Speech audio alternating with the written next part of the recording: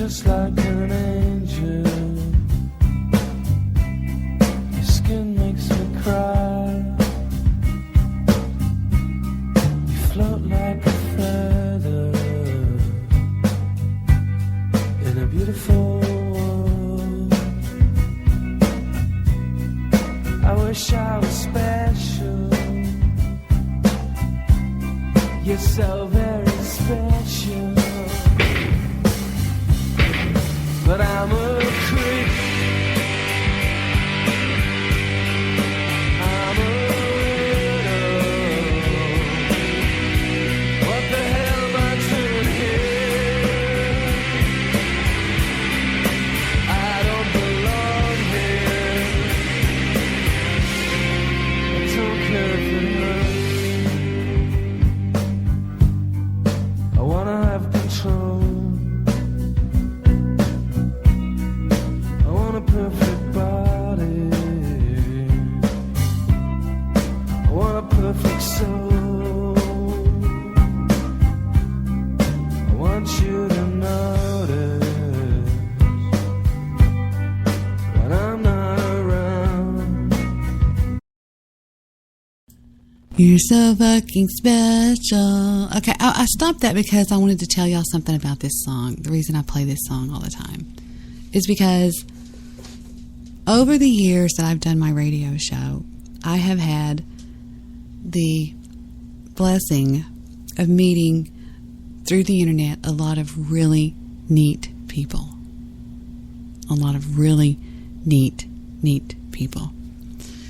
People that range from intellectuals to bums on the street to people with special needs, people that were hysterically funny, a lot of people.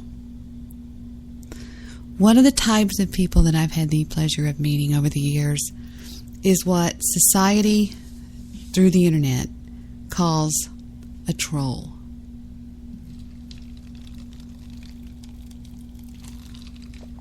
A troll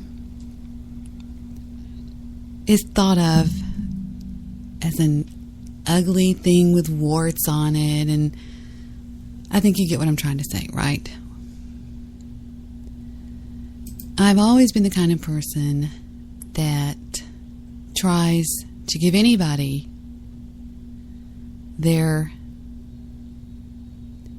voice on my show. I don't care who they are. I try not to judge people unless they've really upset me. Then I judge them. And someday God will forgive me for that. Hopefully. At least he said he would. And God's usually not a liar.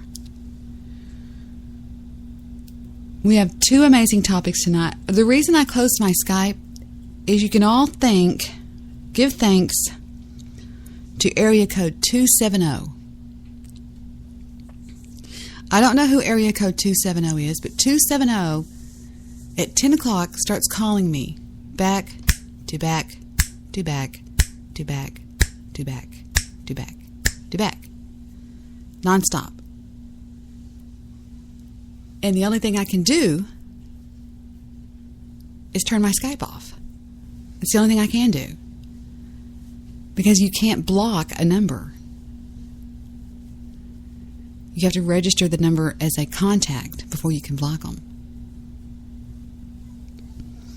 So usually after the show gets going, they give up. Anyway, back to the song. Over the years that I've been on the radio and I've met people that people call trolls, some of them have become friends of mine. And I know a lot of you think, Debbie, how could you be friends with somebody that does something so ugly to you? Well, you know, I've never judged people by what they do. I judge them by who they are. Well, Debbie, isn't a person who they are is what they do? No. It's not the truth in my world. What you do is one thing, who you are is another thing. Because there's reasons that people do what they do. For attention, for this, for that. But anyway, getting back to Radiohead. This song came out in the year 2011, and it reminds me of the words of a troll talking to somebody like myself. And I mean that with every fiber of my being. I've heard it too many times, and I've thought about it 1,000 times, and it sounds like what a troll would say to me. Because there's times that I've wanted to be friends with trolls over the years, and it'll work, and then something will happen. And it's because they're a creep. They're basically a jerk, a creep.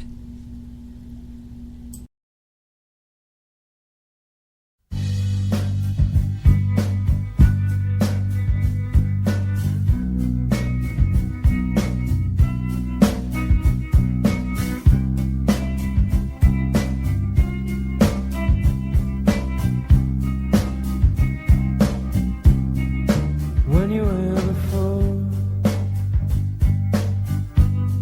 couldn't look you in the eye. You're just like an angel. Your skin makes me cry. You float like a feather in a beautiful world. I wish I was special. You're so very special. But I'm a creep. I'm a widow. What the hell am I doing here? I don't belong here. I don't care if it hurts. I wanna have control. I want a perfect body. I want a perfect soul. I want you to notice when I'm not around. You're so very special. I wish I was special. But I'm a creep. I'm a widow. What the hell am I doing here? I don't belong here.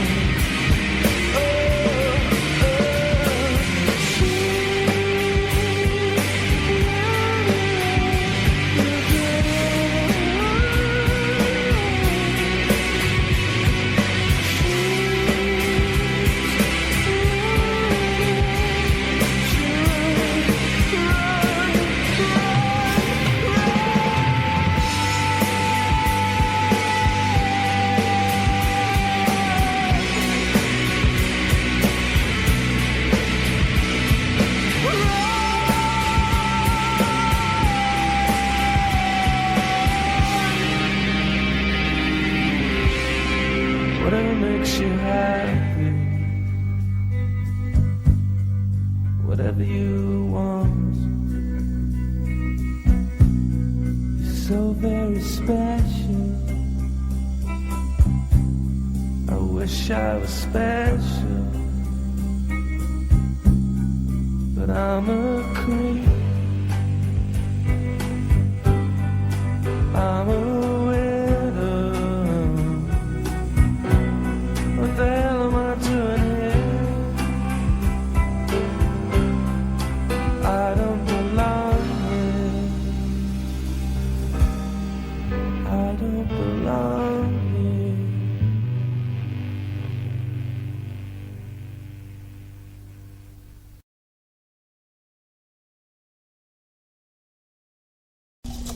And did you notice the part when he says, I want to have control? Love, love, baby. Love, love, angel. I'm so proud of you. I love you. I love you too. He says, I want to have control. I don't care if it hurts. Those are the other two lines that are so powerful in that song that remind me of what a troll thinks like. And we're on the internet. So that's why we're talking about it. He says, I don't care if it hurts. I want to have control.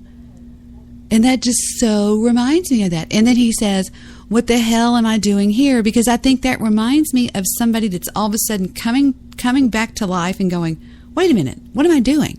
What the hell am I doing here? I'm a mean guy. I shouldn't be talking to her in a nice way or being nice or whatever. And I have a whole lot to say. One of these days I'll do an entire show on trolling and tell you exactly what I know about it, how I feel about it, what my experience has been with it. I've done trolling before. Okay, let's get this show on the road. Should I give y'all area code 270's phone number and y'all can all call him 1,000 times in Kentucky? It says area code 270 is in the greater western region of Kentucky.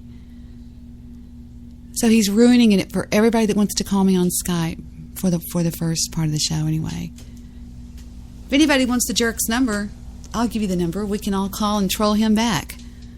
Nobody calls anybody like that many times, you stupid idiot. I know you're out there listening, so shut up and stay away from me, you creep. All right, the title of the show is Elvis Was Murdered. How many of you think Elvis had a heart attack? All of you. Wrong. Elvis was killed. And the killer is? And the killer is? Snack bottom ain't open for another 15 minutes. After that, it's closed for the evening. Sorry. Victor causes me to do that all the time. And don't forget these speakers. Elvis was murdered. Oh, Debbie, shut up. No, he wasn't. I'm taking bets. You want to make a bet? Murdered by the poo. Nope. No. He was murdered. By the colonel. Would you just shut up and say yes or no? The general. No, yes. Hey, give me that cowbell. I went to Jet's game, his homecoming game. Believe it or not, they have homecoming games for 4-year-olds. That song by... By what? More cowbell. What are they called? Not the purple. Yeah, I can bang the cowbell. We can have more cowbell. I need more cowbell. This will be the new change of subject bell. Okay, ready? Elvis was murdered. This I gotta hear, Debbie. All right.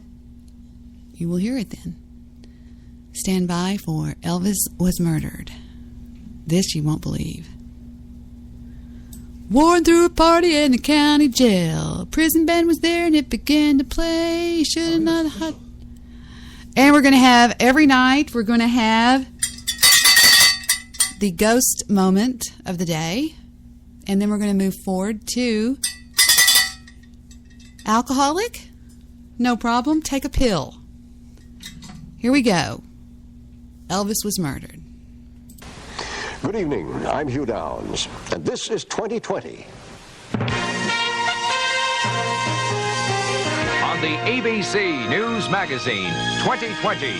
Tonight, a special hour-long report on the death of Elvis Presley based on months of investigation by Geraldo Rivera. Walked through a party in the county jail. Prison band there, they began to wail. A band was jumping and the door began to swing. You should have heard him knocked out, damn where his leg was wrong.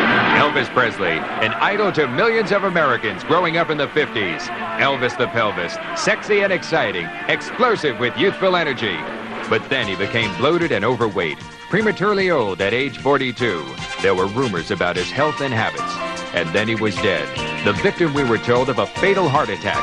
Tonight, Geraldo Rivera tells a different story, the whole story of the death of Elvis Presley, based on confrontations with some people who didn't want to find out the truth, with some people who concealed it.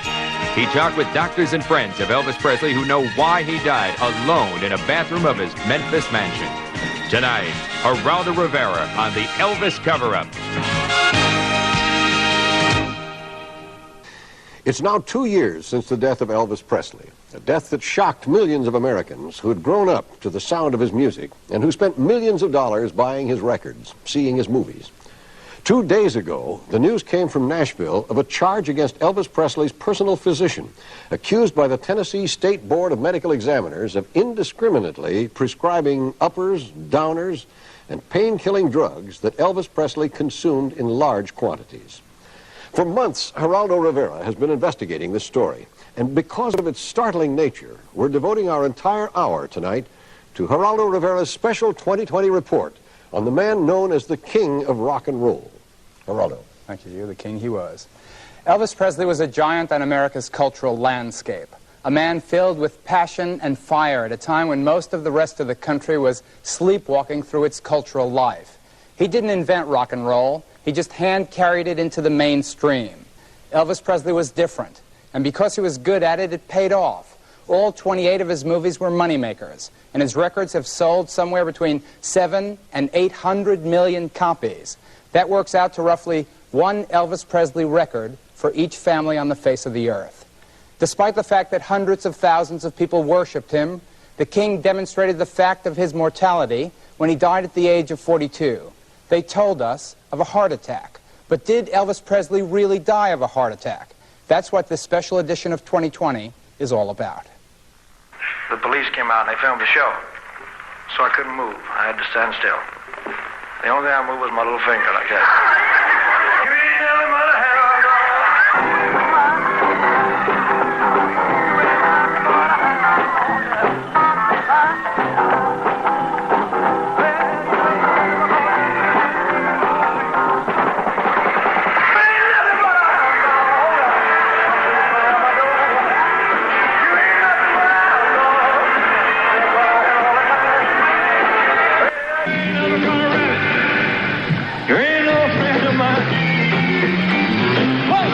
He was, of course, the first and greatest of the world's rock stars, and his death shocked the nation.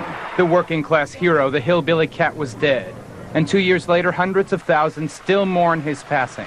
Sensitive, sensual, generous, talented, he had been living proof that the rags-to-riches American dream could still come true. Since his death, that memory has been tainted slightly by a smoldering controversy. Did Elvis really die of a heart attack? Or was he just another victim of self-destructive overindulgence? I don't think he had a heart attack. That's what I like to believe, that he died from a heart attack. I know he had a hard life. It would make no difference. Everybody should be told the truth. I've been thinking about that. I hope and pray that he didn't do it on purpose. We know that at the time of his death, Elvis was no longer the slim, swivel-hip sex symbol he once was. As this videotape of his last concert clearly shows, by June of '77, 2 months before he died, Elvis seemed strained and swollen. But despite his apparent physical condition, he could still thrill his audience with the power of his voice and the strength of his personality.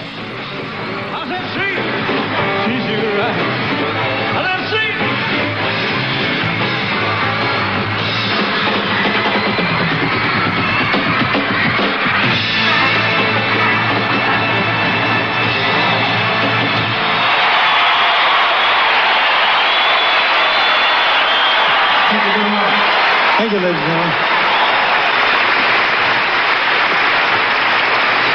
I'd like you to say hello to my girlfriend, Ginger. Ginger, stand up, honey. Sit down, Ginger. Listen up for her. After Elvis died, were you told what he had died from? Well, all of us had heard at the same time that it was a heart attack. Do you believe in your own mind right now that alone caused his death? Right. In the very beginning, I did. I just, I think it was Elvis's time to go.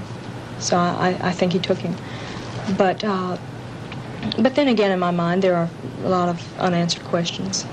Our investigation of the death begins with a reconstruction of the last 12 hours of Elvis Presley's life.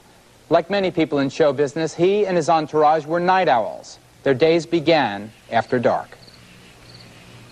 About an hour before midnight on the night before he died, Elvis had a dentist appointment with a dentist named Lester Hoffman.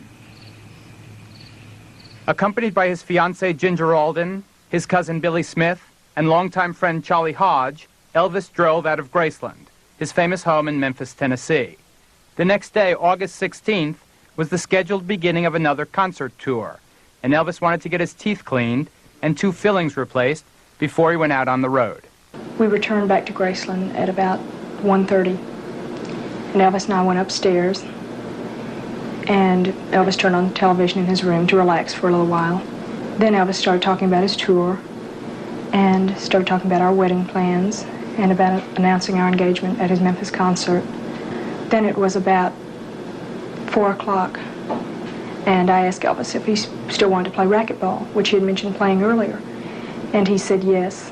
Elvis got in touch with Billy Smith, and Billy and his wife Jo came up at about 4:30. We went down to play racquetball. So Elvis really seemed like he was in a good mood. He played racquetball for a little while and then went and played the piano. It was about 6 o'clock when we went back into Graceland. At about 6:30, Elvis called downstairs for Ricky Stanley to bring up his packet of medication to help him get to sleep, because he was so nervous about, he was always kind of keyed up for starting a tour. So Ricky brought it up. Elvis took his packet of medication and started reading a book on psychic energy then. He thought that would help him fall asleep. Then I fell asleep. So at about 8 o'clock, I woke up because Elvis was restless, saying that he just couldn't sleep. So he called downstairs for Ricky again, and Ricky came up and brought up another packet of medication. A second packet. Right. Elvis took that, and then I went back to sleep. The third time I was awakened again, Elvis was starting to get up, saying that he still couldn't sleep. He took the book on psychic energy with him, and he started toward the bathroom door. And I said, "No, don't fall asleep." And he turned and smiled at me and said, "Oh, okay, I won't." And then he went to the bathroom. I went back to sleep, and I slept until 2 o'clock. At that time, I rolled over and I looked at the clock, and it said 2 o'clock then, and the bathroom door was still shut. So at that time, I went in and I knocked on the door, and no one answered. So I opened the door, and that was when I saw Elvis. According to an investigator for the medical examiner's office, the body was purple or deep blue, and rigor mortis had already set in. Elvis had apparently been dead since early that morning. After a flurry of desperate activity, which may have included attempts at mouth-to-mouth resuscitation by members of the Presley staff, an ambulance arrived at Graceland. 2 paramedics from the Memphis Fire Department, Ulysses Jones and Charles Crosby, needed assistance from several of the aides even to lift Elvis onto their stretcher. He weighed between 250 and 255 pounds. The body was rushed to the Baptist Memorial Hospital, where an emergency resuscitation team, similar to the one shown here, worked in vain to revive Elvis. In a very short time, it became apparent the effort was useless. Even at that time, the authorities at least suspected that the death might be drug-related. Dan Warlick, the investigator from the medical examiner's office, received the news of the death from the police. The message to him read, EPOD DOA BMH. Elvis Presley, overdose ? Dead on arrival, Baptist Memorial Hospital. At about 3:30 in the afternoon Central Time, on August 16, 1977, Elvis Aaron Presley, age 42, was officially pronounced dead. It was the lead story on the evening's news broadcasts. It may have been a heart attack, but police in Memphis, Tennessee are also investigating the possibility that Elvis Presley's death this afternoon was caused by a drug overdose. Presley was found unconscious in his mansion at about 2:30, was pronounced dead an hour later.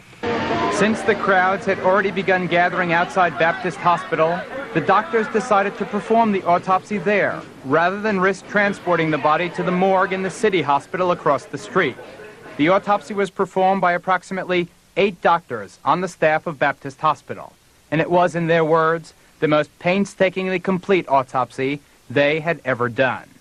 Item: ABC News has learned that no immediate discovery was made, of any disease or injury which could have caused Elvis's death. His heart was indeed enlarged and muscular, and there was significant blockage of the arteries. But according to 2 doctors present at the autopsy, serious heart disease was still years away for Elvis Presley. The doctors therefore decided they would tell the waiting world that Elvis had died from, quote, unknown causes, and that the investigation was continuing.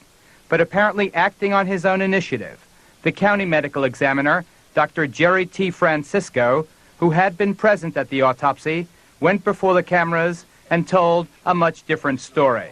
Without the advice or consent from the doctors from Baptist Hospital, who had actually performed the autopsy, Dr. Francisco told the waiting world that Elvis Presley had died of a heart attack. Results of the autopsy are that the cause of death is a cardiac arrhythmia due to undetermined causes. There are several cardiovascular diseases that are known to be present. One is a mild degree of hypertension that had been under treatment for some time, and that there was hardening of the arteries, the coronary arteries of the heart, known as coronary atherosclerosis. To the millions of people who knew the man and his music and loved it, people like me, Dr. Francisco's announcement brought almost a sigh of relief. Elvis Presley was dead, but while that was terrible, at least he had died of natural causes. At least the king had not followed in the melancholy rock and roll tradition of Janis Joplin, Jim Morrison, Jimi Hendrix, and all the others. But did Elvis really die of a heart attack? Sometimes the truth hurts. Our investigation indicates he did not. We'll tell you the real story of how and why he died after this.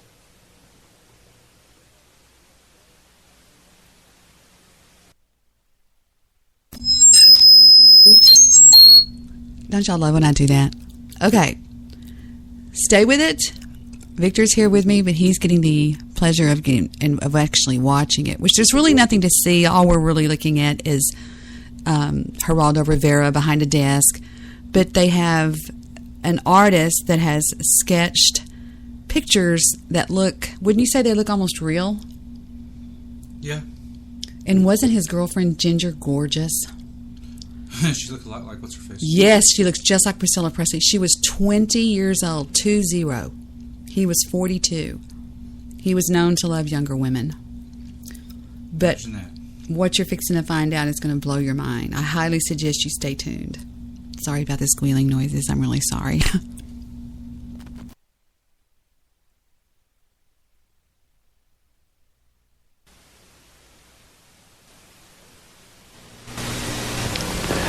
Elvis Presley's death 2 years ago shocked and saddened millions of Elvis fans. The public was told that his death was caused by heart attack.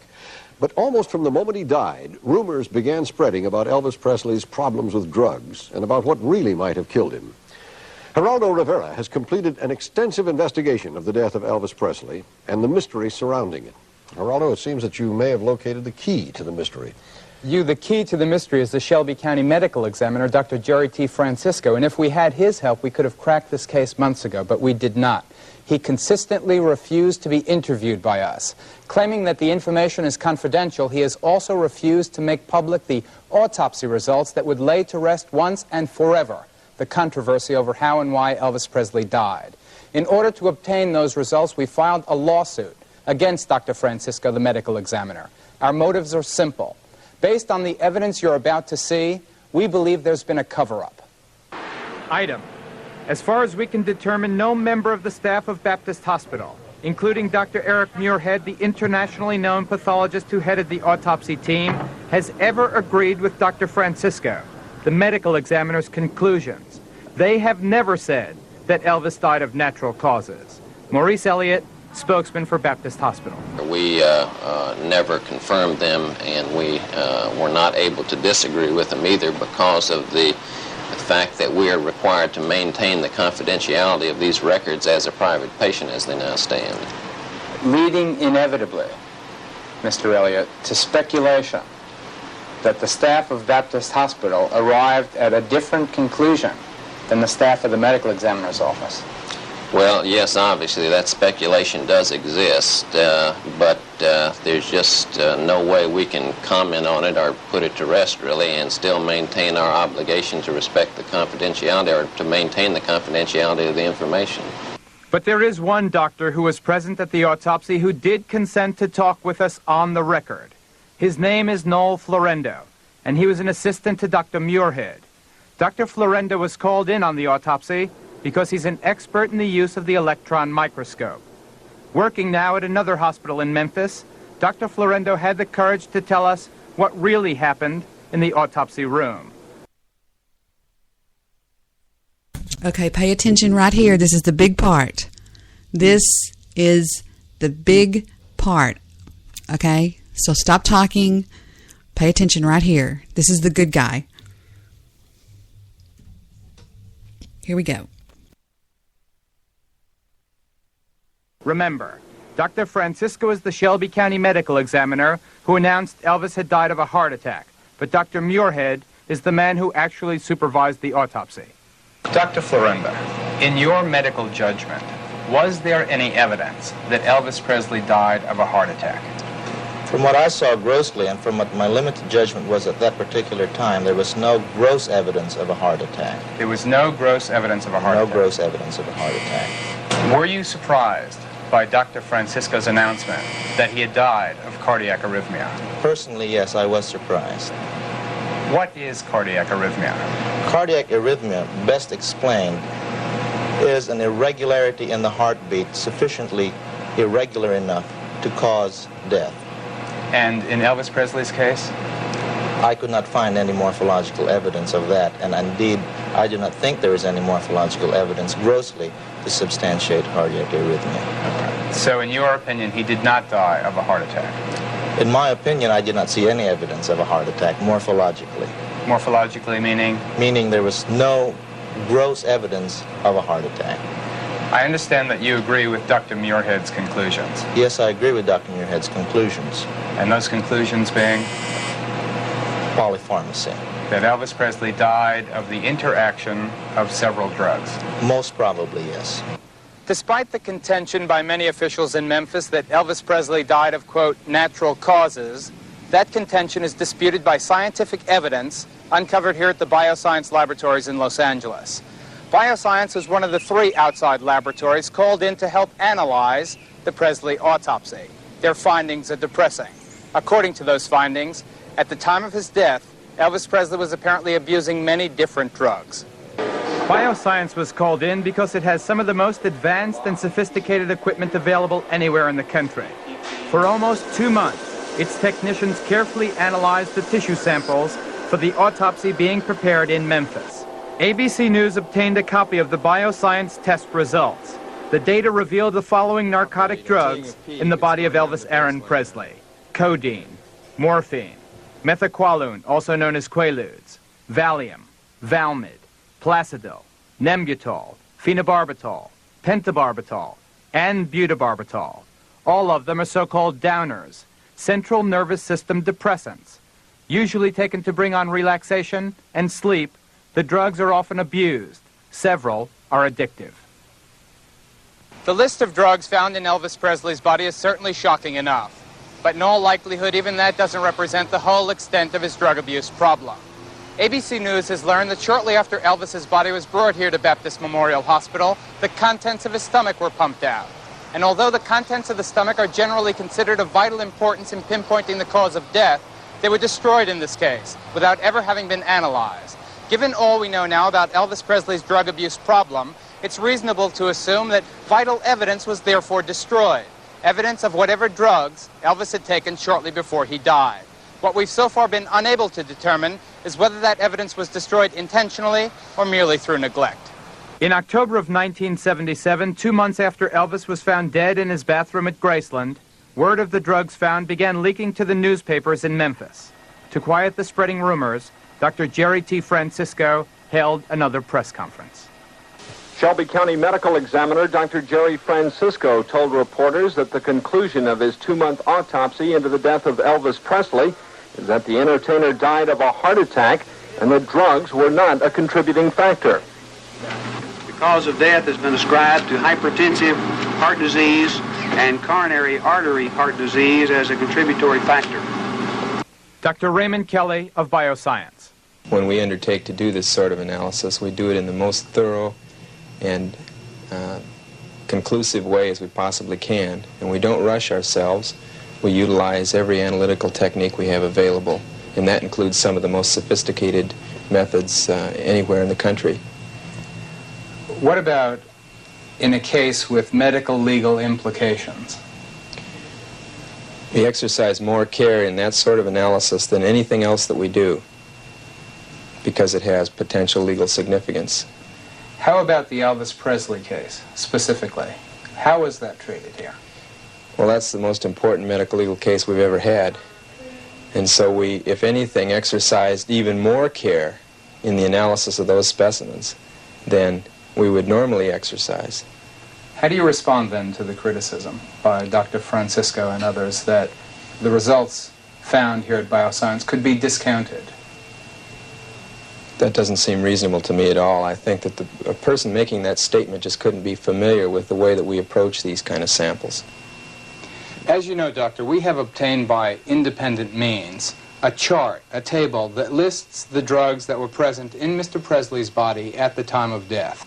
How sure are you that those numbers accurately represent the levels found in Mr. Presley's body at the time of death? I'm sure beyond a reasonable doubt. The findings of Bioscience were confirmed and amplified by both the other outside laboratories, the Orange County Coroner's Office and the University of Utah Center for Human Toxicology. After we verified the authenticity of the report, we took the raw data to a Los Angeles doctor, Matthew Ellenhorn. We asked him to analyze and review the data thoroughly.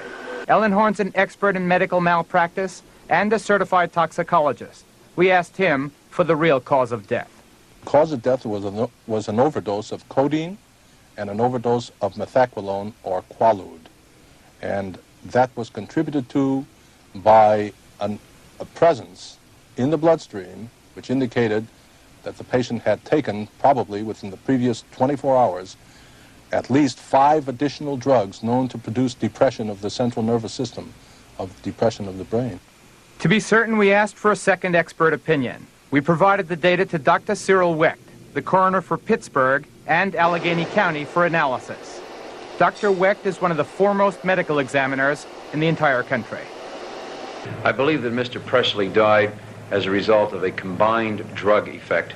Various drugs, all of which are known to be central nervous system depressants, collectively cause the heart and lung to be depressed. The brain controls the activities of the heart and lung involuntarily. And when the brain is depressed by multiple drugs, such as happened in this case, in my opinion, the heart and lungs will not function properly. What drugs specifically are we referring to, Doctor? There were several drugs involved here. The principal offender in this case was codeine, which is a pain reliever, but which is known to have a CNS depressant effect. Other drugs included Valium, a tranquilizer, Valmid, a sedative, Placidil, a sedative, phenobarbital, a sedative, and butabarbital, a sedative. It's incredible, really, that all these drugs should have been given to the patient simultaneously. There was one other drug involved, methaqualone, which is a tranquilizer. Knowing now about the laundry list of drugs, our investigative team decided to track down some of the people who knew Elvis best. David Stanley was his stepbrother. David also worked at Graceland as a security man and personal aide to Elvis. Listen to me, David. This is very important. You personally witnessed Elvis Presley abusing drugs on many, many occasions, almost daily.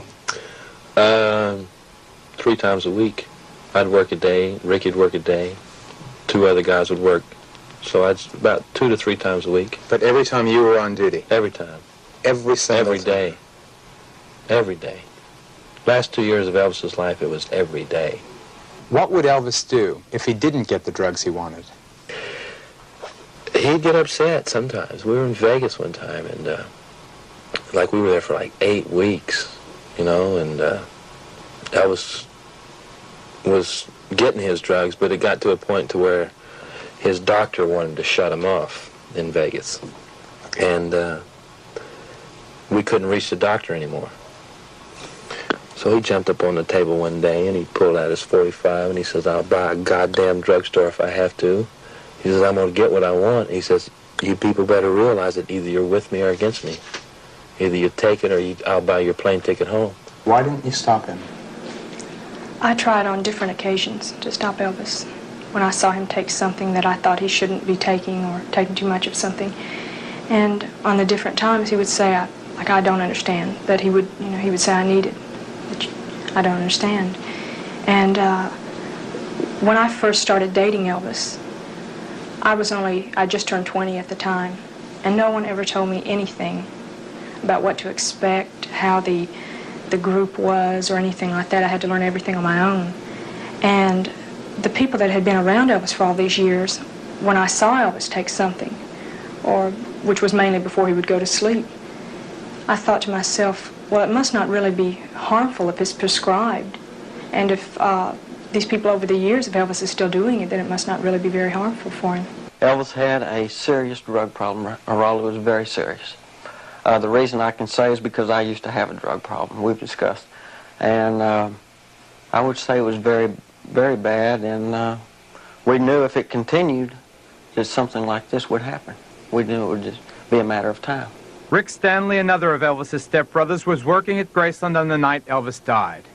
Were you the person who filled the prescription at Baptist Memorial? Yes, I was. What was it? It was Dilaudid. Dilaudid, a very powerful morphine-type drug. Class A narcotic. Then what did you do with it? Well, I went back to Elvis's house, went upstairs, and gave it to him.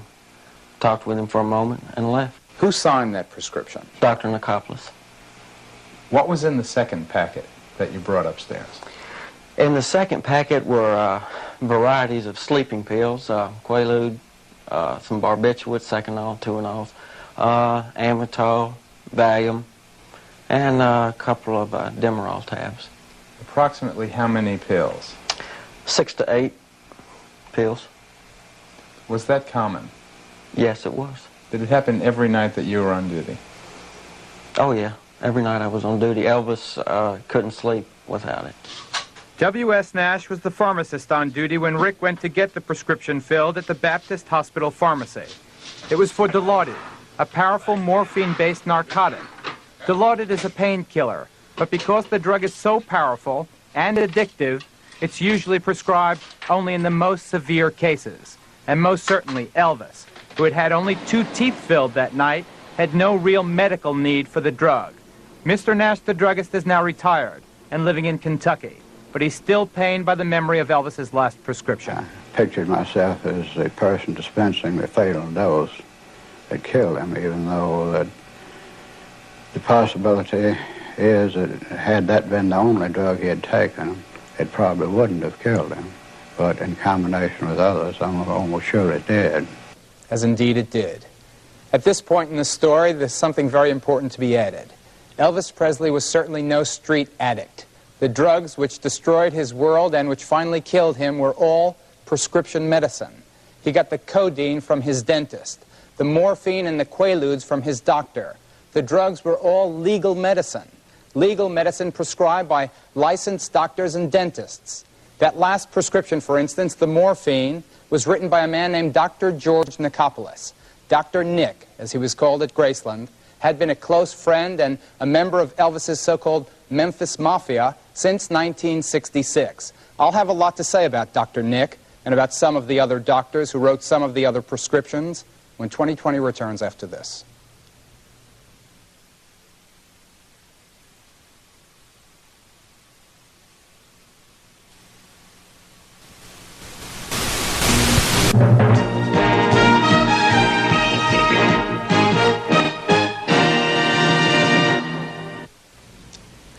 Tonight, 2020 is presenting the results of an investigation by Geraldo Rivera into the death of Elvis Presley. We've established that Elvis Presley was dependent on drugs prescribed by his own doctors who were supposed to help him, but who may have helped him destroy himself. Geraldo. There were doctors in Los Angeles, in Las Vegas, and of course in Elvis's hometown, Memphis, Tennessee. But how did it happen? How could the world's most popular entertainer be allowed to kill himself with prescription medicine? Did they care? We believe we have some of the answers. Deep in my heart.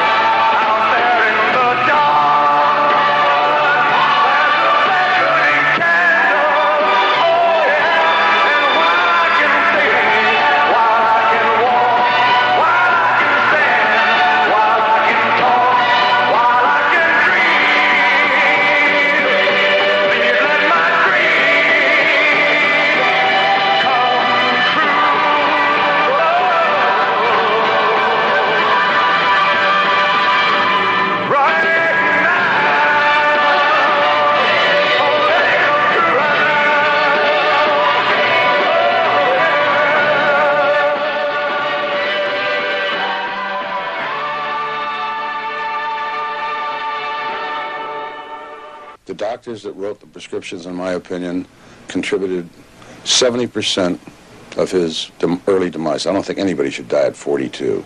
John O'Grady is a retired police officer who once headed the narcotics detail of the Los Angeles Police Department. Now a private detective, O'Grady frequently worked for Vernon Presley, Elvis's father, finding out who was supplying his son with drugs. There were several investigations between 1969 and 75, concerned primarily with Elvis's life on the West Coast. In your opinion, should his attending physicians have noticed the fact that he was abusing these drugs? He'd either have to be a retarded alligator not to notice that, or a totally incompetent medical doctor. In your opinion, did the doctors therefore contribute to Elvis Presley's death? Was Elvis Presley murdered, in a sense? I think anyone that's abandoned and given something that causes their death for whatever reason is murder. Now, I'm not saying first degree, premeditated, but it's a degree of murder. It's negligence. There's negligent homicide. It could be the same thing. If you go to a bar and the bartender serves you 25 drinks in a row and you die there, somebody's guilty of your death. That's negligent homicide, which is another term is murder. And you think the parallel to the Elvis Presley case is very similar, except the bartender is a professional bartender, the doctor's a professional physician. Jack Kelly, who once headed the Los Angeles office of the Drug Enforcement Administration, is now a private detective who worked with John O'Grady on the Elvis investigations. He could get whatever he wanted anytime he wanted it. Most of them that I found were only too anxious to give it to him. How so? Tell me a little bit more about that. Well, for a variety of reasons.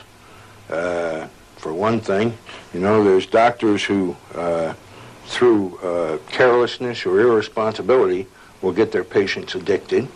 And there's doctors who do it for monetary gain. And there are doctors, dentists, who do it because they're starstruck. You find that particularly out here in Hollywood. And unfortunately, Elvis was a victim of all three.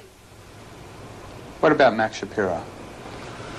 Max Shapiro was a source of supply for Elvis, unquestionably. You're sure of that? Yes, I'm positive of it. Dr. Max Shapiro, who asks everyone to call him Dr. Max, is at the very least a highly unusual dentist. Aside from the fact that he makes frequent house calls, the dentist also has the reputation in Hollywood of being a Dr. Feelgood, who makes his patients feel good by prescribing them narcotics, whether or not there's a medical need for the drugs. How would you respond to being called a Dr. Feelgood? Dr. Painless would be all right. But if I worked on a patient, they would never have pain. That was one of... Okay, guys, this is one of the bad guys right here. This is the first bad guy. Pay close attention to what he says. This is your first bad guy. My very, very strong attitudes. I myself am afraid of pain. And I understand what a patient goes through. I've been lied to by doctors. They told me things wouldn't hurt, and they treated me, and it did hurt. Did you make sure that Elvis suffered no pain? Yes, of course, as all patients. Outside the office after the interview, we decided to ask Dr. Max for just a quick glance inside the metal case he always carries with him on his so-called house calls. You wouldn't let me peek inside there, would you? No, because I have narcotics in there now and things. So I don't like to have it open and displayed. I don't like people even know where I keep things because I've been robbed. But there are narcotics in there now. Yes, there are narcotics in there now. We did manage an earlier look inside Dr. Shapiro's case. It contained between 15 and 20 bottles of various narcotic drugs. There were no dental tools. Do you ever hear of Dr. Shapiro, Max Shapiro, the dentist from Los Angeles? Oh, yeah, I know who Max Shapiro is. I know him very well. Were you ever physically present when he was giving drugs, passing drugs to Elvis? I sure was all the time. And to me also. Tell me about it. Well, Max gave Elvis anything he wanted. He was like the rest of most of the doctors, just gave him any kind of medication he wanted, volunteered it. Like what? Well, barbiturates, some narcotics, amphetamines. just for the sake of a visual here, Audrey, if you're out there listening, I want y'all to imagine a 21-year-old Nick Nolte. This guy is gorgeous. Just saying. Things like that. Quaaludes? Oh, yeah, Quaaludes. Elvis was never a drug taker, and he never took drugs at all. The only thing he took was sleeping pills just to sleep, just like everybody else, I guess, in his field. But I've never known Elvis to take any hard drugs whatsoever. While in Las Vegas, Elvis's principal doctor was Elias Ganem. Speaking on the night Elvis died, Dr. Ganem told the interviewer that his famous patient did not abuse drugs, and certainly not drugs prescribed by him. Rick Stanley remembers it differently. Well, Elias was no different than the rest. You know, Elias did the same thing. Now, I'll say, Elias, to me, seemed like he cared for Elvis. But, you know, after a while, he fell into it like the rest of them and just was giving him whatever he wanted, whenever he wanted. Were there any doctors that said no to Elvis Presley? Not that I know of. And I was around him for a long, long time. Not that I know of. Nobody hardly said no to Elvis Presley. Dr. Ganem refused repeatedly to be interviewed by us. Elvis, of course, had many doctors over the years, but the doctor closest to him was a Memphis physician named George Nicopolis, known by the Presley entourage simply as Dr. Nick. The records indicate that, especially in the last year of his life, you prescribed certain medications to Elvis Presley in quite extraordinarily large amounts. Why?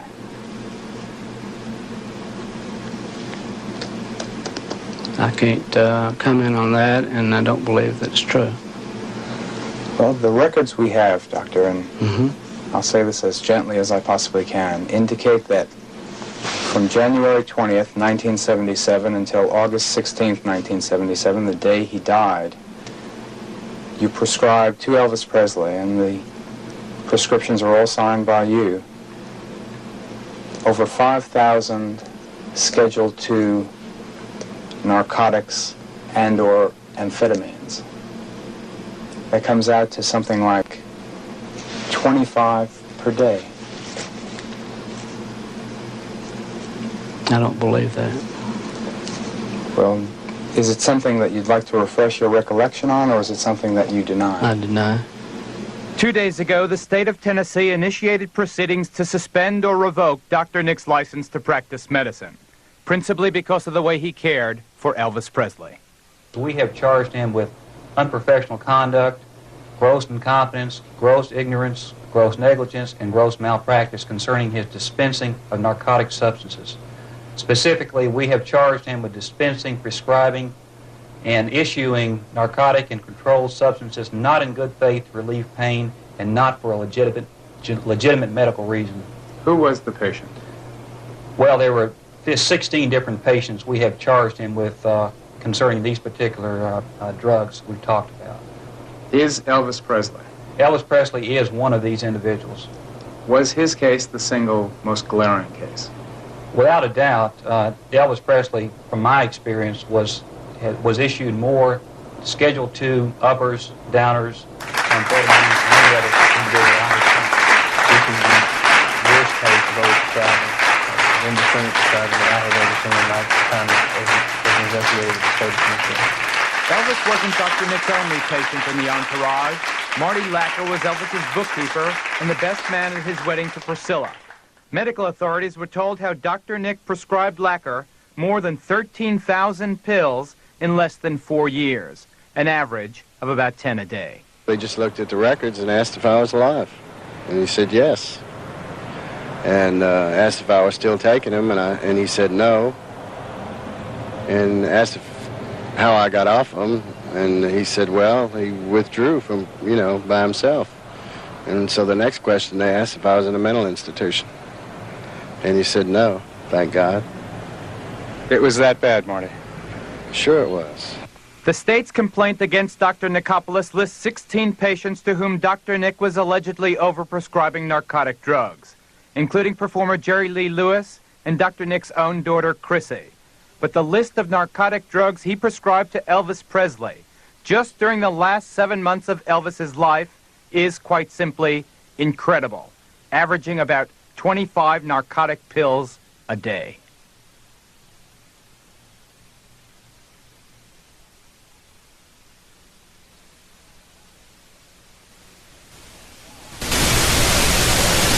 Why would you prescribe that amount of drugs in that limited period of time?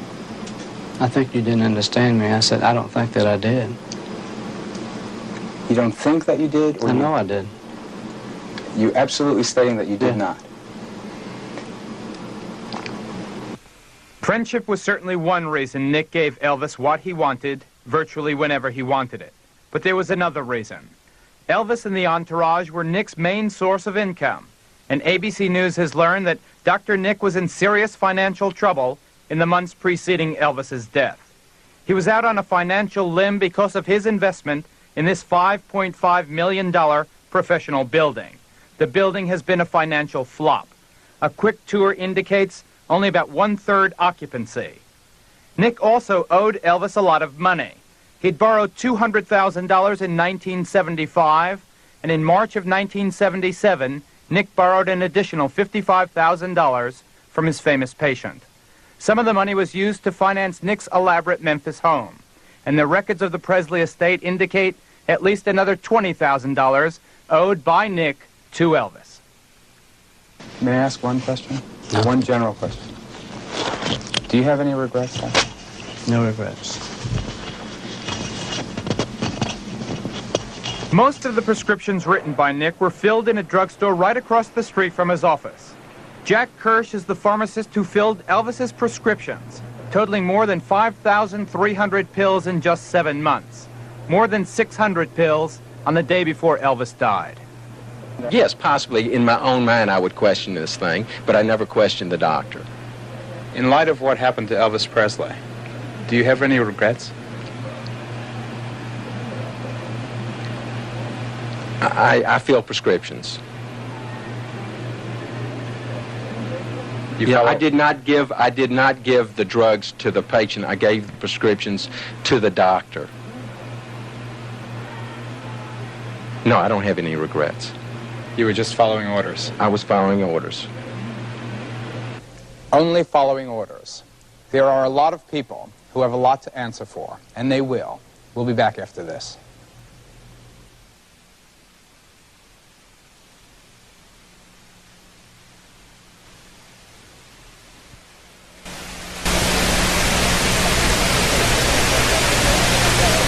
The official investigation of the death of Elvis Presley, at least insofar as we've been able to determine, must rank among the worst, most unprofessional investigations of this type ever made. For whatever reason or motive, essentially no real effort was ever made to truly unearth the circumstances of Elvis Presley's death. It seems almost as if the city of Memphis itself just did not care to know the truth about the death of its most prominent citizen. Consider, if you will, the following points.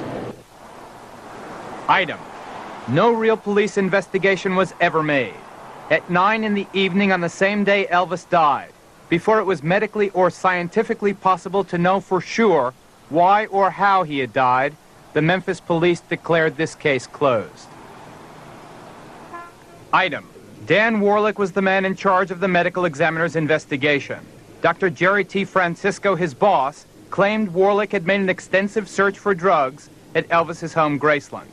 In fact, Warlick admitted to us that he had never searched the house trailer of Graceland's resident nurse, the house trailer where all the drugs were kept. Item: Elvis's stomach contents were destroyed without ever having been analyzed. Item: there has never been a coroner's inquest. Item: the Shelby County District Attorney was never officially notified or asked to determine if there were any violations of criminal law.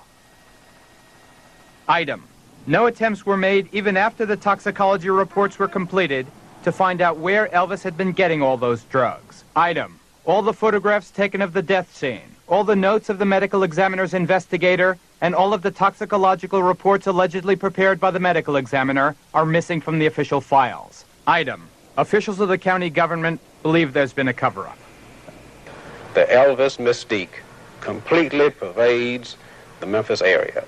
And if there are individuals who are so concerned with the mystique that they do not care to know the truth, then I feel that somewhere along the way, someone has to take it upon himself to see that the truth is brought out. But you definitely feel there's a cover-up. I'm positive about that. The question is not, did he die because his heart stopped? Of course he did, but why did his heart stop? Why did he have an irregular heartbeat? That's the question that needs to be determined and needs to be made available to the public. Because Elvis Presley meant so much to so many people, it's easy to understand the desire to keep the best memories intact. But the public also has the right to know the truth, the right to know if we've been deceived, the right to make up our own mind. And regardless of the ultimate conclusions as to why he died, his death will never diminish or taint the enormous contributions he made during his life. He was one of a kind. He was a phenomenon. He was the king of rock and roll.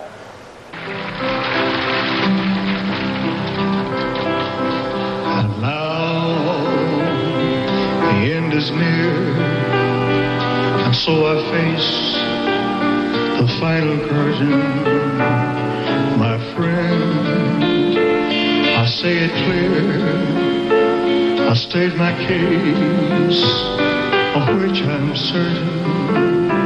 I've lived a life that's full, I've traveled each and every highway and more. There's more than this, I did it my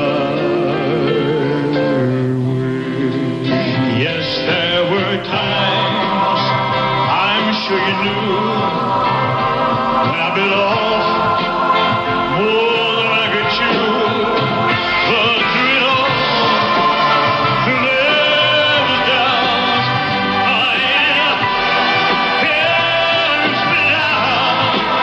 I faced it all, and I stood tall, and did it my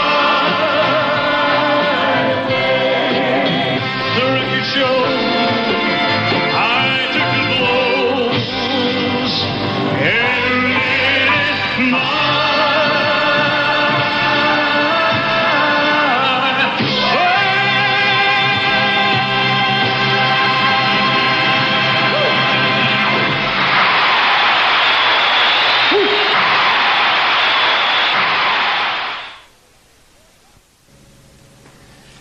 Reporting this story has been a melancholy personal experience for me because I wanted it not to be true. For the last 2 years, I've made it a point to ignore the rumors of Elvis's drug abuse, and I even got angry at the people telling the stories, but they were right. It was true. By the end of his life, Elvis Presley had become a medical addict. The one positive thing about this report came this morning when the Attorney General of Memphis and Shelby County, Hugh Stanton, told us that finally, 2 years after the fact, he's going to conduct a criminal investigation of the death of Elvis Presley. And I love it. Let them rot in fucking hell. I have had this happen in my life to people that I've known. Doctors will kill you. Doctors don't give a shit.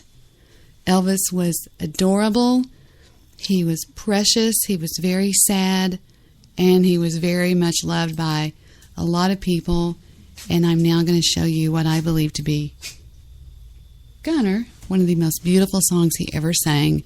Well, you didn't mention that on that list, that one doctor, Jerry Lee Lewis. Oh, and by the way, I'm going to go back and tell you what that doctor wrote after you listen to this. This is so beautiful. Listen to this. This is one of the last songs he ever sang. American Trilogy.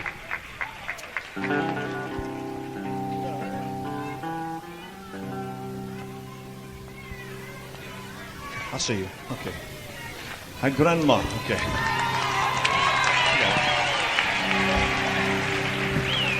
Oh, I wish I was in the land of cotton.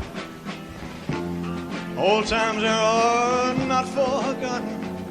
Look away, look away,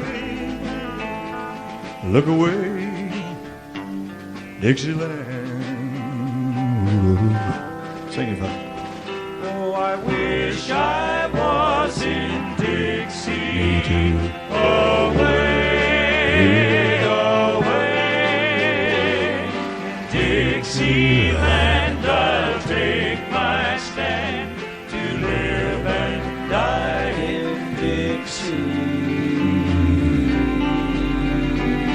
for Dixieland, where they were born.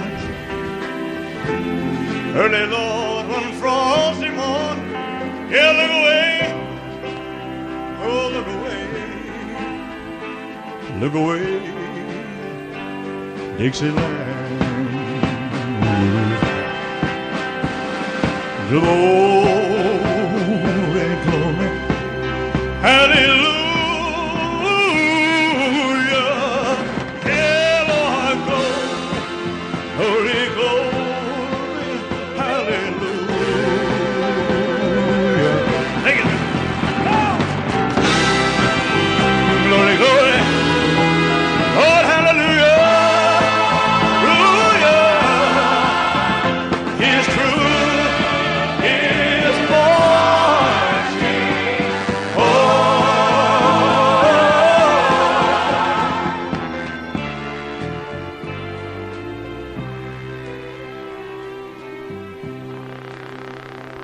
So hush, little baby, don't you cry.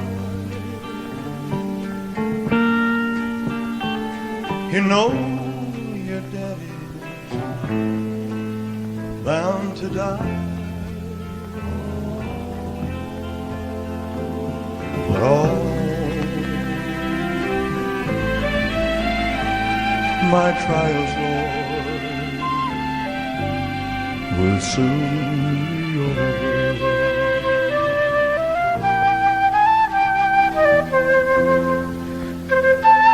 Thank you.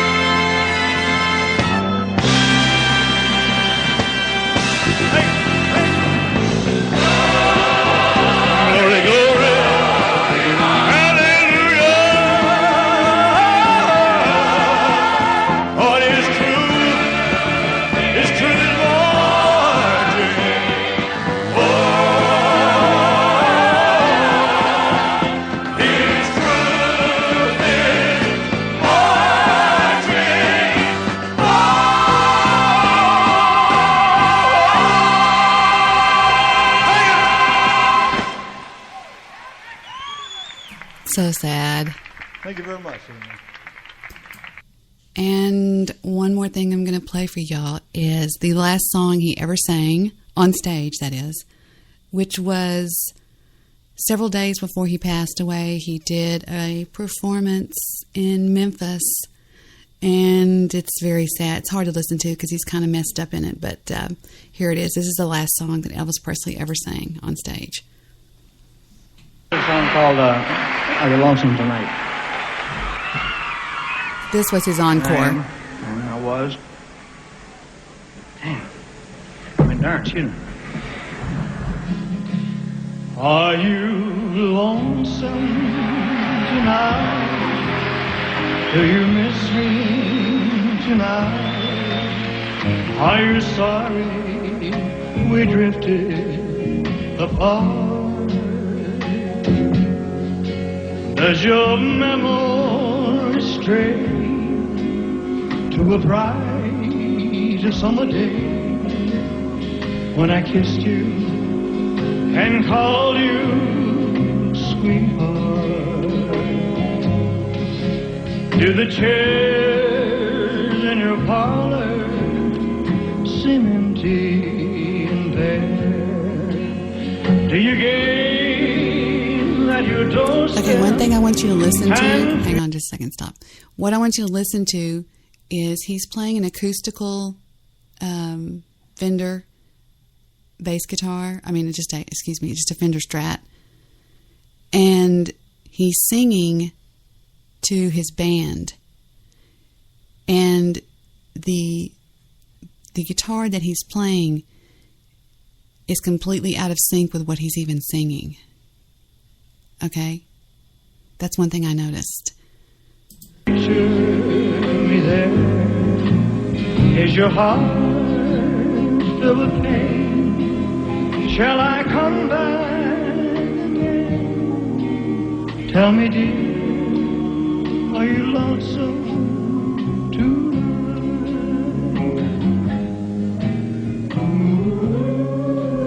I wonder if you're lonesome tonight.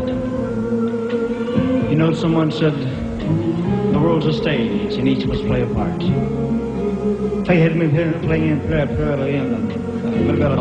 Plus tax. You read your lines so cleverly. You never missed a cue. They came act two. You forgot the words. You seemed to change, you fool. You acted strange, and why, I never know. Why ever did it? Honey, who am I talking to? You lied when you said you loved me. I had no cause to doubt you. But I'd rather go on hearing your lies than to go on living without you. And the stage is bare, and I'm standing there without any hair. No. If you will come back to me, what the heck with it? Is your heart filled with pain? Shall I come back again? Tell me, dear, are you lonesome tonight?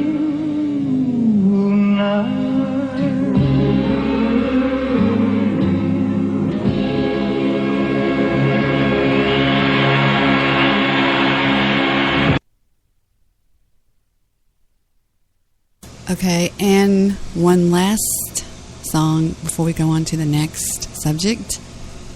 And Trilogy? no, thank you. Not that one. Kill it. Sorry. Matilda. I have the worst engineer named Matilda Blankets. Matilda, get your shit together upstairs, please.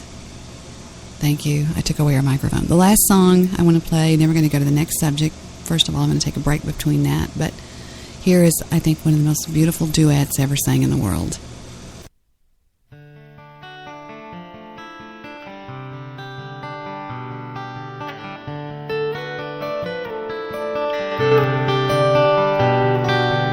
I dream I have angels' wings and I fly all over town in the sky. This world used to bring me down until now. I think Matilda just got fired. I mean, I could put it many different ways, but I just believe that Matilda just got fired. She played the wrong song. I'm sorry. It's not my fault. It's Matilda Blankets. It would mean the world to him, and I'm sure it'll mean the world to you. Before I bring Lisa out, though, there's something she wants to share with you.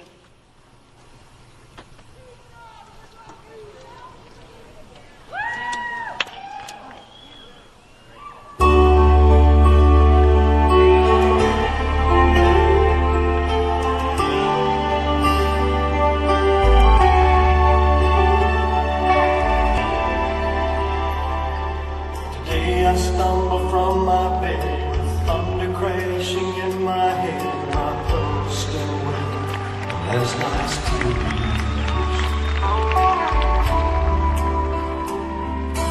As I think of giving up, a voice inside my coffee cup kept crying out, ringing in my ears. Don't cry, Daddy.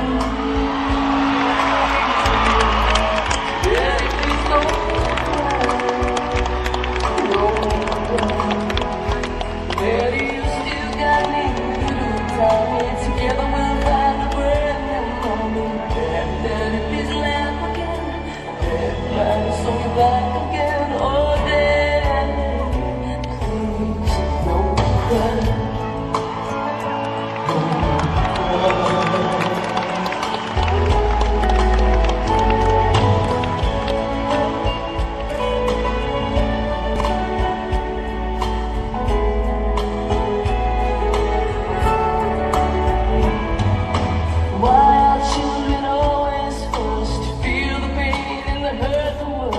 is cool somehow.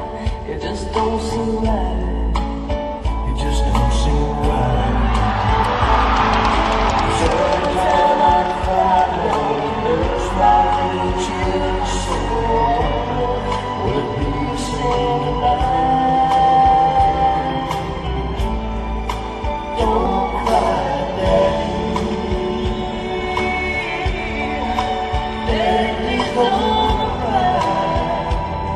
Don't cry.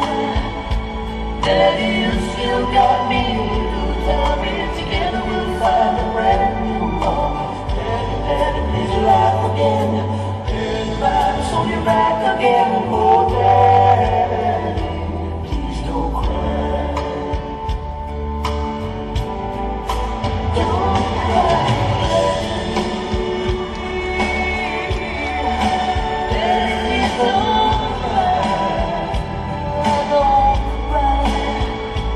Daddy, you still got me. You tell me together we'll find a brand new home. Daddy, Daddy, please laugh again. Daddy, rise on your back again. Oh, Daddy, please don't cry.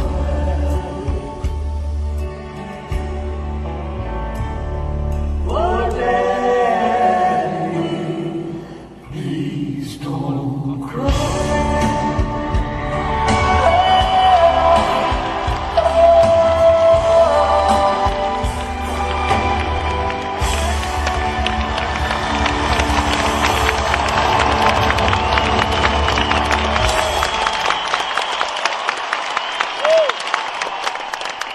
All right, and we're back.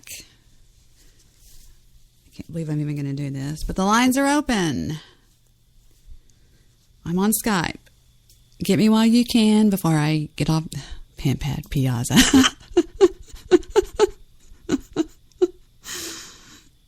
Oh. Guess who's back? He's off the boat. Area code 270. Look at this. Just today, call started, call ended. Call started, call ended, call started. Let me tell you what he called. He called 940, 941, 942, 943, 944, 945, 945, 945, 947, 947, 947, 949, 949, 951, 951, 951, 954, 957, 957, 959, 10, 10, 1001, and 1003, and then I blocked him. I mean, I didn't block him, but I got off the air. I got off Skype. And it looks like he's left a voice message, or somebody has. Let's see what's going on. See if he leaves them all the time, but he never says anything. Hey, Debbie, call me, please. I need to tell you something. This is your son, Eric. Okay. You know, calling me like that continually is ridiculous, and it's not going to be tolerated, okay? I don't care who you are. Don't do that. Don't call me like that. That's crazy. Shouts out to the world-famous Apocalypse. It looks like I've received a call from a bunch of people here on a call. Let's see who this is. Here I go. What's up? Who's this? What's up? Yeah.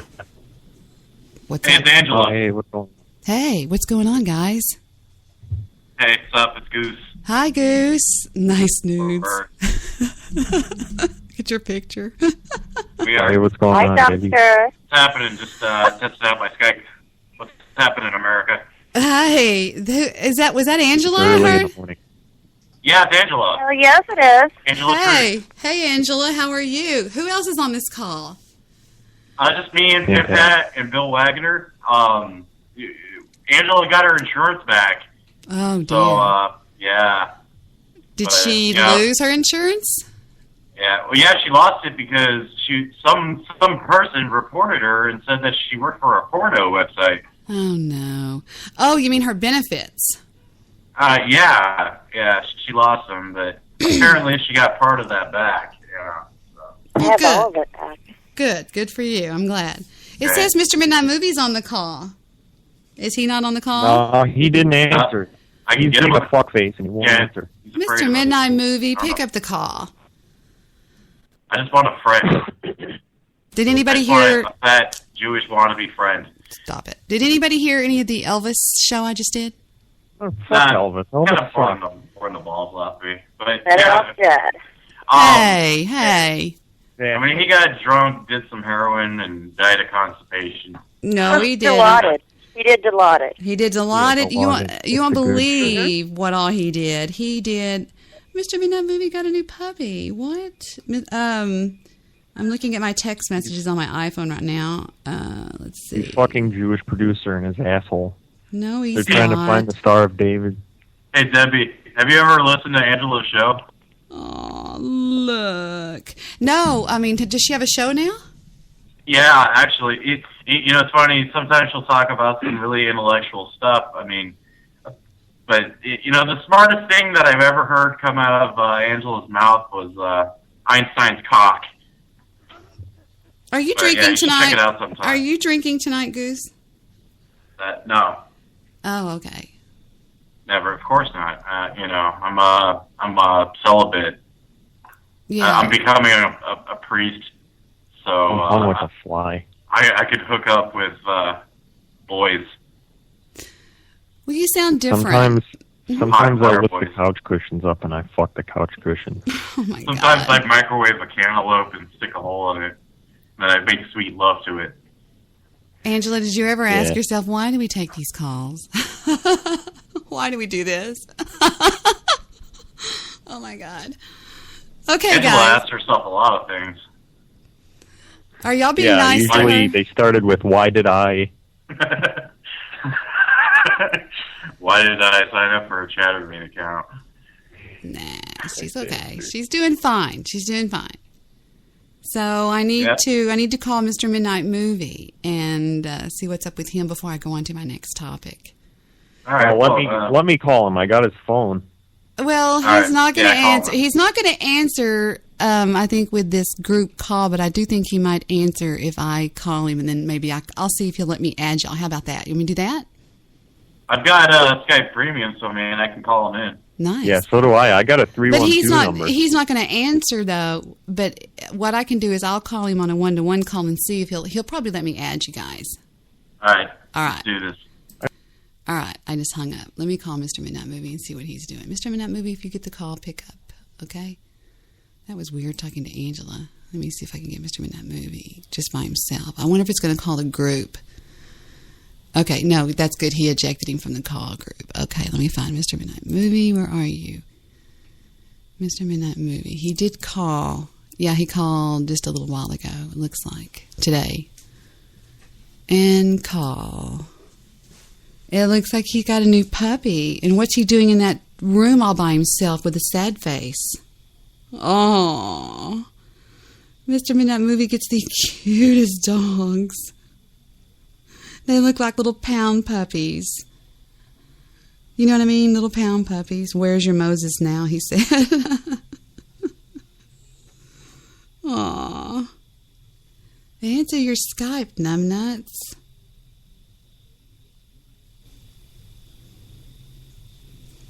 Again, I go back. He's not picking up.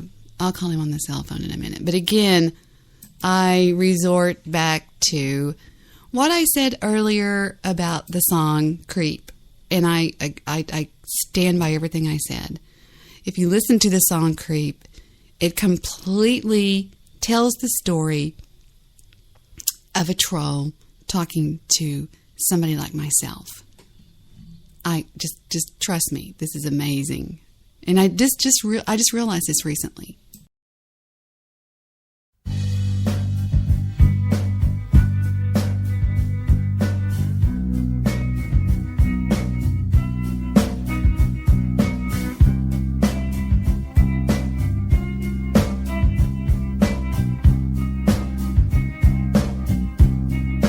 When you were before, couldn't look you in the eye.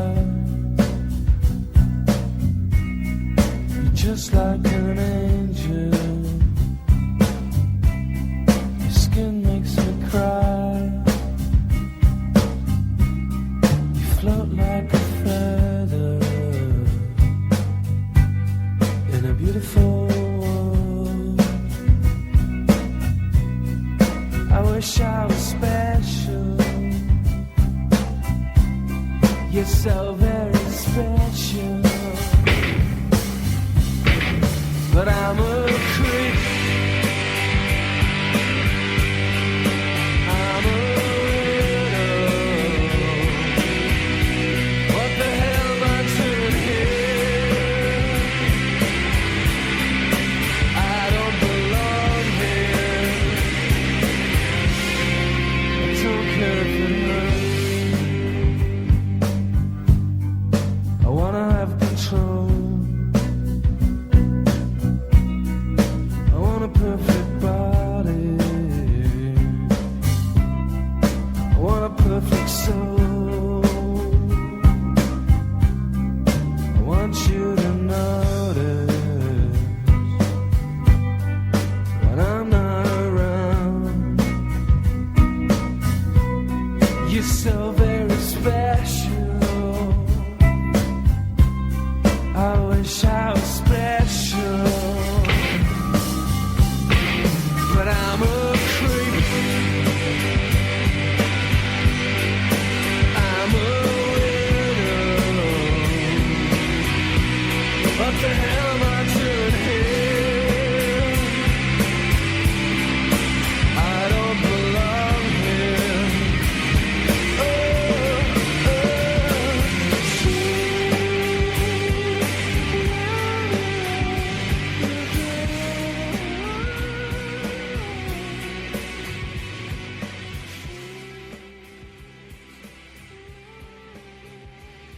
She's running away from me on Skype. It just makes so much sense. He says, "What am I doing here? I don't care if it hurts. All I want is control." Oh my God, that is absolutely, it was written for internet trolls. All right, before we move on to our next, who is this? It's Debbie, you mullet. Area code 310. Isn't that DEBI? It's either him or Jewish producer. Sorry. Mr. Movie. Pick up the phone. I was wanting to talk to him tonight. Well, we're going. Hi, Audrey. How are you? Thank you. I'm glad you're listening. Philip. Let me answer Philip. I got a question from him at 9:44. Yes. Yes, I do. That answers him. Thank you, Audrey. I'm glad you're out there. Wasn't that the saddest story you've ever heard in your life? Okay. Area code 310 is going, where do I know you from? Forget it. Wrong person. I don't know who you are. Then why did you ask me about a puppy? Weird. Crazy. Anyway, let's just let that lay there. Okay. Now, how many of you have trouble with alcoholism? How many of you have trouble with living with somebody that's an alcoholic, or you have a parent that's an alcoholic or something? What if I told you that new studies have just come bashing through the atmosphere that will allow you to take one little tiny pill and it's gone. It's over. No more alcoholism. Okay? What about somebody out there that's struggling with addiction to pain pills?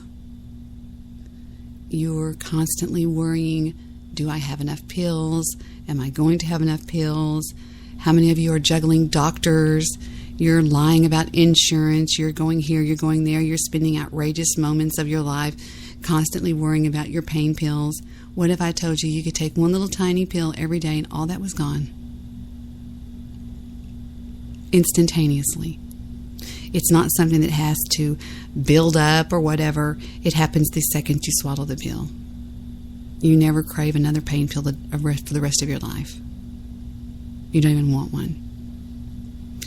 Well, somebody took that theory and tested it on alcoholism, and it worked brilliantly.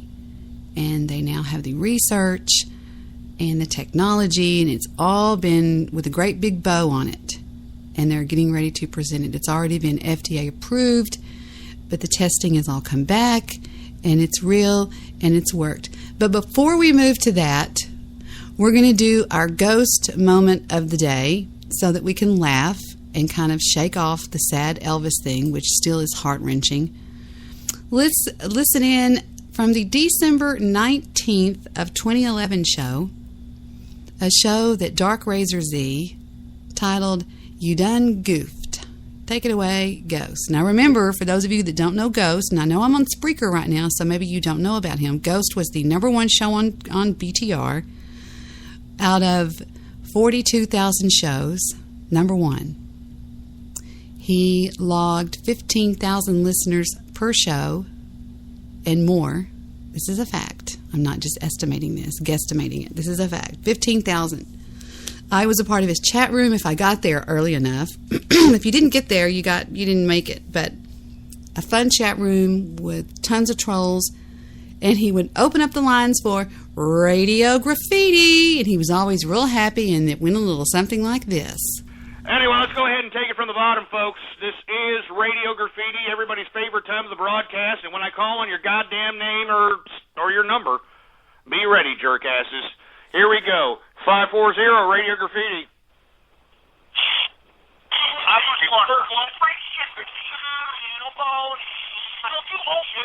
Shut up, you stupid bronies, all right? Enough with you fruity-ass bronies. 773 Radio Graffiti.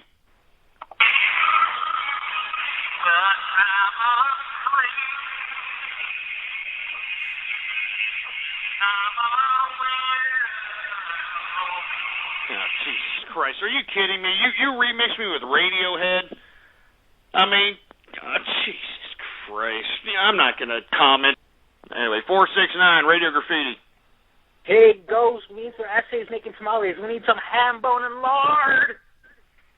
Shut up, all right? Jesus Christ. 831, Radio Graffiti.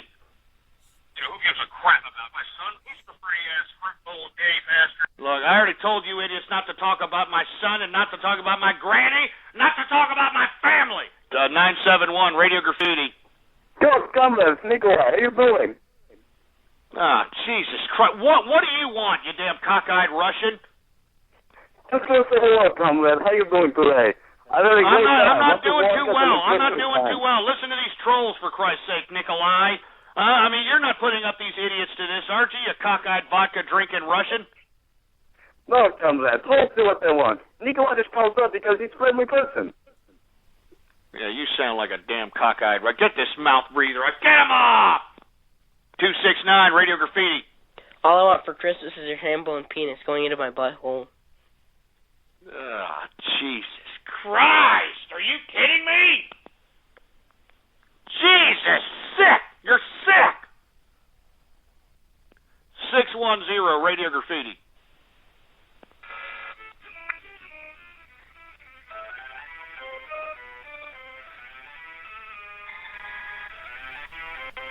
What are you playing that off of your goddamn iPhone? I mean, what the hell's that about? Who else we got? 864, Radio Graffiti.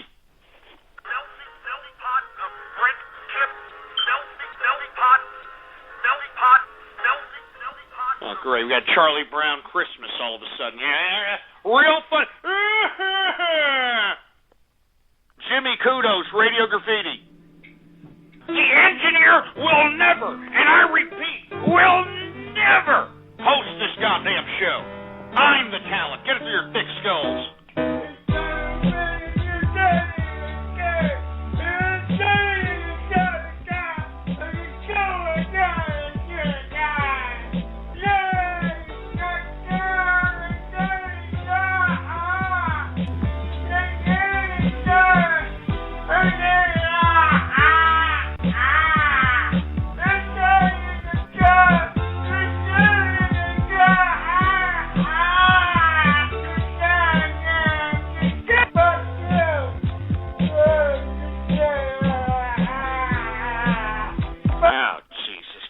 I mean, are you kidding me? First of all, I don't appreciate that song because you know I gotta see that sister-in-law of mine, and you know that dumbass song reminds me of that stupid Stinkosaurus. And secondly, I don't appreciate you people trying to entice the engineer on taking over the show. I'm the talent. I'm the talent. Me.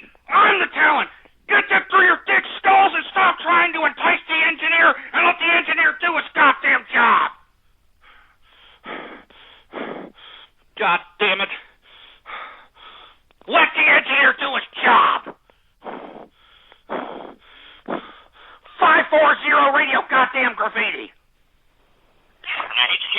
grandmother. God damn all of you! God damn it! I told you not to talk about my granny! God damn it! I told all you goddamn sons of bitches not to talk about my granny, and I told you I will end this show. I will end this show right now. My granny does not deserve to be besmirched in that fashion. She does not deserve to be besmirched in any fashion.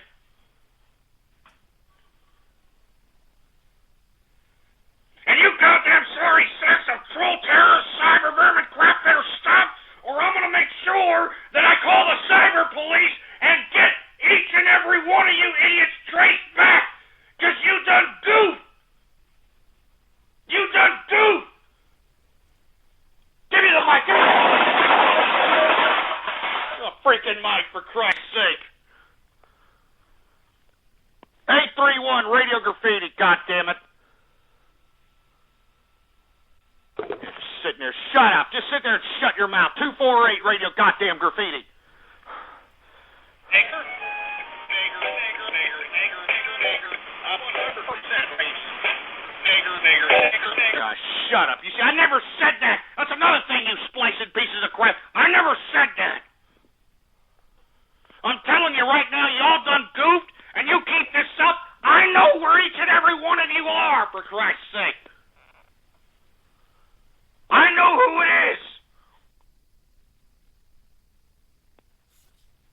Get the goddamn cyber police in here. 907 Radio Graffiti. I had no idea you were Jesse Slaughter's father. Shut up, you stupid moron. All right, just sit there and shut your mouth. 773 Radio Graffiti.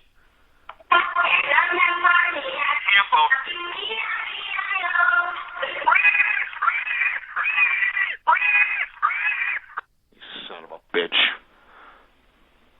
I'm telling you, I know you people think this is a big joke. I know that you people call up my broadcast, think this is a big, real laugh session, real... Well, let me tell you something, man. I'm getting pissed off, all right?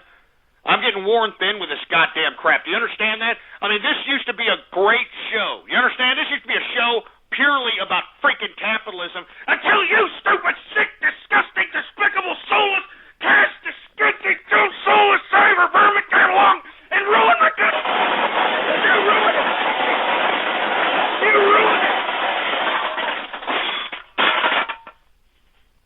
You all ruined it. You all ruined it, for Christ's sake. I used to be listened to by tens of thousands of capitalists throughout the world.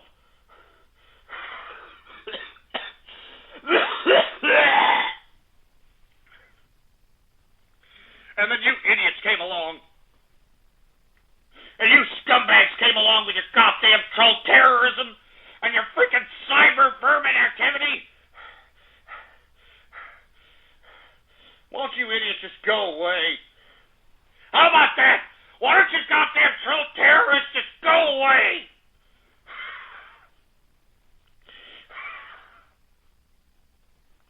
Just go away, all of you. All of you. Just leave me alone.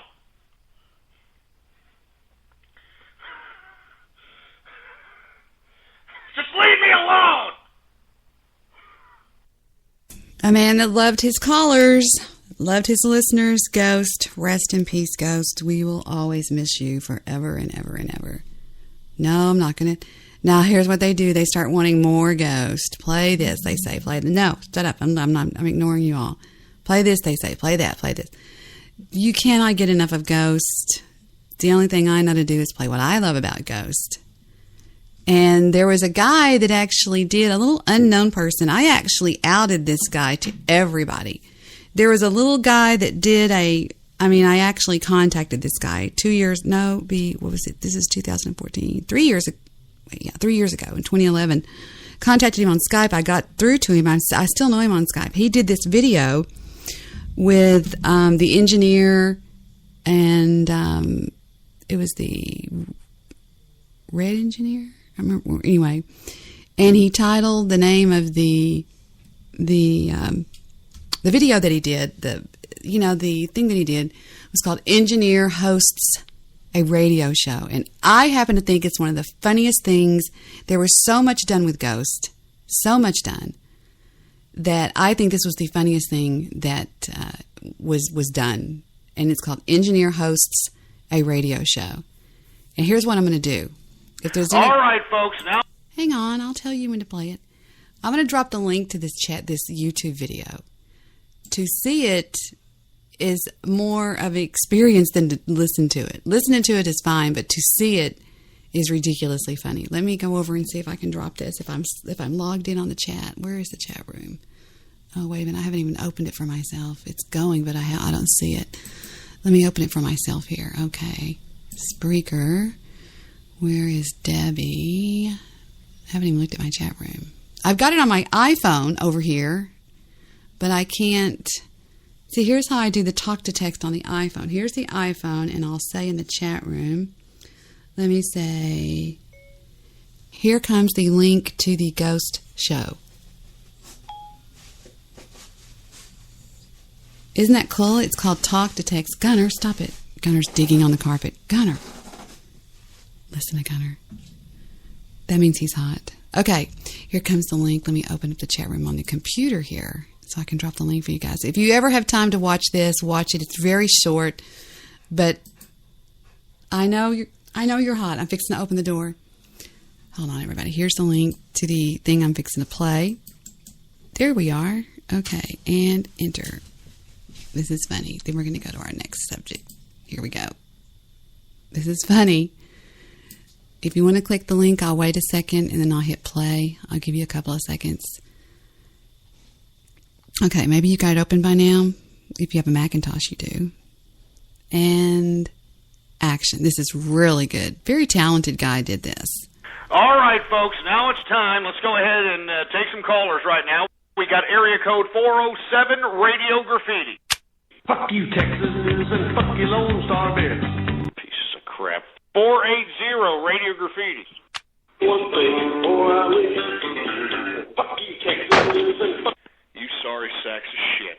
111, Radio Graffiti. Fuck you, Texas, and fuck you, Lone Star Bear. Sack of shit. Shut up! You're supposed to be screening these callers there, Anthony. What's the problem? They're saying this stupid song about Texas. Screen these callers, for Christ's sake, all right?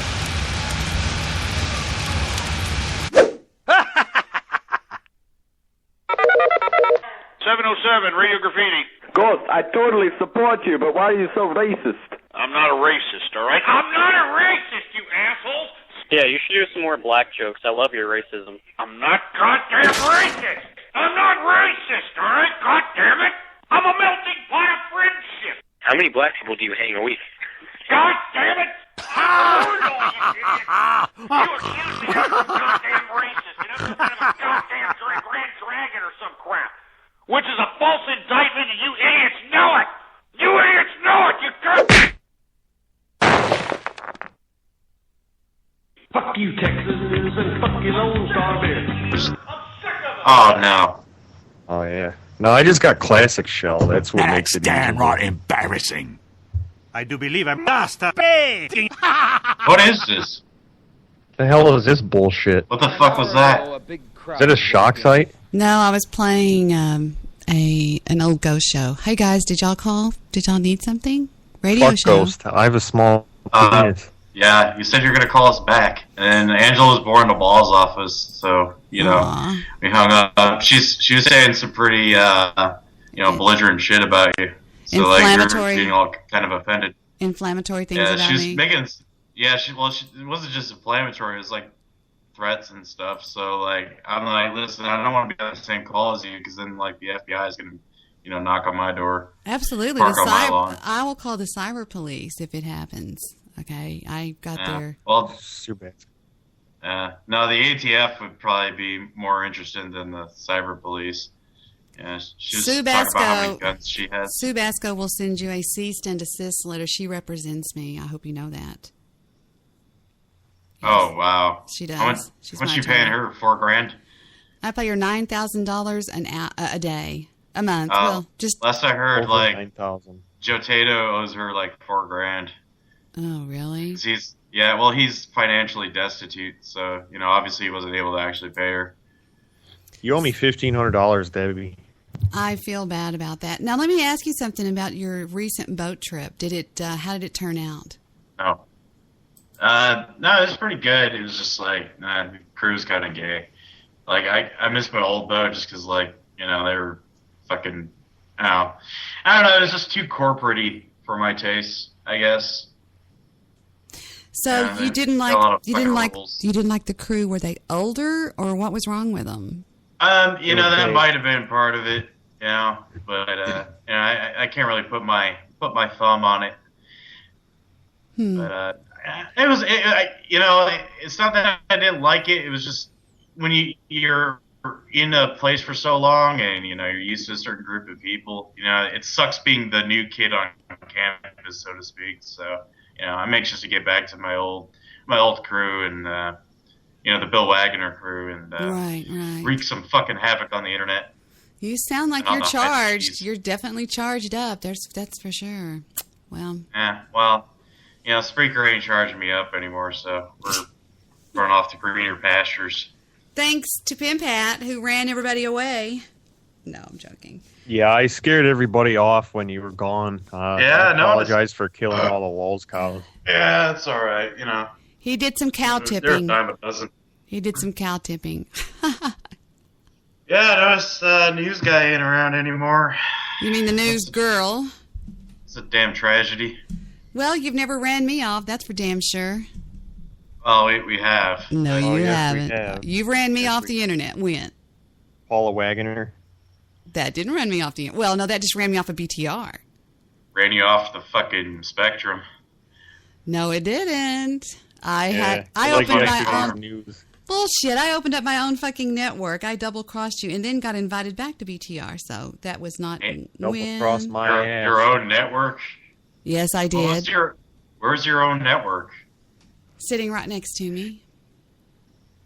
What? How's the network sitting next to you? Like, how does that work? Like, there's a physical embodiment of a radio network sitting next to you? Absolutely. This is like the Matrix?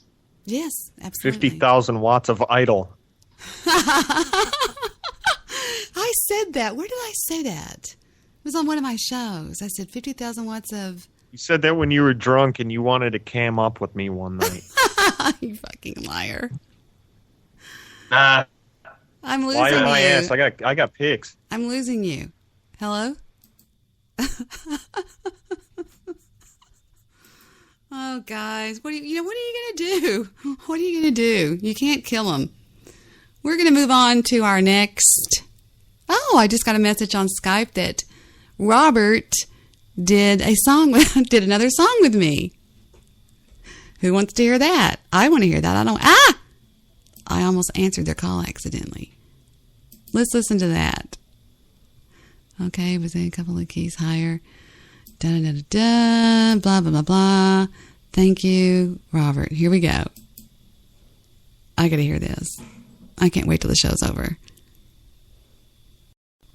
Here's a Somerville Bob remix of Something Stupid. Something stupid. Something stupid. Something stupid. This is yours truly singing the harmony. I know I stand in line until you think you have the time to spend an evening with me. And if we go someplace to dance, I know that there's a chance you won't be leaving with me. And afterwards we drop into a quiet little place and have a drink or two. There I go and spoil it all by saying something stupid like I love you. I can see Fufu's howling. that you despise the same old life. Did you know one night I was actually on the show with Steve Rush and I was singing a song really, really loud and Fufu actually started howling? I swear to God, I'm not lying. I could play you that, but I won't do that. All right, it's time to move to the next subject. Now, how many of you, I'm not answering y'all's calls, you're being too mean to me. How many of you are concerned about alcoholism? No, stop it in some form or another. Either it's affecting you or you know somebody. We've been through that. And I've told you that science has now taken a huge step and has found one little pill. I paid the $9.95 to get the audio before it's released to the public. And this is a short documentary on what we're talking about, okay? And Victor came to this through his sister, who is involved in the research and development of it. All right, I think it's recording now.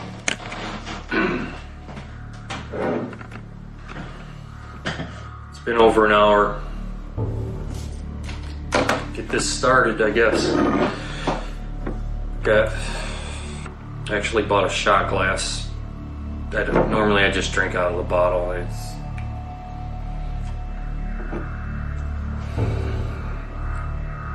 the Sinclair method. Bottoms up.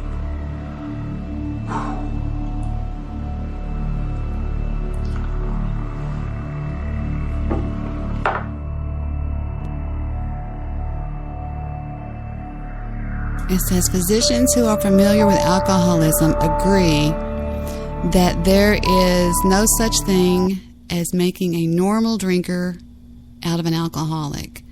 We hope that one day science will accomplish this, but it hasn't been done yet. And that was a quote from Bill Wilson, the founder of Alcoholics Anonymous in 1939.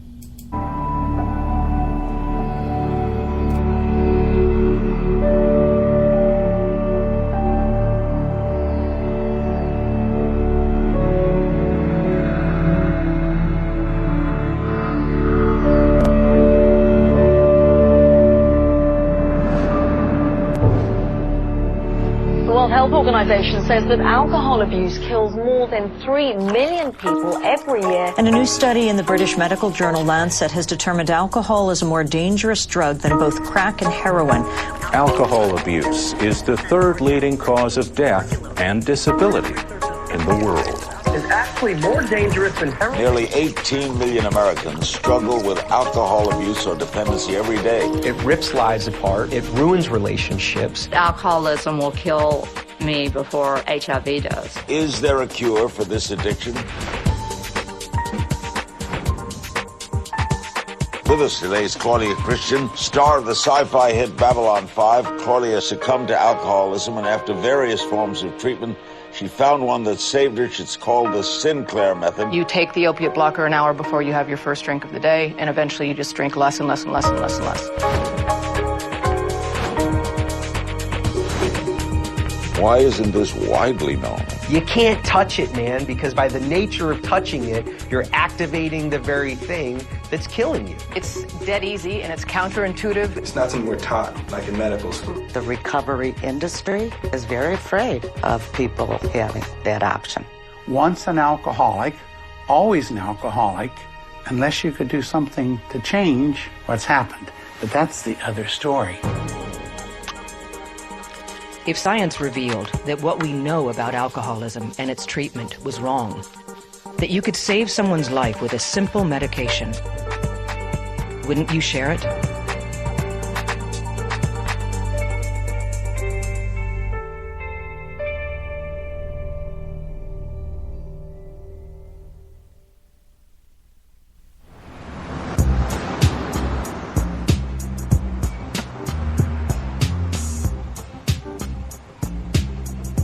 I've always been a drinker. I'm a binge drinker where I go weeks without thinking about it, but then I get an overwhelming craving to start drinking. And I really isolate myself and I just completely wreck myself for 3 or 4 days where I do nothing but drink. I can see the look in his eye, and it's that appearance that all logic goes out the window.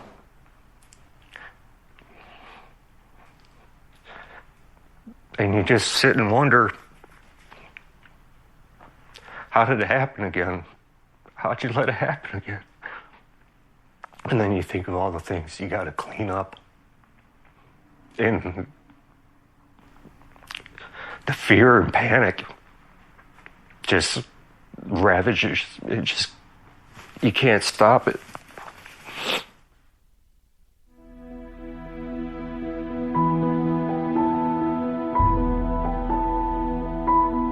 It's extremely difficult to find yourself in this business that you love. And for me, you know, I work all day in a winery. I love what I do. It's fascinating. It's creative. It's science. It's getting my hands dirty. I could drink a bottle and a half of wine in an evening, and that was probably 6 out of 7 nights a week. I knew it was getting out of control, but I wasn't able to stop. Coming to a point where you find you have a problem with this thing that you create, with this thing that you really love. Here I am in my mid-40s. I've had a good amount of success with what I do. I feel that I do it well. And damn it, I may have to leave this, you know, it crushed me. You know, I had plans to not be around a lot longer. And there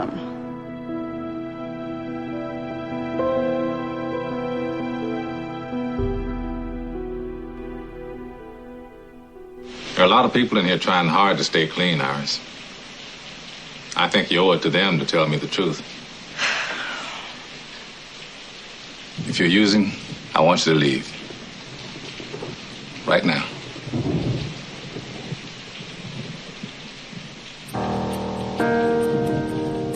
When the alcoholism struck, it crept in. It changed from light to social to moderate to heavy to abstinence to binger. The binges became worse and became more difficult to recover from. There was a slice of Claudia way in the back of the brain that was saying, "What the hell are you doing?" But that voice was so small, and the addict voice was so loud. That's the absolutely terrifying thing about it. There is somebody that gets you up at 6 in the morning and puts you in your car to go buy alcohol. Who is that person? It wasn't me. It sounds absolutely heinous, and it is, but you basically take the first drink of the day, throw it up, and then the next one stays down. I tried everything. I tried hypnotherapy. I tried rehab. I tried AA in 2 countries and 15 different meetings. I tried moderation. I tried white-knuckling it. I tried tapering. I tried everything. And thank God I found what I found. And now I can help other people. I'm doing this because I wish that somebody would have done it when I was searching for an answer for my alcohol problem. I don't want them to have to go through years of suffering needlessly. I mean, it's needless.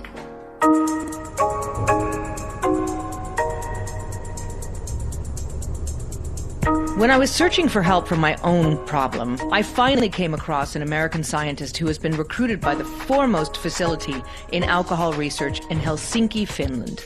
For over 30 years, Dr. David Sinclair researched alcoholism and discovered something astonishing about alcohol cravings. We've been taught the wrong thing. It turns out that the desire for alcohol increases every day that a rat or a monkey or a person is deprived of alcohol. The craving goes up and up and up, and it doesn't go down. We had rats that had been dependent upon alcohol. We took them through detox and then 2 weeks or months without alcohol, and it did not take away the craving. Not only did it fail to work, it was backwards.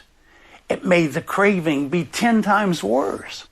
This meant that the theory of alcoholism being alcohol dependence was wrong. It also meant the treatment was wrong. And all this effort that has been put into detoxification and detention is counterproductive. It's making people worse.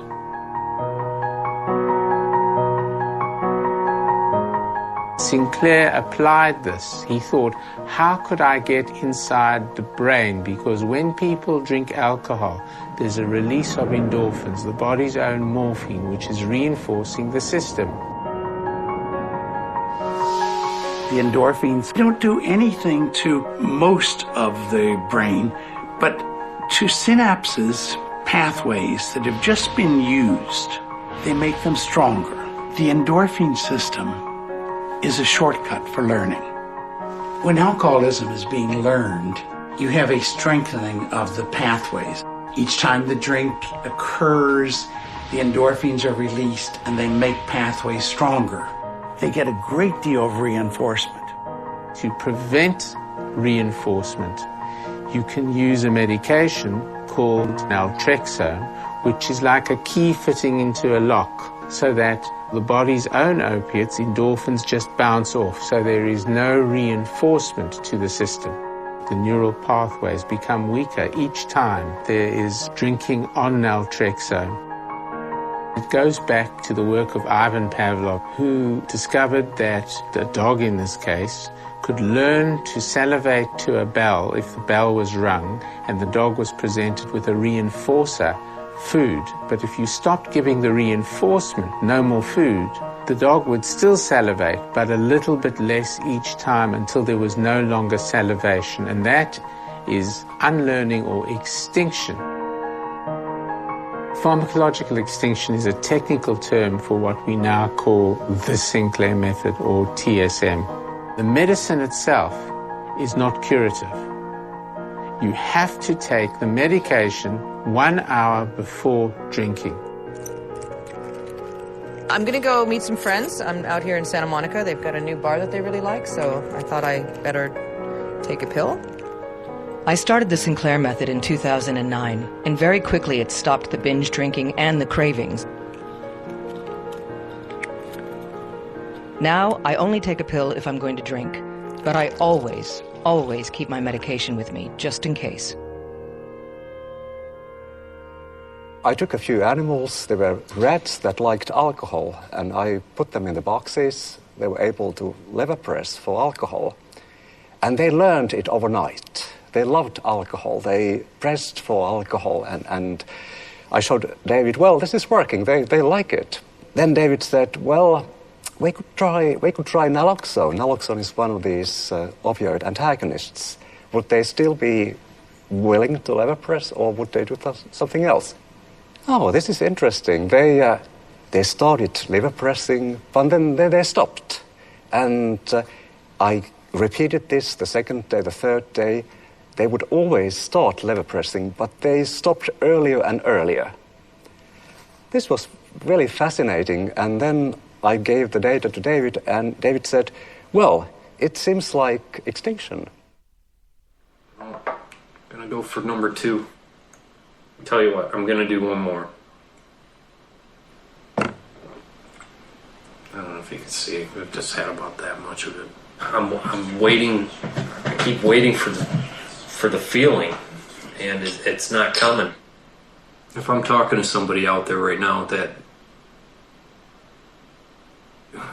is an alcoholic, you know what I'm talking about when you get that first drink, that like, oh, that felt good. You feel it from the top of your head and it goes right down your body through your fingertips. It's almost like your inside saying, thank you, that's what you needed.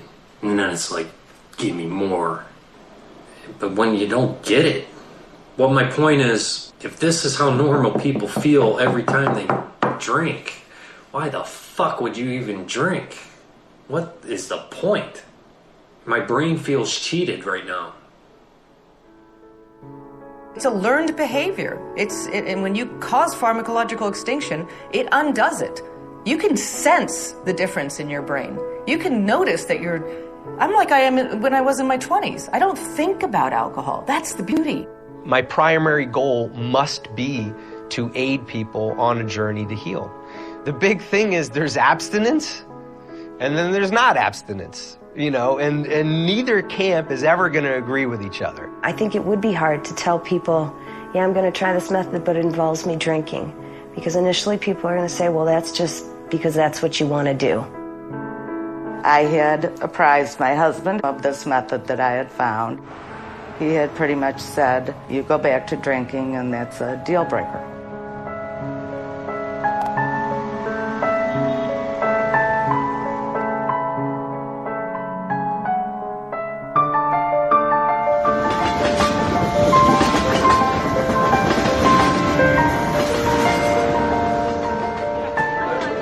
One thing I like about Chicago and hated about Chicago is the amount of drinking that happens in Chicago. There are 4 a.m. bars that on Saturday stay open till 5 a.m. Who's the guy who's like, I'm tired of going to bed at 4 a.m. This is bullshit, City Hall. They wonder why you just can't quit. And mostly they think you're pretty weak. And the guilt trip is absolutely, amazingly painful.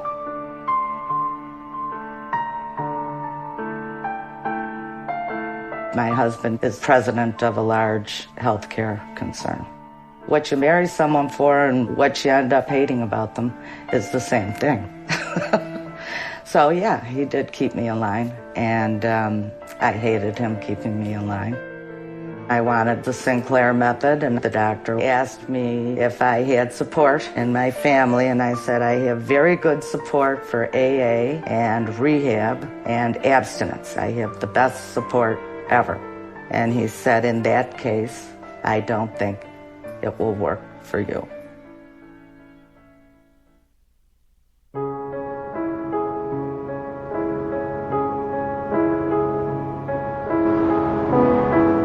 It's a deeply ingrained belief in society that abstinence is the only way.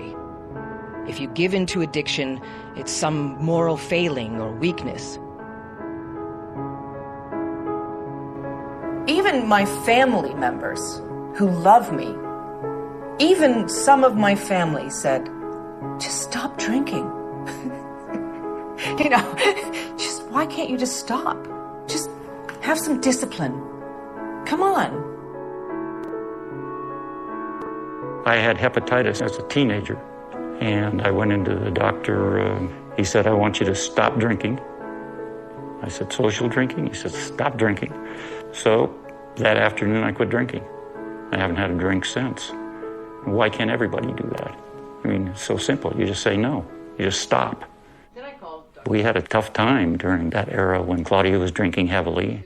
I was the most insensitive guy to people who had habits that they couldn't break, or for that matter, addictions that they couldn't kick. I just didn't understand it. You just have to say no. You just have to quit. No problem. I don't understand people who have one drink. I don't understand people who leave half a glass of wine on the table. I don't understand people who say they've had enough. How can you have enough of feeling like this? How can you not want to feel like this longer? My brain works differently. It isn't a moral failing. It isn't because you're a bad person. It is a disease of the brain. So treat it like a disease. These are health conditions, and if we can address them as health conditions, when you have a health condition, if you have a heart attack, you don't go, I don't want to tell anybody, including my physicians or anybody that I had a heart attack. You want to get it taken care of. You want to make sure it doesn't happen again. Some people, because of the genetics, when they drink alcohol, they get a great deal of reinforcement, and they learn very quickly to drink alcohol. My father was a drinker. On my mother's side, her parents were both alcoholics. My grandfather died from alcoholism. So these people, they are not immoral, they are not really bad persons. This kind of a inability to control their actions is just part of the disease, and we have to understand that. This is not an easy disease, it's not an easy issue to deal with, and you need a support system, and some people really need that 12-step AA family of support. The only choice for treatment in a TV or movie script seems to be traditional treatment. Well, where are they? They're in an AA meeting. Oh, they're in rehab. Will not completely give themselves to this simple program. I'll be my sponsor. Usually men and women who are constitutionally capable of being honest with themselves. There are I'm serious on this. They're not at fault. It's a good deal. They seem to be born that way. There are those too. And if people realize that, yeah, you know, there's an imbalance and maybe there's a way of correcting this imbalance, for example, with naltrexone, then I think this would be the starting point, and I would be really happy to correct this even with a very cheap pill.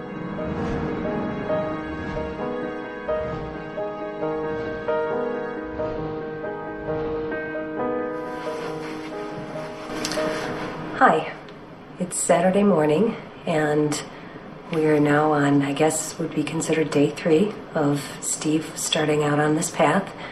I'm amazed at what I've seen, actually, because his pattern in the past, once it started and he's gotten that taste of the alcohol, nothing turns it back, usually. And to see him last night do that, and to wake up this morning and still see, you know, more than a quarter of the bottle left, almost half, and only 1 beer gone, it's indescribable. Let's say hi real quick. We've got a beautiful fiance who's always so supportive. You know, as much as I'm doing this for myself, I'm doing it for us and for my kids. I had poured another glass, that would have been my 3rd, and I brought half of it up to my bedroom, and I was just going to have it before I went to bed, and it was still there in the morning, and I threw it away. Unheard of. You do not waste anything. I was diagnosed with cancer of the left eye, melanoma. There is nothing that I have ever felt like this pain. It was unbelievable. He sends you home with a little magic bottle, couple of drops, 3 minutes, it's over. I mean, magic. My wife said, bottle's empty. And I said, so get another one. She said, no. He said, that's all you get. And I said, get another bottle. I don't care what you have to do. If there was a street exchange where I could have picked up another bottle of this magic steroid cocktail, believe me, I'd have gone out and bought it. And I said to myself, I think I know now what an addict goes through. And I will never, ever again say to somebody who has a habit or an addiction, just give it up. Should be no problem. Just say no. That is bullshit. Maybe this was meant to be, you know, to straighten me out. Now I sympathize. I have empathy, I know. What really has happened, as far as I can tell, is they've closed ranks. My mom and my husband and my brother have joined forces to do anything in their power to stop me from doing the Sinclair method. Just pouring out a drink in front of any of them would be a fate worse than death. I am not going to give in on this because I think it's not true to what I think is good for me. The most frustrating thing of all for me is the fact that I have so many people that want to go on the Sinclair method that are literally dying from their alcohol addiction, and their GP will not prescribe naltrexone. It's a declassified, completely safe, non-addictive opiate blocker that can be found in other countries over the counter. Why aren't we doing that here? I didn't think it'd be much of a problem getting naltrexone at all. But when I tried to get it, no doctor would prescribe it to me.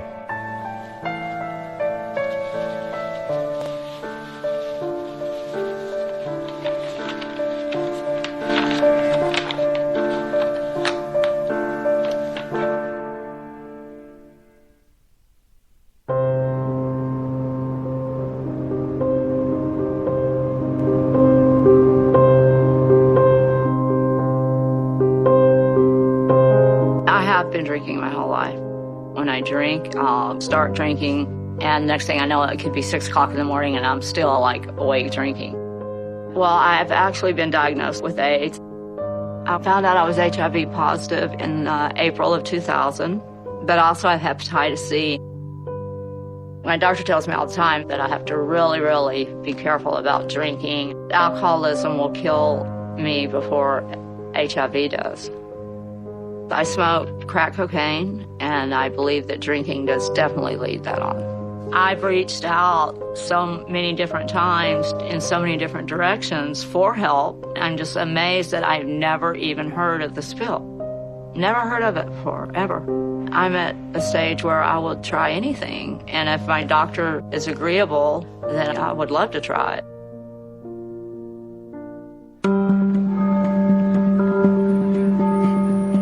The UK has one of the highest rates of alcoholism. Yet even here, doctors and rehab centers are not prescribing naltrexone. I was very much in a monogamous relationship with alcohol for quite a long time. The reason why I never left her was because the sex was brilliant. Sex was brilliant. Yes, I knew she was bad for me. Yes, I knew she was a bitch.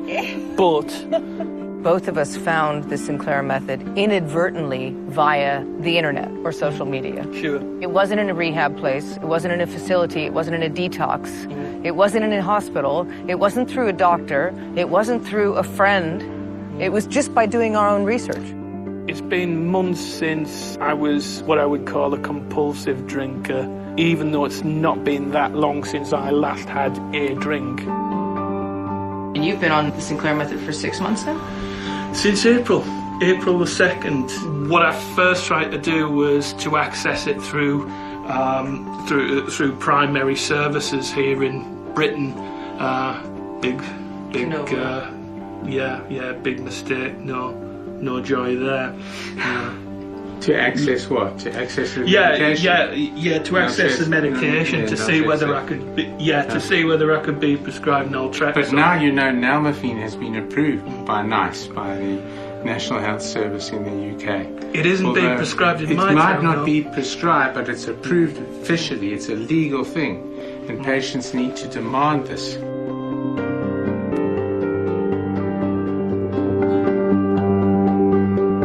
I am up against a brick wall without a paddle. At the moment, no one's prescribing naltrexone for alcohol. I've made contact on the Facebook website with a chap called Mike. He got naltrexone over the counter in Spain. A weekend holiday in Spain booked. I am going to traipse round every single pharmacy and see if I can get it over the counter without a prescription. That is how desperate I am. It's funny, I went through hell to get the naltrexone, but they'll frickin' give me, 6 months of Xanax, no problem. It's like, oh yeah, sure, even though that's, highly addictive and it just sets me off. I could get Percocet tomorrow. I could get Vicodin tomorrow. Oh, my back hurts. But no, can I get naltrexone? I'm starting to believe in this country alone, and quite possibly through Britain, that doctors are now actually, some doctors, let me rephrase that, some doctors, a lot of doctors, are getting people hooked on medications for monetary reasons. I mean, look at it like this. You're a doctor, and you're crooked and bad and whatever. It's going to make a lot of sense to get patient A hooked on Vicodin. They come into your office every 2 to 3 weeks because you make them come in there, and they pay you $100, $150, whatever, to get their prescription of Vicodin. So you are assured on your balance sheet that every month you will have the income from this many patients that are coming in to get their refill of Vicodin. It makes perfect sense. They don't care that people are dying, that people are becoming, that they're ruining their lives, they're ruining their families, they're ruining their children, they're ruining everything because of this drug. And it's the same thing with alcohol. It's basically the same drug. It's the same concept. It is blocking the the what do you call them? I forgot the name. It's the antagonist. It's an antagonist or whatever. I learned it yesterday. But I agree. I mean, I totally believe this. I mean, this is horrible. Why didn't somebody offer this to me? Mainly, it's a profit motive. If this medication were owned by a pharmaceutical company, and if it had exclusive rights, then they would put more money into promoting it. But the other reason is that the better you get, the less you drink. The less you're going to use it. The recovery industry is very afraid of people having that option because it's not expensive. My husband knows a lot of people in that industry. Yes, I think he would be afraid to introduce that personally to them. So what I ended up going was to see the doctor back at that treatment center. He was just preaching 12-step jargon at me, I mean, berating me with it. I've tried 12-step programs. They don't work for me. We talked about it when we were in group. We're like, what's going to change this time? We know everything. We know everything that your guys are telling us. Nothing changes. A well-known example is all of these sad celebrities who go in and out of rehabs 10, 12 times, and no one says, maybe the rehab isn't doing a good job. Everyone says the person has failed. But in fact, these programs are just extraordinarily ineffective. Rehab is a multi-billion-dollar business, a revolving door, sometimes costing $1,000 a day. Where I went to rehab is now under a new management, so I wanted to see if much has changed.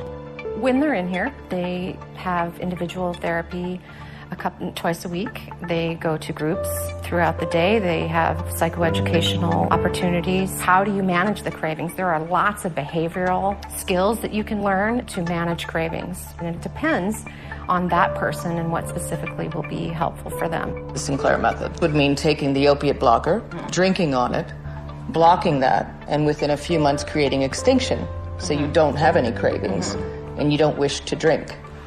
Have you heard of that? I have not heard of that, and I know that we do not use that model. But again, you probably have to talk with our physician about that.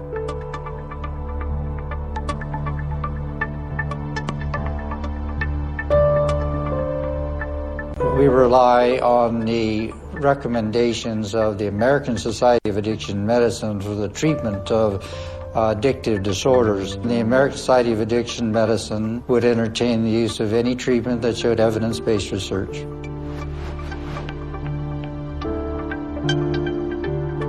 The American Society of Addiction Medicine does not endorse the use of alcohol as a treatment for alcohol dependence disorders.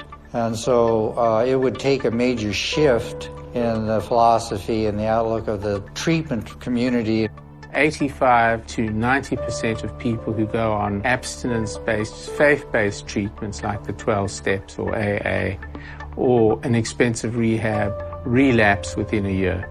Yes, we do use naltrexone. So Bayside does offer naltrexone, but only while abstinent. That means taking it every day and not targeting alcohol specifically. So you're essentially blocking good endorphins as well. There are two aspects to the Sinclair method. We're not only getting rid of the bad behavior, the behavior you don't want, but you're also helping to fill in the vacuum of developing other behaviors that are healthy alternative behaviors. It can be exercise, it could be sex, it could be anything which is releasing endorphins. So if you engage in good behavior on your days off from drinking and your days off from naltrexone or nalmefene, it makes you more predisposed to continue that good behavior. It enforces the good, positive things that you're doing. Ultimately, I found the Sinclair method. I still wasn't quite ready to go to my doctor about this. I'm self-employed. I have insurance. I just wondered what that might do to my possibility of maintaining insurance. I ordered from an Indian pharmacy. Got the pills. I began that night I got the meds, and I was amazed at this glass of wine that sat there while I cooked a dinner for 2.25 hours. Second week, we're getting there a little further. Third week, oh my God, I feel this distance between that and how I am now. A few weeks ago, I noticed my drinking ramp up and having several nights where I drank pretty heavily, and that scared the hell out of me. No party! Yay! So I did some online researching. I looked at a study or a report from Yale University. They found 100 milligrams to be most effective in people with family history, which I have. So I decided I'd try upping the dose, 75. I really find that it's blunting the effect that the alcohol has. It's not unusual for people to up their dosage. I've known people to go from 50 to 75 to 100. People shouldn't have to self-diagnose with information found online. Doctors and therapists should be educated about pharmacological extinction and be willing to tailor the treatment to the individual. I want to be a better mother. It's very important to me. I'm sorry you don't feel good. No, babe. I mean, I just can't even think of say enough good things about her. And she amazes me every day when I look at her. Oh, yeah, I saw you do Frosty Nose. I must, for her, you know. F me, like for her to do her right. She deserves that. She's never had that from me her whole life. So, are you still drinking? I drank a lot this weekend, like more than I have in a long time. What kind of sparked this one? A friend of mine brought me a bottle of something called cowboy whiskey. Sounds dangerous. The naltrexone, so you heard about it from your daughter. Yes. And you're interested in it. And I'll be honest with you, I've never myself prescribed it for anyone, and I'm not very familiar with it. I've heard about it, but it's not it's not something we're taught like in medical school. Right. So it sounds like an option. So I just need to do a little more research. Okay. I hope I get to see you again, because you're like one of my favorite doctors thank of you. all time. I really cannot see myself, and I know this is sad to say, but completely alcohol-free for the rest of my life. I mean, I just can't even imagine doing that. I prosecuted for a lot of years, and I just love getting the bad guys. But prosecutors are supposed to be reducing crime and protecting public safety, and we were addressing only part of it. The judicial system doesn't utilize the Sinclair method per se, but Helen Harberts uses naltrexone with great success. Our justice system was designed to deal with criminals, but what's in our justice system is addicts who commit crimes. And there's a big difference between a criminal who uses drugs and an addict who commits crimes. Normally, a person who would have like a first-time DUI, the minute the handcuffs go on, they get it, and they won't be back. There's a very small percentage of people who come back again. When you start to see a relatively high blood alcohol level and you see priors, those people represent a tremendous public safety risk. They are among the scariest of the criminal justice population in terms of lethality.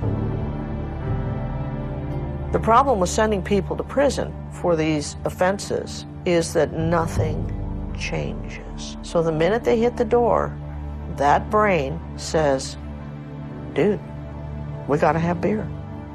We gotta go drink now. Now, treatment is not fun, and it is not easy. There are some drugs, including alcohol, where the cravings are almost impossible. And it's like watching people with their fingernails dragging on a blackboard. You can see them, they're just trying to hold on. They're in agony. The cravings are driving them nuts. There's a medication called naltrexone that you can give these people, which stops the cravings. We give them this pill, and it's gone. It's gone. We started using it wherever we saw people who were unable to control their alcohol consumption because it so sharply improved outcomes. I think in my first 10 years as a DA, I may have seen 3 people get off drugs. So the outcomes were miserable. Now I expect 7 out of 10 that I deal with. And I'm pretty close to getting there. We get regular citizens back. And they pay taxes, and they get jobs, and they live a life of recovery, and they don't come back into the justice system. It's freaking awesome. With all the success and positive outcomes, it still feels like people don't want to accept the fact that there's a modern medical and biological solution that works for people.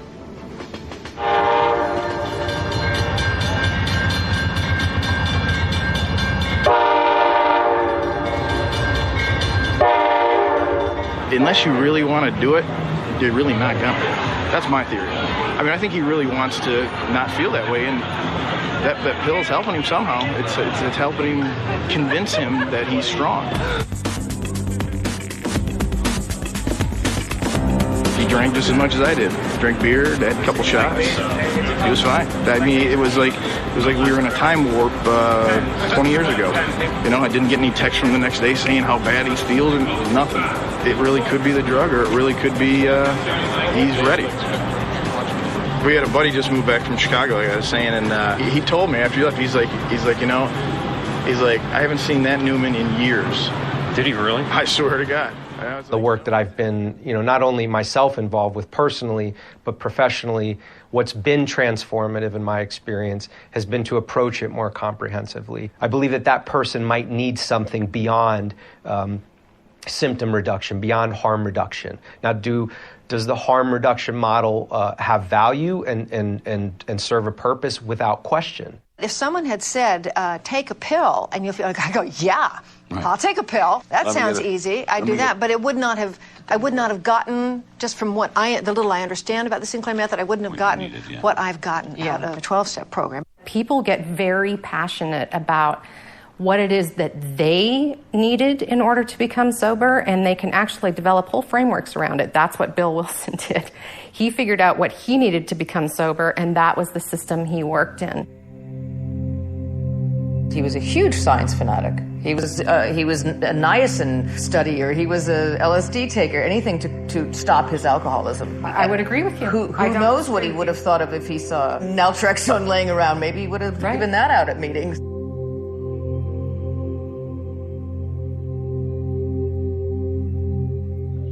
I don't think that every single alcoholic has a spiritual sickness.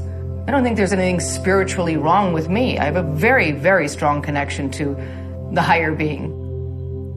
It's not a question of faith, it's a question of facts. I wasn't going to be able to pray this thing away. When you look at different treatment approaches, you've got AA with trying to pray to it. And then with other types of counselling, they're trying to reason with it, you know. And I'm thinking, well, you know, silly, why don't you just kill it? I don't believe that I ever was capable of praying away my alcoholism. But I did pray for an answer, and that's, I believe, why I ended up in that detox center, where I found that little flyer for Vivitrol, and I researched it and found out that naltrexone was the active ingredient in it, and that's how I found Dr. Escapa's book. So maybe that was divine intervention.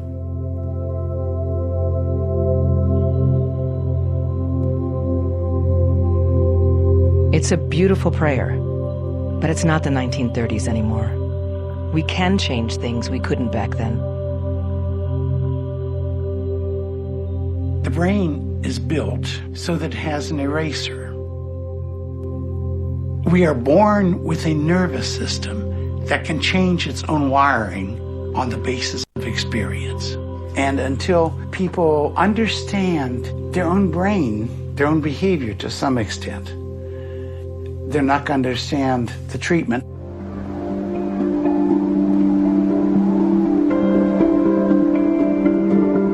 This method did exactly what I wanted it to do. It's put me in control of my drinking instead of everybody else being in control of my drinking.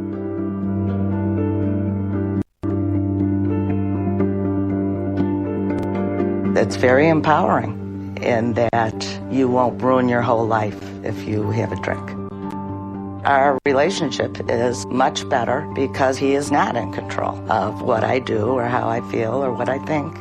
I feel like it's my decision. We have to go back to what are the goals, what are the intentions of this person? What is it that you want?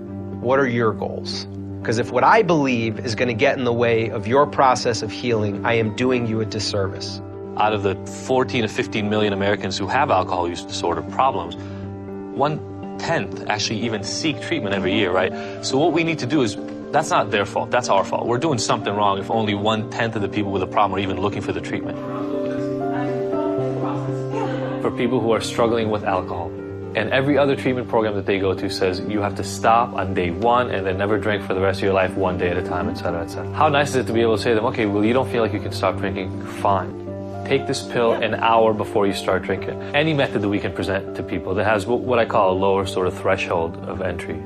Any method that allows people to come in more on their terms instead of our terms is useful. For the nearly 80 million people worldwide that suffer from alcohol dependence, that don't have access to rehab, AA, or other resources, don't they deserve options too?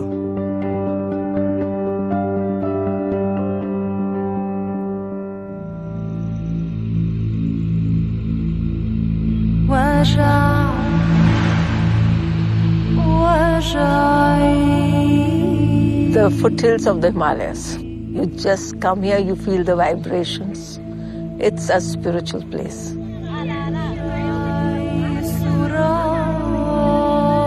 But you come down to mundane too, because of what you see in the villages, what's happening with the women, especially if they're poor.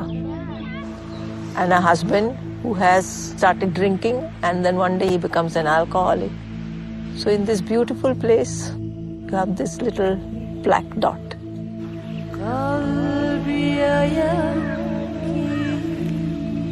He was so drunk and he came into the house. He burned the house and he wanted to burn all of them, all 4 of them. There's so much violence because of alcohol. आप लोग पीना शुरू करो.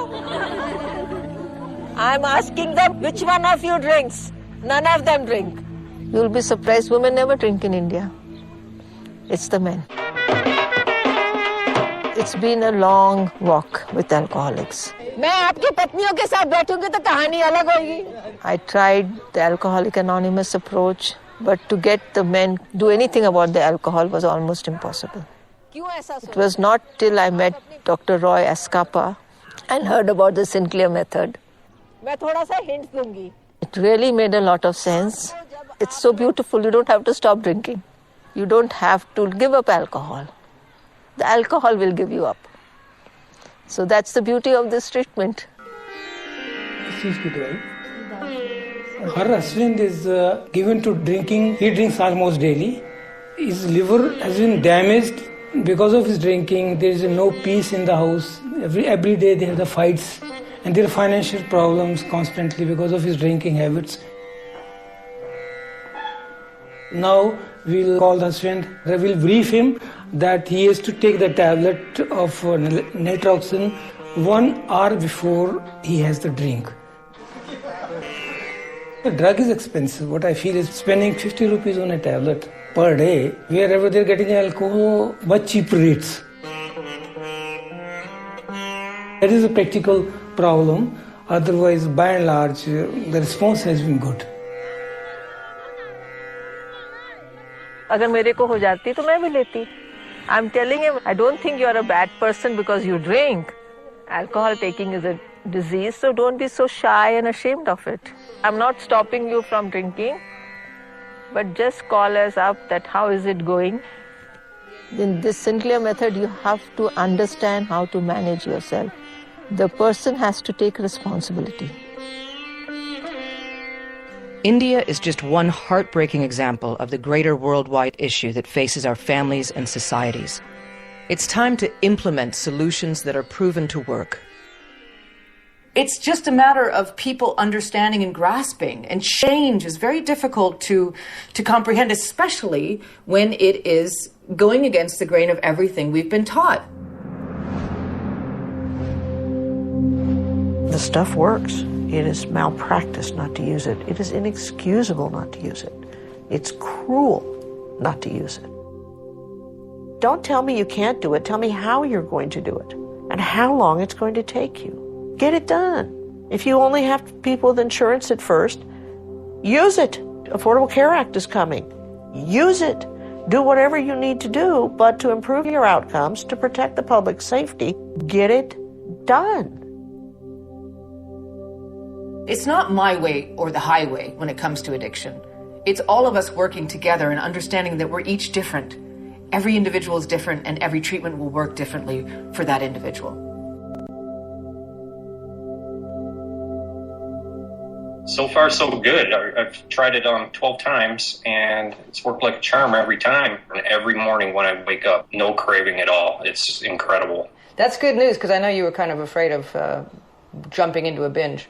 Never in a million years could I have tried this 12 times on my own and not ended up in a treatment center. I mean, it just would not have happened. I bet your fiance's happy, too. Yeah, she's really happy. She tells me she notices a big change. I don't have the scowl like this. Yeah. I'm smiling a lot more. I tell you, it's Isn't that wonderful? So nice. Yeah. I'm doing this because I wish that somebody would have done it when I was searching for an answer for my alcohol problem. I hope that I'm a source of comfort for other alcoholics and by giving them hope and an option. And I think that's my role, is to provide people with a choice, an option, and knowledge about it, information about it. Here's one, chronic alcoholic at age 60. Talk about grassroots. It's tiny at this point. It's me sitting in front of my computer 8 hours a day, reaching out to people all over the world and talking about their struggles with alcoholism and what their options are, where they can get the medication, calling up pharmaceutical companies, asking them if they'll give me a discount for my people. You know, the more we do it, the more we talk about it, the more people seem to get involved.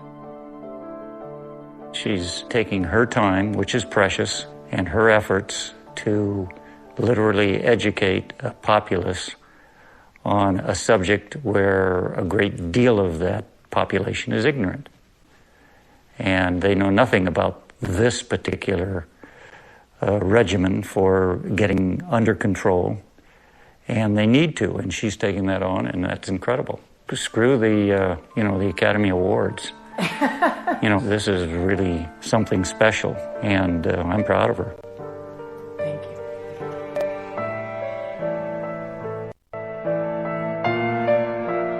2 meetings a week that are centered on educating people around what is the logic behind the Sinclair method, and then a process component for those groups where people get to say what's going on with them and how's the process working for them.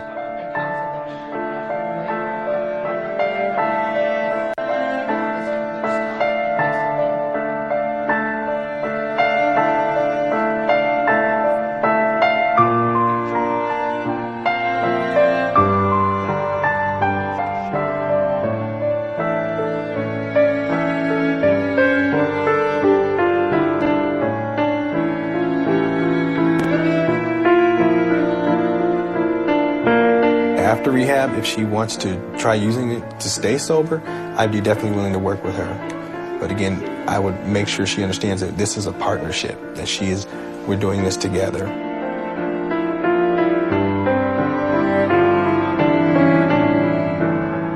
It's like insurance. I like having it on me at all times. I feel like my life isn't over if I have a drink.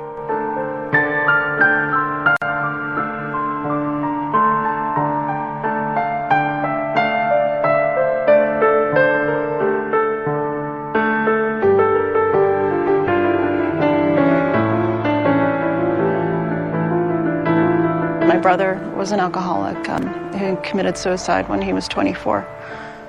And think if this had been there. If this had been around, he might be here.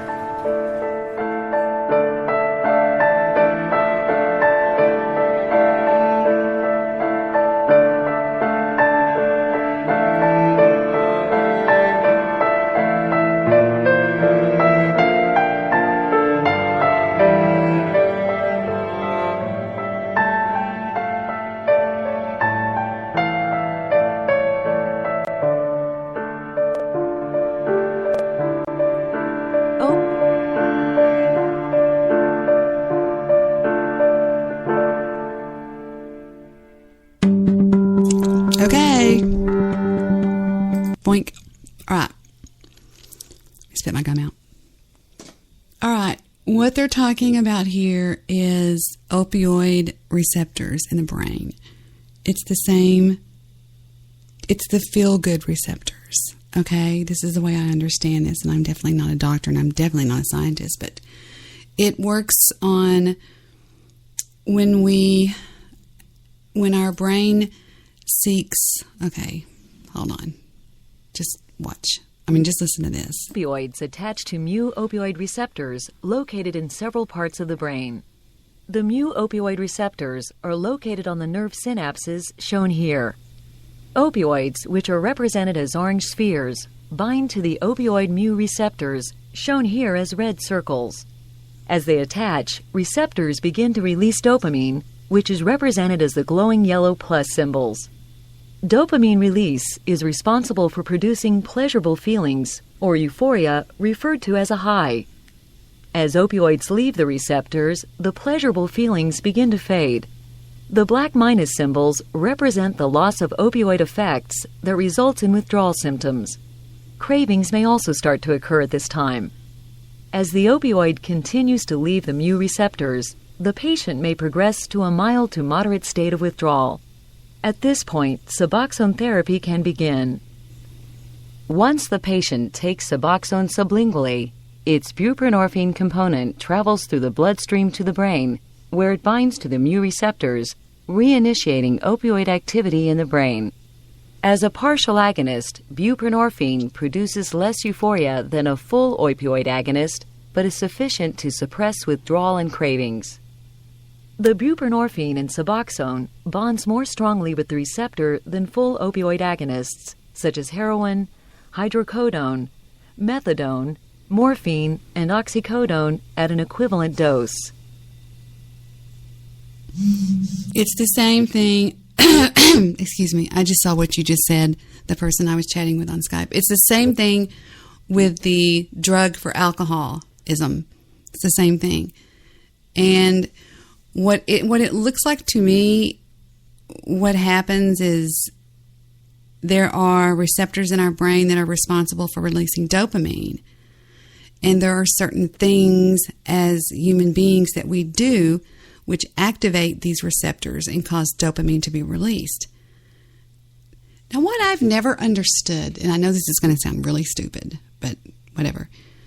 Why can't they invent a pill that is dopamine? I don't understand it. I know that the brain chemistry is very, very hard to understand. It's very serious and it's very difficult. And I have more respect for a doctor that studies the brain, like a neurologist or something. That's amazing, amazing science. But it's true. We what happens is, excuse me, we train our brain to. I also believe that too. What you just said about last night, I totally believe that. I knew it was happening when it was happening. We train our brain. When we start drinking or we start taking pain pills, then our brain's like, oh, okay, I got it. I release dopamine when I get this.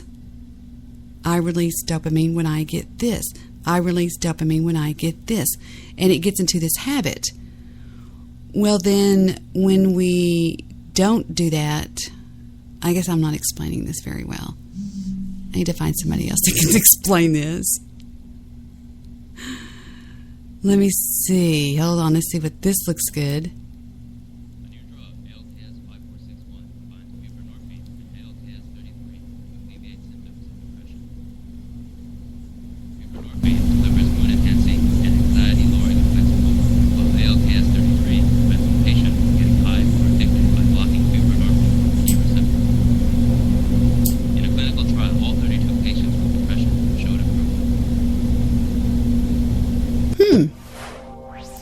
Wow, that's pretty amazing. I'm trying to find to help all of us understand this a little bit better. It has to do with blocking neurotransmitters in the brain, and it has to do with retraining these neurotransmitters in the brain is what it is. And it's new opiate New opiate, 10 times stronger than Vicodin under development. What is this? Well, as a new pain pill 10 times stronger than Vicodin gets closer to hitting the market, drug addiction specialists are expressing concerns over this. They're worried it will add to the most dangerous pill yet, and become that, to a huge drug addiction problem in our country. WLKY's Drew Douglas joins us with more on this. Drew? Rick, one brand is called Zohydro, and the product will be the first time you could legally buy pure hydrocodone. The Centers for Disease Control recently announced prescription pain pills caused 15,000 deaths in the U.S. just 3 years ago. Anytime there is a new opiate being introduced, it's concerning. Pharmaceutical companies are in the final stages of developing a new drug, 10 times stronger than Vicodin. The drug is pure hydrocodone, a member of the opiate family. Other opiates include morphine, heroin, oxycodone, and codeine. One company in San Diego calls their pill Zohydro. They say it's time-released for patients in moderate to severe pain. Even though it's extended release, you could be able to still abuse the medication, so it's concerning. Critics say it could become the new oxycodone, with abusers crushing the pills to get an immediate, intense high. According to the Drug Enforcement Administration, oxycodone is the most abused medicine in the U.S., with hydrocodone second. But pharmaceutical companies say patients will be more closely monitored, having to see their doctors each time they want more pills. Amanda Newton with the Jefferson Alcohol and Drug Abuse Center wants to see this taken a step further. I think a better screening for addiction should probably be something that's up front. I think addiction, whether it's alcohol or pain pills or whatever it is, I think it needs to be treated as a disease of the brain. Something has gone horribly wrong, and you need to work with it like that. I don't think that it should be looked at as somebody that is weak. Let me read you something. Why does the brain prefer opium to broccoli? Okay, this was written by somebody. This is a blog of somebody in Harvard, a professor at Harvard, okay? It says, drug addiction has been a stubborn problem and alcoholism for years. But it's been only in the last generation that the scientists have come to understand clearly the reasons. It causes lasting changes in the brain, okay, that must be reversed. What this means is, many altered brains, 2 million, wow, 15 million alcoholics and 2 million opiate addicts alone in the United States. No simple solution is in sight, but we know how much more than we did 20 years ago. Okay. Now, this came out in 2004. Okay.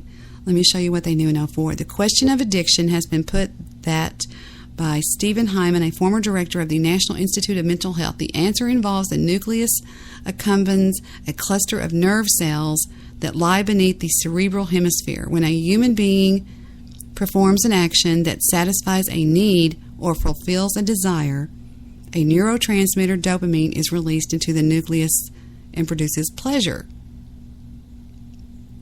It is called the reward pathway. When we do something that provides this reward, the brain records the experience, and we are likely to do it again. Okay? In nature, reward usually comes only with effort and after a delay. Addictive drugs provide a shortcut. Each in its own way, and alcohol, each in its own way sets in motion a biological process that results in flooding the nucleus accumbens with dopamine. The pleasure is not serving survival or reproduction, and evolution has not provided our brains with an easy way to withstand the onslaught. In a person who becomes addicted through repeated use of drug or alcohol, the receptor system is overwhelmed and it calls for a shutdown. The natural capacity to produce dopamine in the reward system is reduced while the need persists, and the drug seems to be the only way to fulfill it. Okay, do you see where I'm going here? Okay, what these people have found, what they have discovered, what they have invented is a drug that you take and it goes to the receptors and causes the release of dopamine, but it's not alcohol or drugs. Does that make sense? It's kind of hard to explain. That's why a lot of people are having a hard time explaining it. Oh, that's okay. I can do 3 things at once.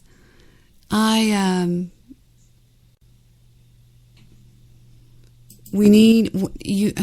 Okay, it has a lot to do with retraining your brain to do something else other than to want the drug or the alcohol. I'm sorry, it's hard to describe. It's hard to tell. Hold on, I'm trying to find this thing. I think it'll help us out here. Wait a minute. Maybe this will help us. This is a doctor. Hold on, let's take a listen to this right here.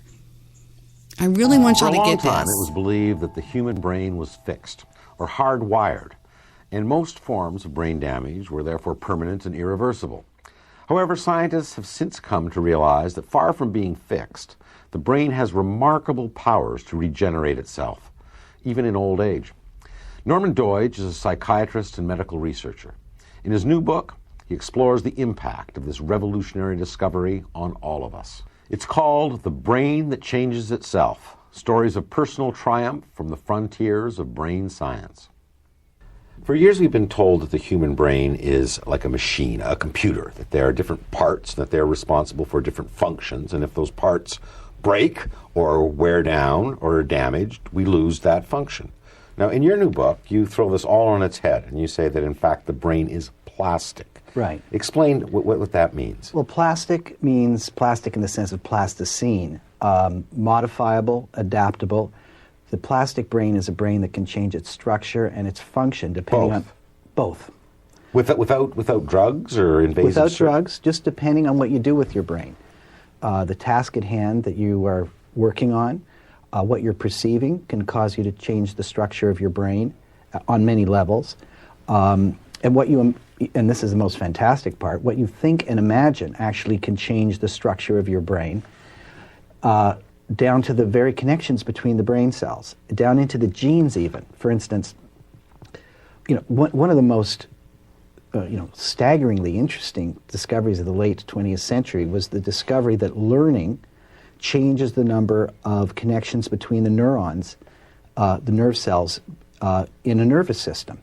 You can go, for instance, from having perhaps 1,300 connections between nerve cell A and nerve cell B to 2,700 with several hours of training. Simply by virtue of more brain activity occurring. By virtue of learning and brain activity. So what happens is thoughts or activities that you do with your brain actually turn certain genes on and others off inside the nerve cells, which then make proteins, which then change the structure. Now, why is this discovery considered so revolutionary? And more particularly, what are the implications of this discovery for people with brain dysfunction? A stroke, for example. When you had a stroke, the general assumption was your brain got swollen, the chemicals were kind of deranged, and after a few weeks, whatever you were left with was what you would have to live with for the rest of your life. You basically lost that brain function that was damaged. The cells died, they couldn't be replaced, the healthy ones around it couldn't reorganize, and so we were kind of waiting for the swelling to go away, and rehab was just sort of focused on getting you over that period. Now we know that rehab can actually reorganize the brain if it's done properly and bring many new functions back. But if I could just say it also meant that as you started to get older and your brain started to decline, it was like a machine that was wearing out. And the attempt to exercise your brain in the second half of life was really kind of unwarranted or a waste of time. Well, that's not really helping us. I don't know. I think I might have a surprise radio show. Is this the show where you learn stuff about things? It is. And who's calling? Who's speaking, please? This is Steve Rush. Steve Rush. You might think back. Let me pull your file. I was on one of your shows way back in like the 1800s. Let me pull your file. Hold on. All right. Steve Rush. It should be under dumbass. Oh, okay. Here we go. Got it. There you go. All right. Okay. You haven't been around for a few days, a few weeks, I see. Weeks. I've just been so crazy busy, nuts. So. How are you, man? I'm good, girl. How you doing? How you doing? I'm doing okay. I've had over 300 phone calls since I started my show tonight. I haven't answered them. On Skype. That's really. So you're okay. Just ignoring them all, and then I got lucky. I guess I got picked up. I was 301. Yeah, feels special. I'm going to ring the cowbell. I have a cowbell here that I had for Jet's game. We need more cowbell. I knew you were going to say that. Yeah. Nor cowbell.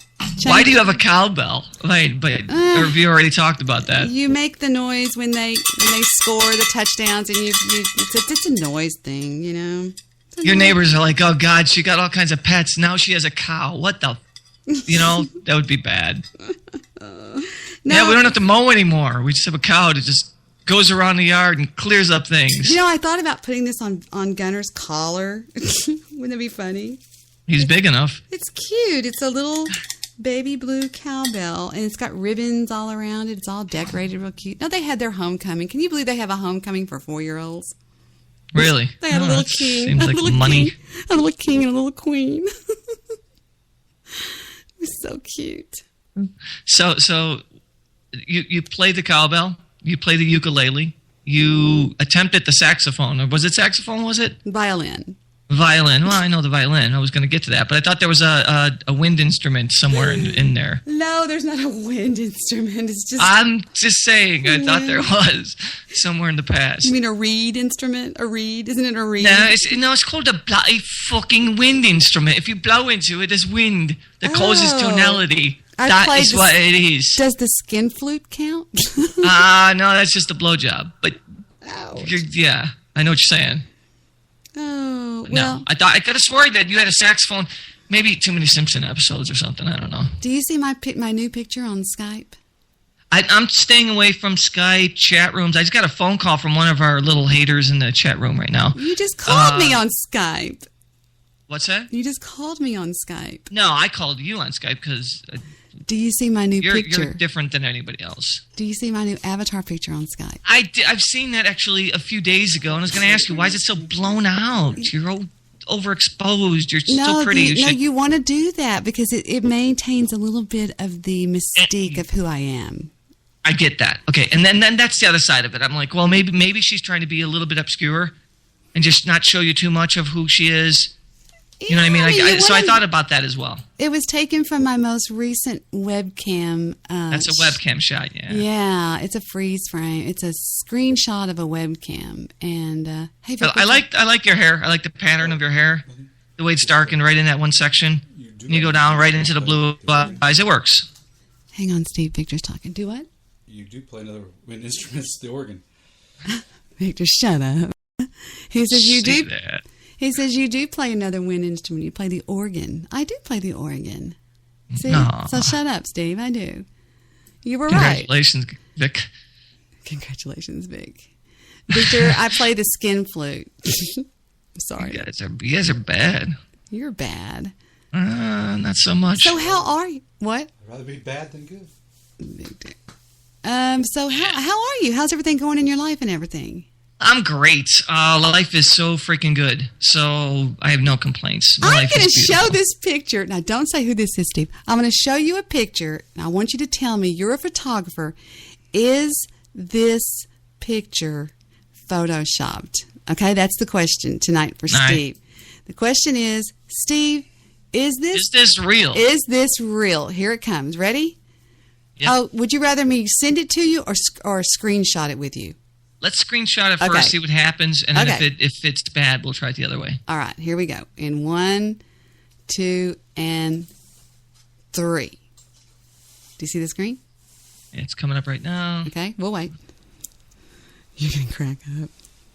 This is it, Victor. This is going to be the answer to our question. Tell me when you see the screen, dear.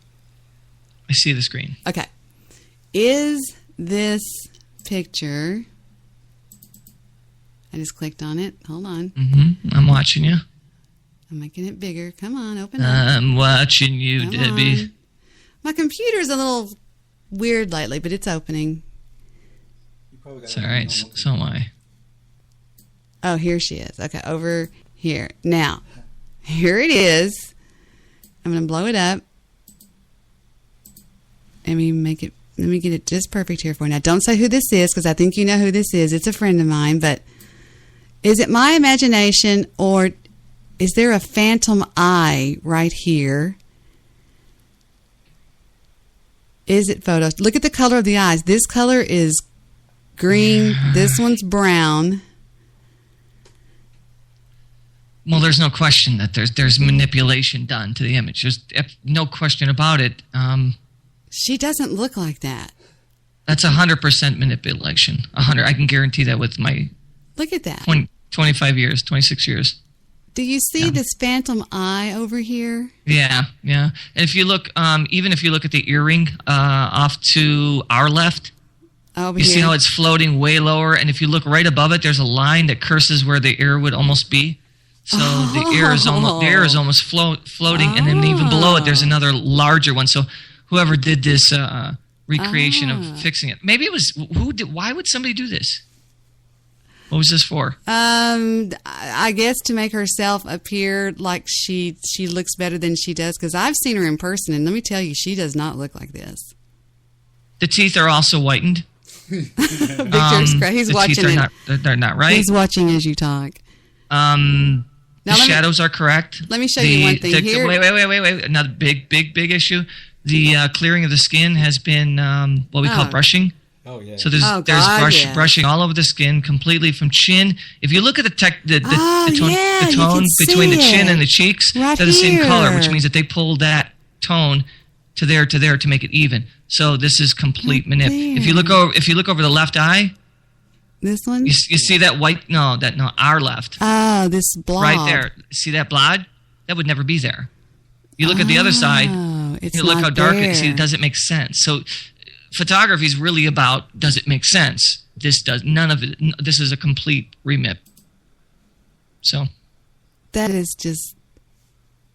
Wait, how do I was going to mess with it first and see if I can show, take out the color, or see if I can find. You could desaturate it and make it black and white. And look then at this it's still dot. wrong. Look at this dot right here over her eye. I think that's the telltale. This pupil that's right here out of nowhere, and there's a circle right here on her forehead, right here. That third eye. Yeah. It just looks so manipulated, and it's just so sad. I don't even know why you brought me in on that one. I just wanted you to see. Yeah, that's night and day right there. And sepia. What I think she tried to do is, she has a picture of her daughter, which was, where did it go? It's somewhere over here. She had a picture of her. I think she's trying to look. I think she almost tried to Photoshop maybe two pictures together or something. Yeah, it almost. I was going to say that it looks like a merge. It looks like you're taking two plate and you're almost doing HDR, where you're doing a high dynamic range photography, where you're layering an image over another image to make it right. Now that brown eye on our right. Mm-hmm. Looks like the one on her left. So, as far as the color and the eye pupil size, look at the eye pupil size. That's your giveaway right away. There's something that you can't do. I mean, I could do it, and any good editor can do it. When you look at the size of the pupil, if they haven't changed that, they really haven't thought about the good edit. So if you take that picture backwards and undo all the, take it out of sepia, take it out of all those things, just do an undo. Yeah, restore all. That's odd. Big indicator that. But see, this eye is light. This eye is light, and this eye. I think Annette. I think. Yeah, Bobby. She manipulated this photo too. You know, I'm like, just get over yourself. I mean, my God, you're not that important to the world to have to say, this is what I look. I mean, when I go on webcam, I'm like, here I am. This is what I look like. Whatever. I do it sometimes just to shut people up. You know, yeah. just say, here I know am. you do. Whatever. You do it like every couple of months. Right, exactly. Just to say, you know what, you guys don't. Here I am. This is real video. By the way, video is very difficult to edit. In fact, it's extremely difficult to edit. When you're going, there's 24 frames at minimum per second. That means you have to go into each frame. All right, you know how many seconds are in let's say, a 3-minute video, 4-minute video? No. There's a ton. So you're taking each frame, fixing it, and then correct it. So you can have this thing called Match Program, which matches it to the next possible thing that fits that frame, and then all the corresponding ones will take that. But if something changes, somebody looks really like they've been through some kind of mutination. So it's not really good. That was horrible. So it all depends. That was horrible.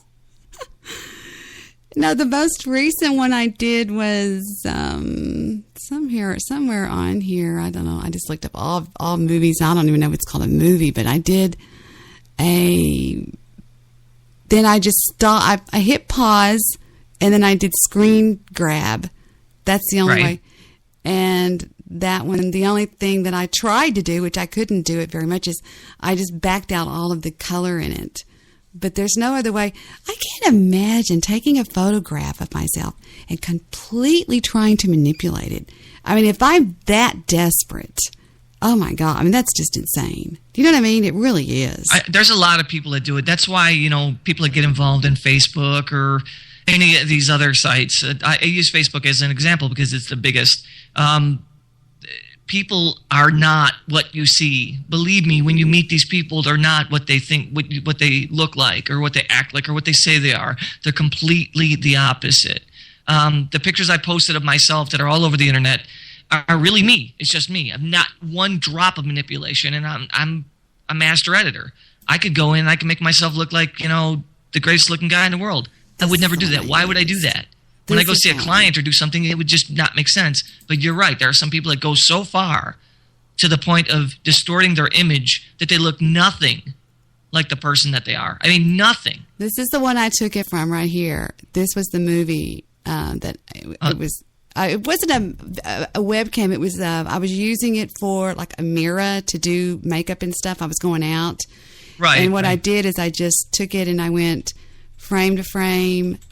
And then I reached some point. I was trying to get my hair to work. I reached some point in it. Okay, it's got to be right. It's got to be close. Once your eyes go straight. Right. It was right. Towards the camera. It actually probably looks better with the color on, but it was one of. I forgot what the picture looks like now. What's the picture look like? I forgot. Well, you have the hair right, so it's close. It's got to be a few frames up. Heather put it on my desktop. She goes, make that your desktop photo. So it was right.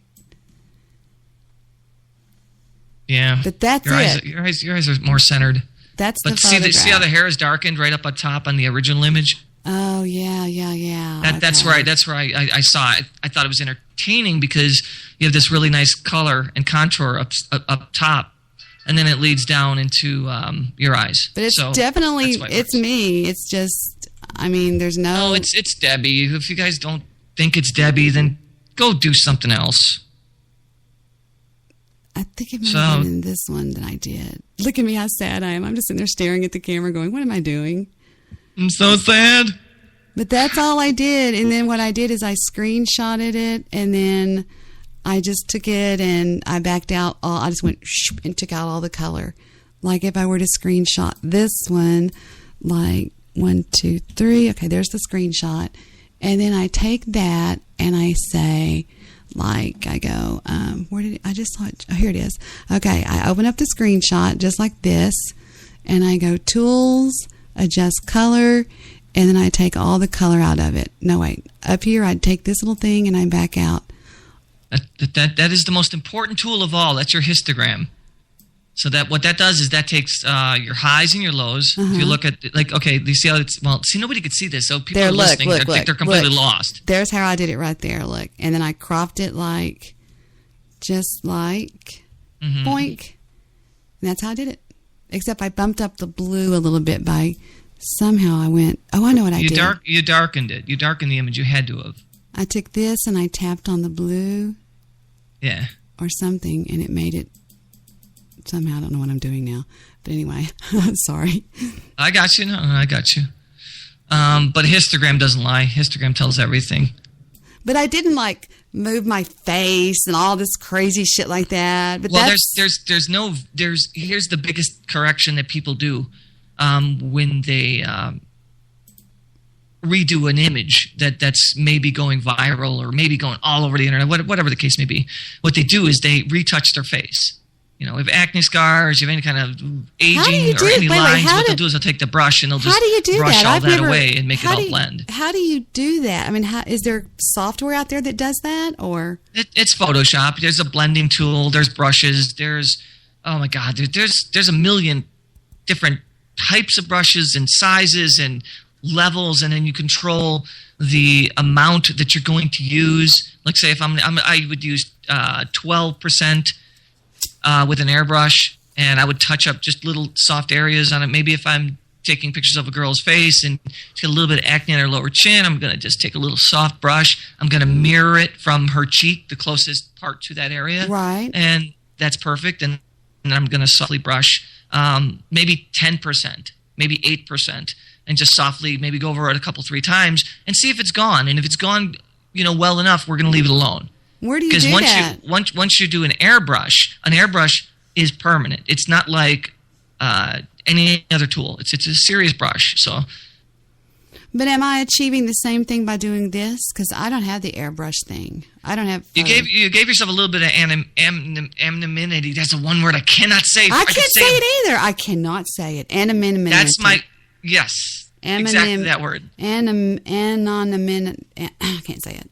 I can't say it. And that's I have a very, very good dialogue of words, but that's one word that's always struck me as difficult. Anonymity. One of those. Anonymity. Okay. I was close. Anonymity. I just anonymous. Said it. All right. Anonymous. I can't say. Anonymity. Damn it. .com. You always say .com. I said, you've got me saying .com now. So anyway, so it all works and it all comes down, and her picture is great. And Debbie is a cute girl. She's always been cute. You've always been a good-looking girl. Anonymity. That's not it. It's No.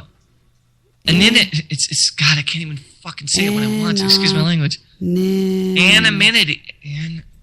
Oh my God. There it is. Look. Okay, here's the word. It says, where'd it go? It says. Do you have the autoplay where it'll play it for us? Anonymity. Anonymity. Yeah. Anonymity. Anonymity. Yeah. Anonymity. That's it. Yay. Anonymity. Anonymity. Yeah, let me see. said it right once in my 40 tries. Say it, computer. Anonymity. Anonymity. Anonymity. I'm anonymity. I'm over mud and I'm anonymity. Potato.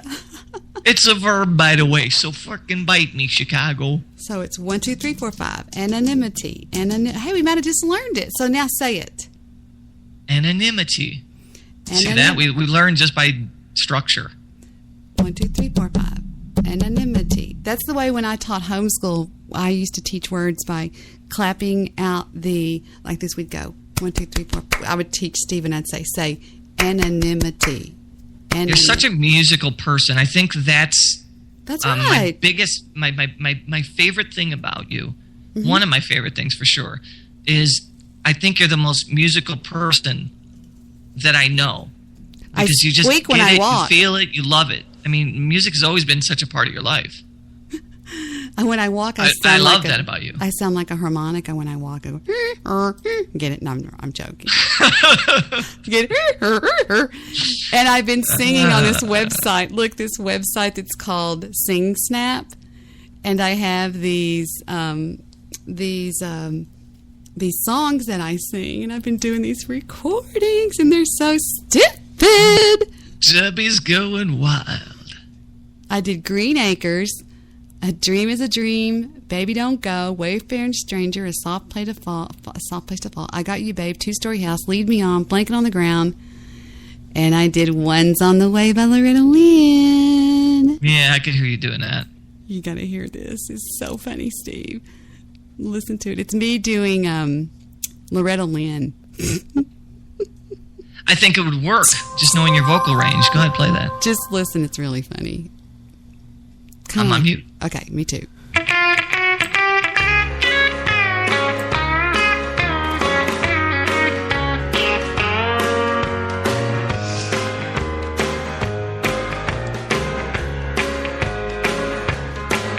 They say to have her hair done, Liz flies all the way to France. And Jackie's seen in a discotheque doing a brand new dance. And the White House social season should be glittering and gay. But here in Topeka, the rain is a-falling, the faucet is a-tripping, and the kids are a-bawling. One of them's toddling and one is crawling and one's on the way. I'm glad that Raquel Welch just signed $1 million pact. And Debbie's out in Vegas now, she's working a brand new act. While the TV's showing the newlywed game, what a game to play. But here in Topeka, the screen doors are banging, coffee's boiling over and the wash needs a hanging. One wants a cookie and one wants a changing and one's on the way. Okay, now here's where it gets funny, Steve. All right. Now what was I doing? Jimmy, get away from there. Darn, there goes the phone. Hello, honey. What's that you say? You're bringing a few army buddies home. You're calling from a bar? Get away from there. No, not you, honey. I was talking to the baby. Wait a minute, honey. There's the doorbell. Could you stop at the market and pick up... Darn it. Never mind. The girls in New York City, they all march for women's lib. And better homes and garden shows, a better way to live. And the pill may change the world tomorrow, but meanwhile today, here in Dallas the flies are a-buzzing, the dog is a-barking and the floor needs a scrubbing. One needs a spanking and one needs a hugging, Lord. One's on the way. Gee, I hope it's not twins again. Nicely ad-libbed. Was that ad-libbed at the end? It was ad-libbed at the end. That's pretty damn good. And if you took that, like, that was really, see, that's your style. It's country. It's hokey pokey. It's emotional, and it's got a good story. It's plunky plunk. It's definitely plunky plunk. It's definitely plunky plunk music. We've already, there's no question about that. Plunky plunk and wanky twank. And these Wanky twank. This is just the A's. I mean, no, this is not even the A's. Wait, these are all songs you sang? No.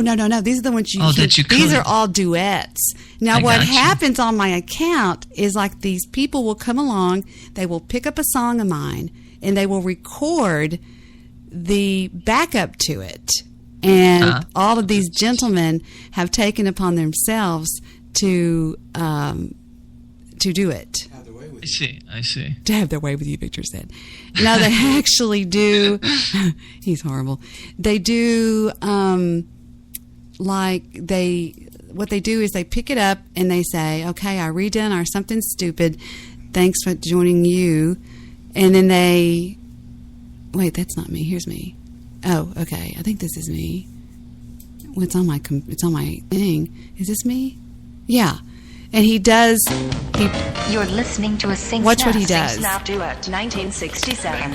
He's pretty good. Something stupid. And watch what he does. He sings with me. And watch what he did. It's really kind of funny. I know I stand in line until you think you have the time to spend an evening with me. And if we go someplace to dance, I know that there's a chance you won't be leaving with me. Then afterwards we drop into a quiet little place and have a drink or two. And then I go go and spoil it all by saying something stupid like I love you. I can see it in your eyes that you despise the same old lies you heard the night before. And though it's just a line to you, for me it's true, it never seemed so right before. I practice every day to find some clever lines to say to make the meaning come true. You know, the weird part about doing that song, Steve, is when you sing it, when I sung it originally, I'm actually singing what some people back in the old days used to call the tenor, which is the harmony. And then yeah, that's the hard part. And then he comes in with the normal part of the song. I mean, like, when I did it, it was just, Actually, the voice blending there was really surprisingly I know. good. Here's how it sounds with just me doing the tenor or the backup, which really is weird. It's kind of hard to do. Wow, it's one of the hardest songs to sing. It's called Something Stupid. I remember you told me that before. Yeah. Oh, it's hard. Listen to the tenor part. I know I stand in line until you think you have the time to spend an evening with me. And if we go someplace to dance, I know that there's a chance you won't be leaving with me. Then afterwards we drop into a quiet little place and have a drink or two. And then I go and spoil it all by saying something stupid like I love you. I can see it in your eyes that you despise the same old lies you've heard the night before. And though it's just a line for you, for me it's true, you've never seemed so right before. I practice every day to find some clever lines to say to make the meaning come true. But then I think I'll wait until the evening gets late and I'm alone with you. The time is where your perfume fills my head, the stars get red and all the nights so blue.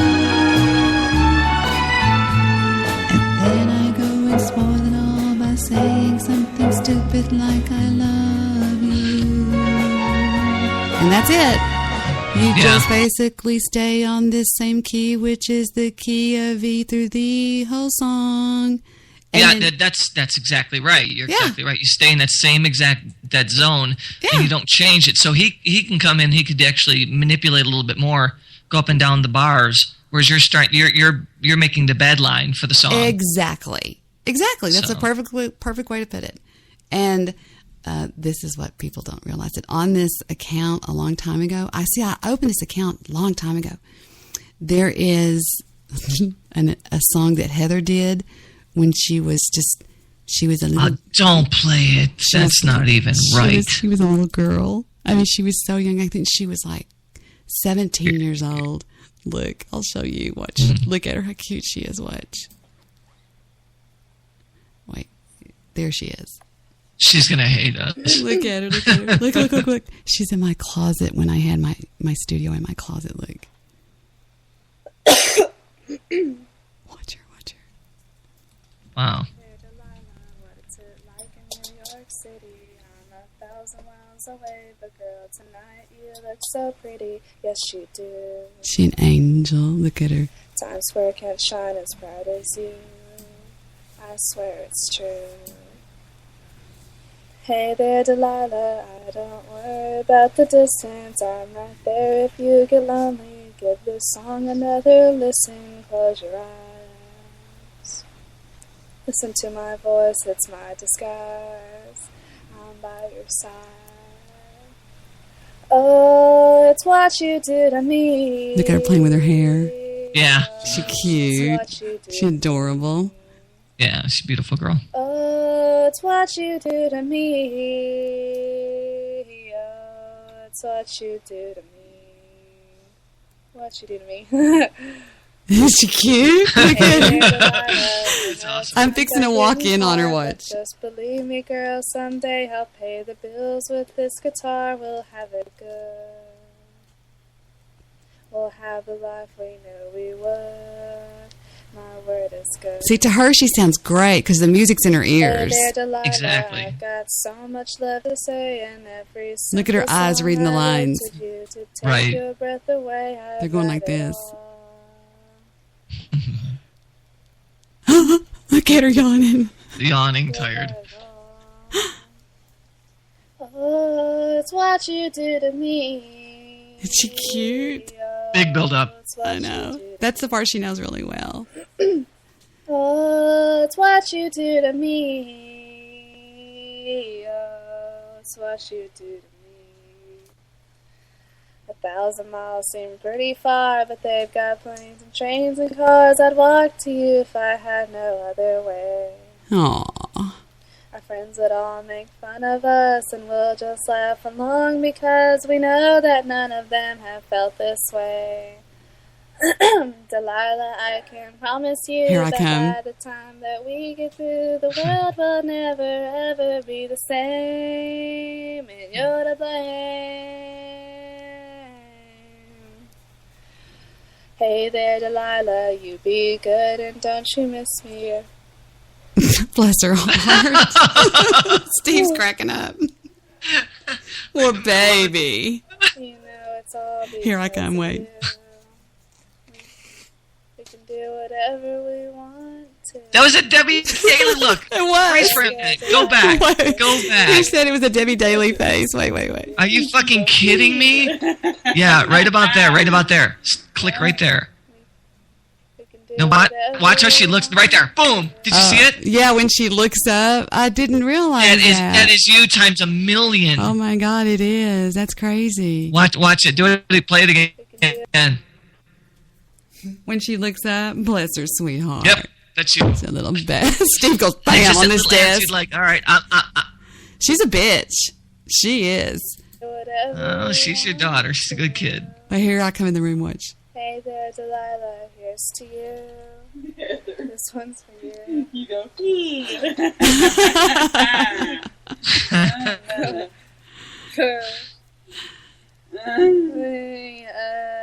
That's what you do to me. Whitest teeth ever. I know, they God. still are. For your talent in mistakes. I'll sing that in the talent show. Oh, no. What you do to me. What you do to me. I wonder if they have any... I don't know. I want to hear it. Huh? What? I want to hear it. That's so fun. Do I just press stop? Do I just press stop? That's just awesome that you have that. I know. I You know what I can't mean? believe I still have that. That's amazing. That is awesome. That is a great part of it. My baby. And it is your baby, and your baby's amazing. And it's always going to be there. You know, exactly. That's why I say, make sure in case this site ever fails or goes So down, she copy listens. that. She listens to it. She comes back and she goes, "Mom, there was no freaking music."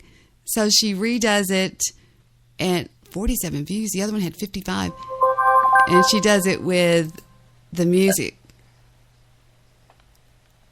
Look at her looking. She's reading the screen. I think she's so pretty. She's beautiful. Period. Hey, girl, tonight you look so pretty. Yes, you do. Oh, she sounds just like you right now. Swears as decent as you. It's true. Hey there, Delilah. I'm not worried about the distance. So tonight you look so pretty. Dun, dun, dun, dun, dun. Close your eyes. Dun, dun, dun, dun, dun, dun. I forgot the lyrics. I gotta say this, that I enjoyed the first version more only because you knew it was genuinely her. Right. And then when the fake plain white tees come in, it just doesn't work. I don't know. I liked hearing her more. That's what I'm saying.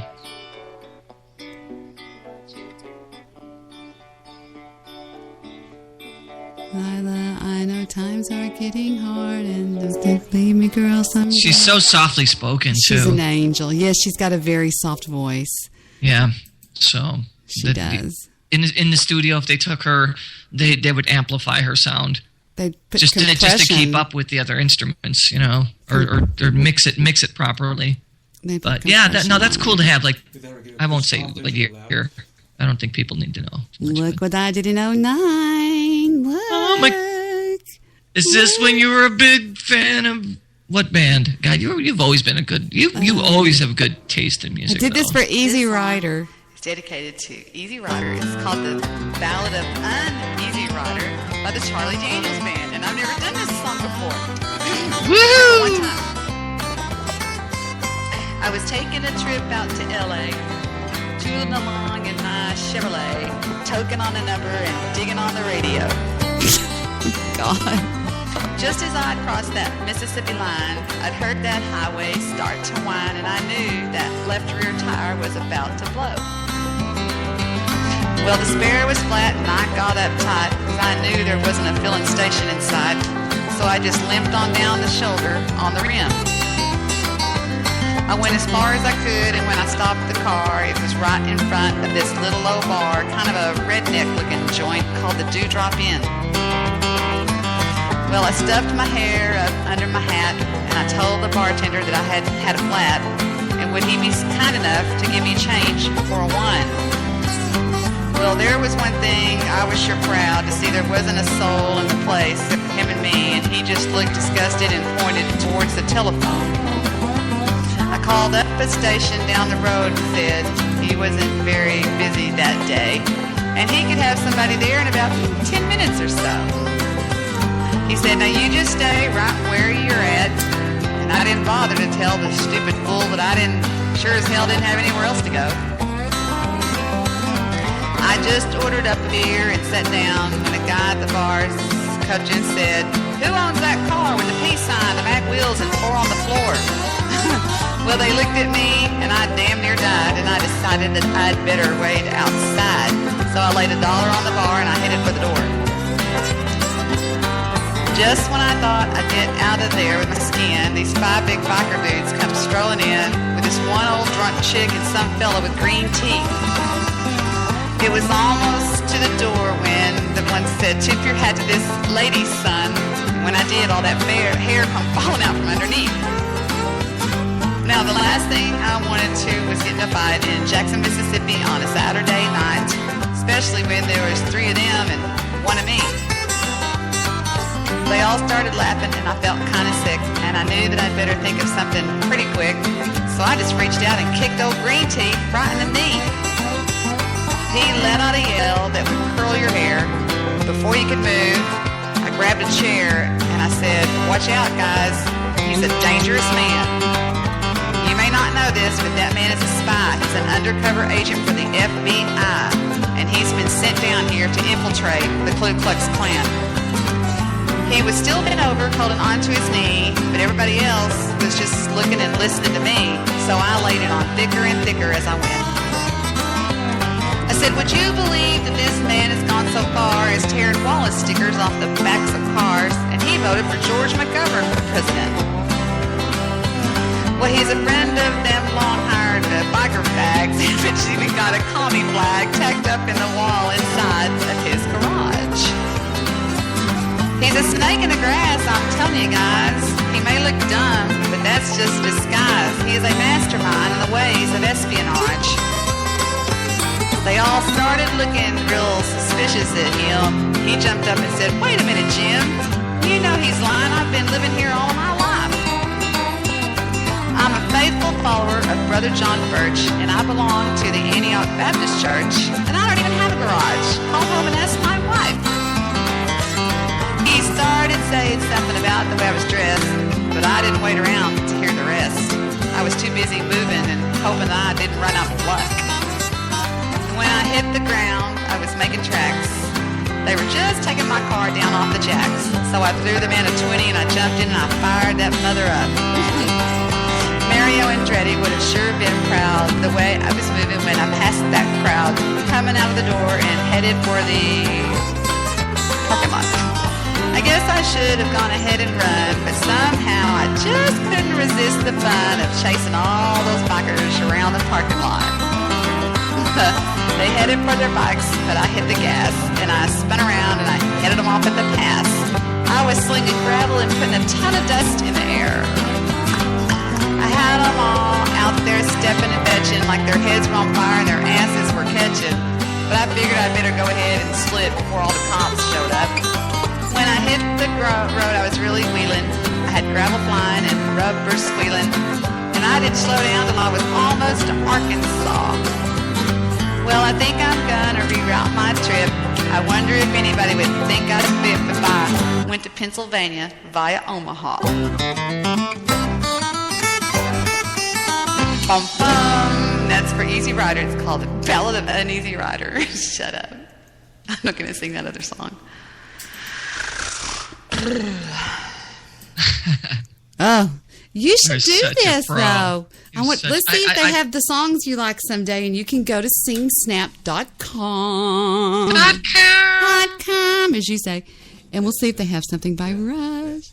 Beth. Victor said Beth. I never sing. No, shut up, Victor. Look, they have Closer to the Heart, Fly by Night, Free Will, Limelight, New World Man, One Little... It's almost like this Rush band is actually okay. And I want to say something to you, by the way. What? I was listening to somebody. I listen to your show every night that you do a show. I don't even know if you know that. No, do you really? If I'm like, I catch it on my iPhone, or not my iPhone, on my Android. I catch it on the app on my Android, and I always listen to the show. And you'll see I put a little check mark if I liked it, if I enjoyed the show. You did one with 3M the other day, and you were playing this whole segment about Neil Peart.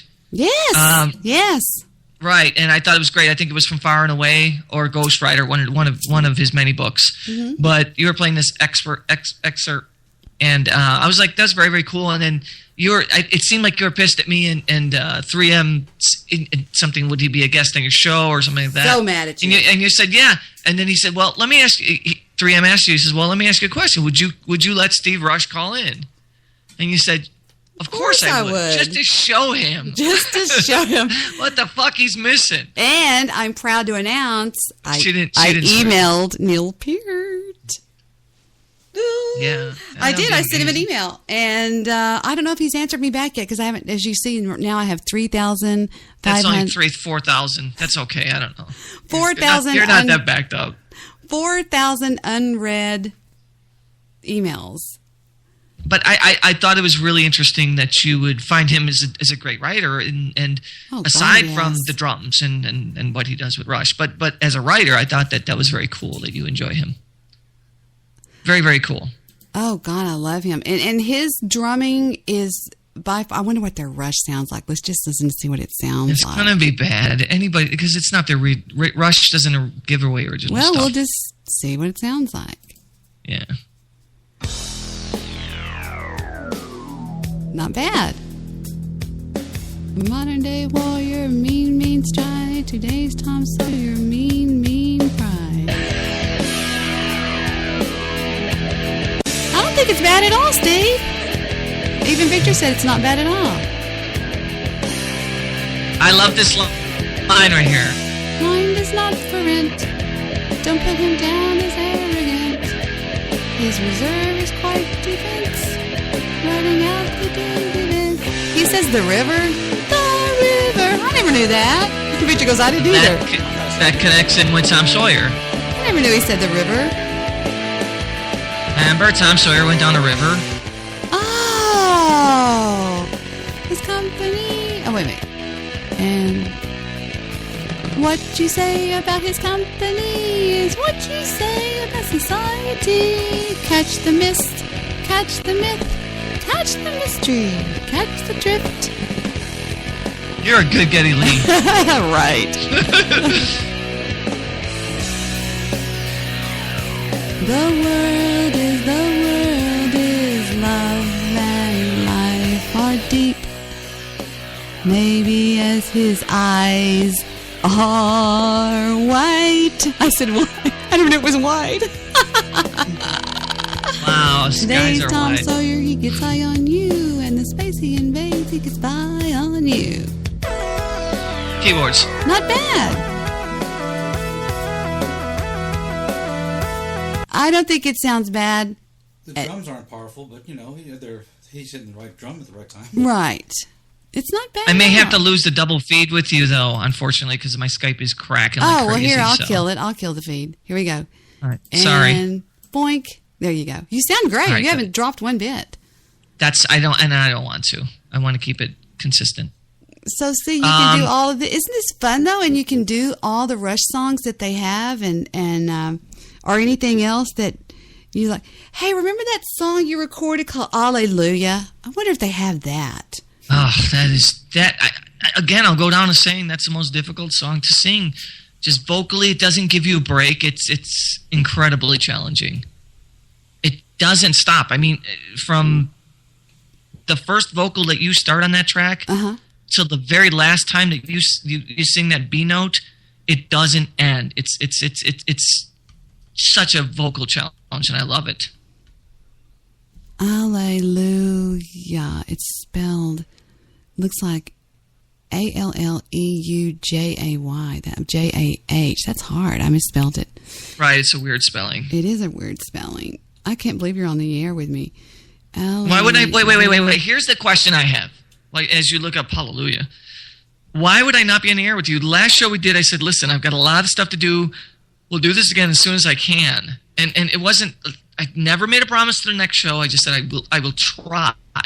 Right. It's just been crazy. But as far as me and you, I love you. I would never not want to do a show with you. I would always want to do something, and have a good show and have fun and be part of this, because this is good stuff. You know what I mean? But there was never like disrespect or anything like that. It was just sometimes I just can't do it. There are certain things that come up, as you know, in your personal life as well, that you just have to handle first. And, I'm still in that thing, but tonight was that one night I got off, and I said, I got to call her, man. Jesus, I was going to give you a phone call. And then I said, well, better than that, I caught you on Skype and you were doing a show. So, that was kind of nice.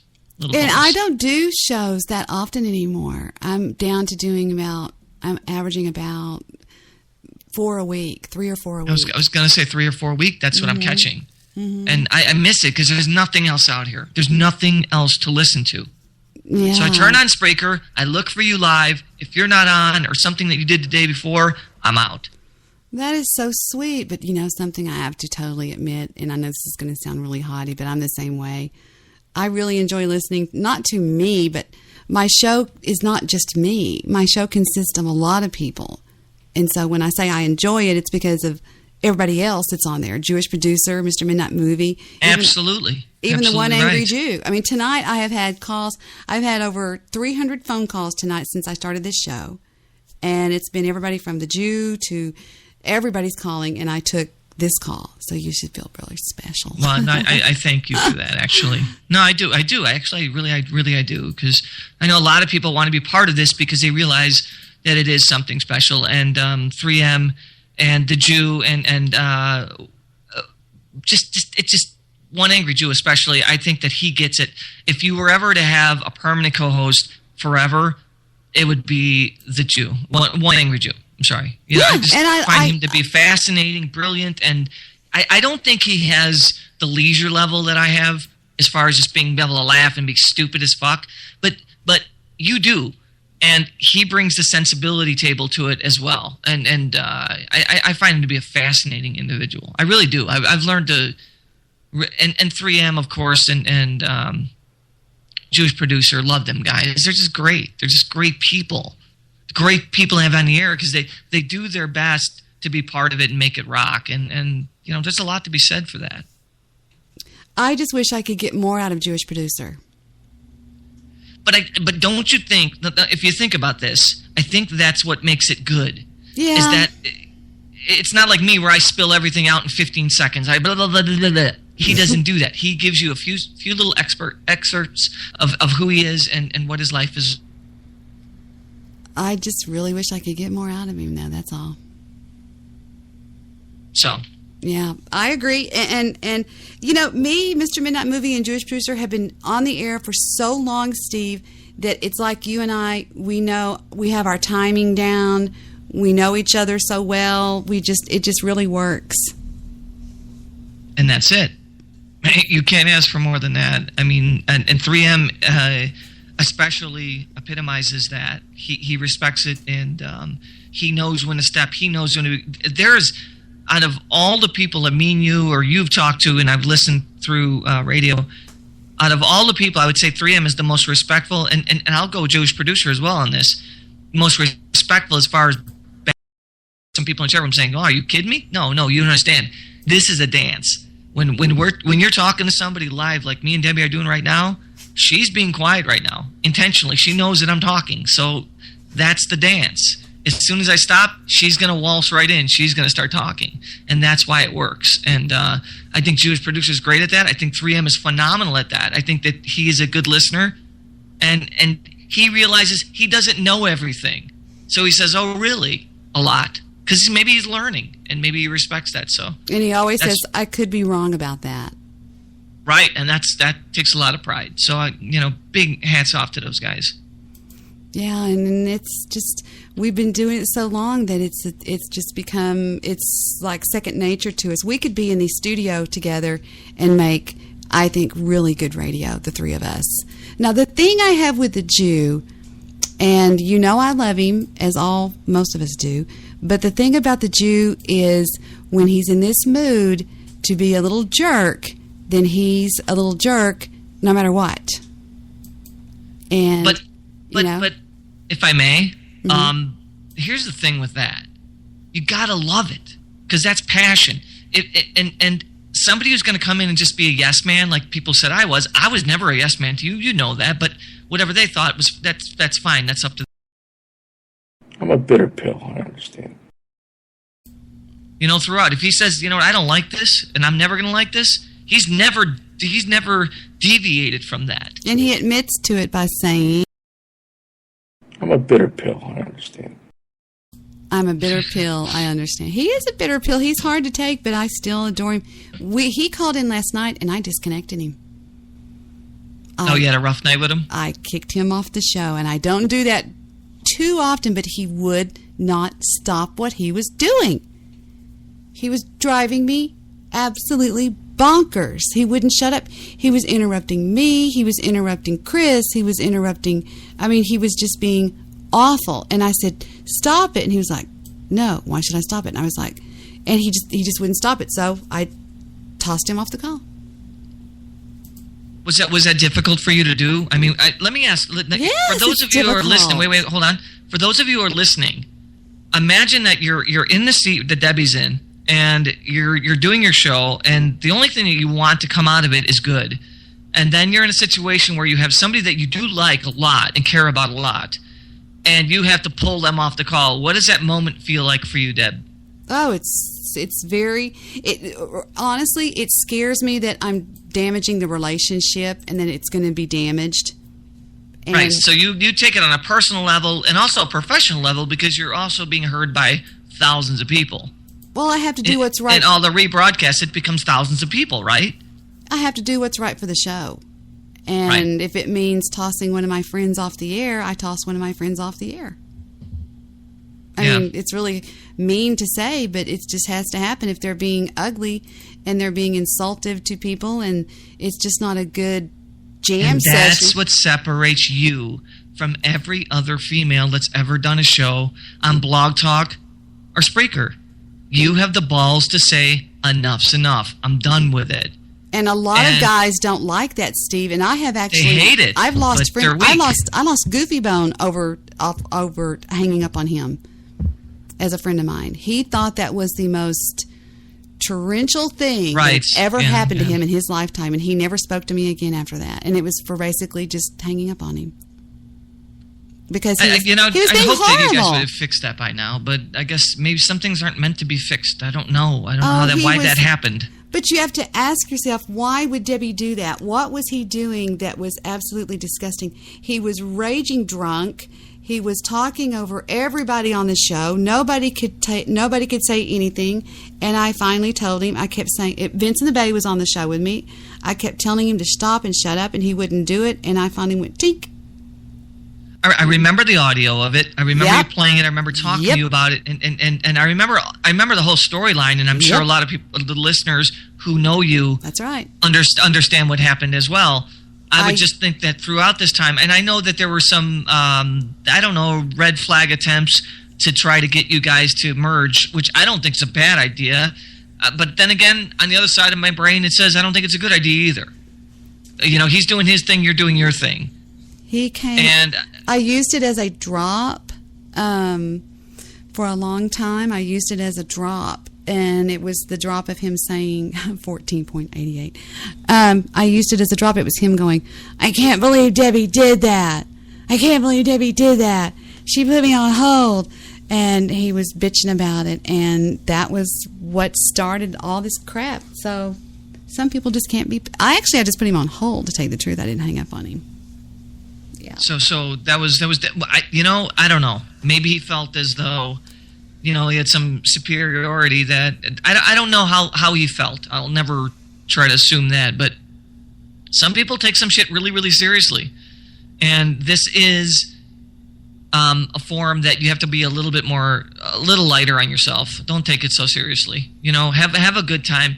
Do the best that you could do. Make people have a good time. Make people enjoy the fact that that when they turn on the Spreaker account and they open it up, that they enjoy what they're hearing. And I think that's what you've always tried to do, and I've always supported that and always wanted to be part of it. Well, I have to realize that there's people out there listening. It's not just a game for 6 people to play and 5 people to listen to. I mean, this show averages right now. I have 64 lurkers in my chat room. So it's so funny because you said you have 64 lurkers. The other night I was listening in and I'm like, and you mentioned the lurker count. It was like 120 something or something like that. Mm-hmm. And I'm like, shit, I'm one of those lurkers. Just refresh. I'm freaking lurking. Refresh the page. It refreshes the chat room, and it shows you on the listening count over on the left how many are in there right now. Like right now, I just refreshed it. It says 64. I mean, that's a good thing. That's good. And you know what? Love you or hate you, regardless of that, you sustain the test of time, and you're proving yourself. And there's nothing that anyone could say to dispute that. That's factual. That you've been consistent. You've never wavered, and it's always been fun. And if it hasn't been fun, it's been at least really fucking interesting. Did you hear Pimp Pat? Did you hear Pimp Pat on the show last night? I did not. I didn't catch yesterday's show at all. He was great. It was a crazy busy night, but yeah. He was funny. Pimp Pat is so funny and so smart. I just wish that he would realize that. I wish I could go back in time. There's a lot of talent in that guy. Oh my God, Deb. I wish I could go back in time and re-raise Pimp Pat. Something went wrong somewhere. But he's a pretty fun guy. He was taking. He just called me about an hour before I talked to you. He's called me 300 times tonight. Yeah, and then he called me again. This is a secondary phone, the number that he has, and I never use it. But if it goes off, I check because only a few people have it. So I just, for some reason, I picked it up, and some silly thing about being at a restaurant or a store or something like that. I don't remember exactly what it was, but I didn't listen enough to it. I just F you, and I hung up. And then it rang again, immediately after that. And the reason I've never done anything wrong to him, and then he's going to try to vindicate somebody's false accusations about my photography, and that whatever that is. And for whatever it's worth, if that's what you want to do, then just do that. That's great. I would hope to God that you would try to aspire to be something more than just the guy that says they heard something from somebody that isn't true. Find your own facts in life and work from there. Well, you have to realize... Because you're smart. He's a smart guy. He's an intelligent guy.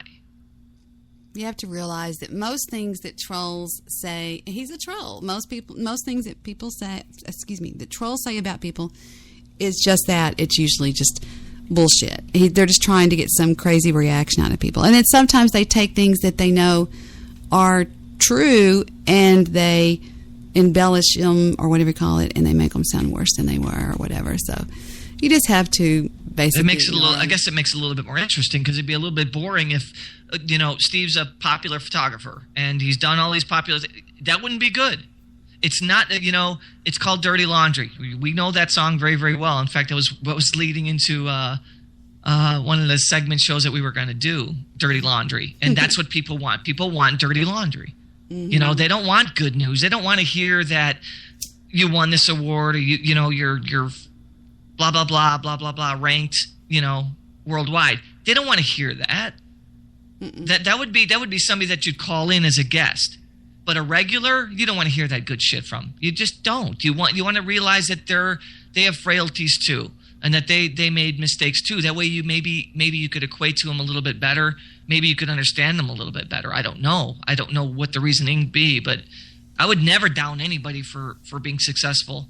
But maybe when you're on the air and you're talking a lot, and people are hearing you a lot, maybe then you'd like to say, all right, cut this guy down a little bit because it's ridiculous. I'm sick of hearing him. Yeah, it's not good to brag. I had to learn that. I mean, and a lot of times just telling the basic truth about something in your life to other people sounds like you're bragging. Correct. If I was to say, oh, I had a bridal shop, the first one failed, but the second one was amazingly successful, people will think that, oh, listen to her bragging. No, it was just the truth. But I know what you're saying. But I wanted to show y'all something funny. Goose said something a minute ago in my chat room.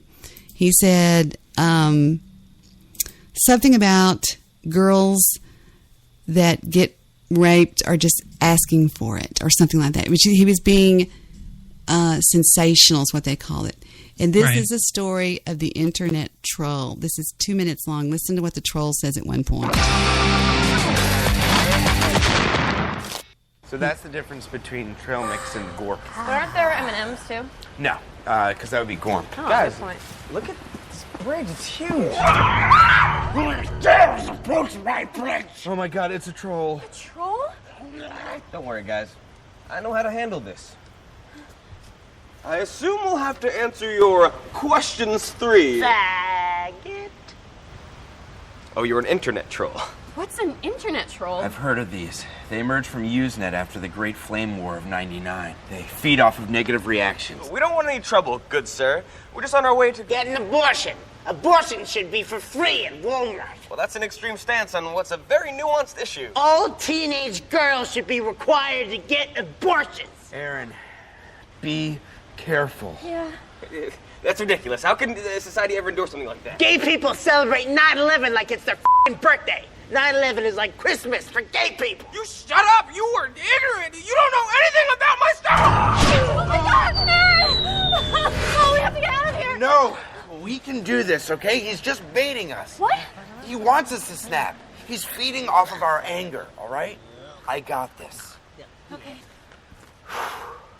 Hi. All Jews deserve to die in the Holocaust.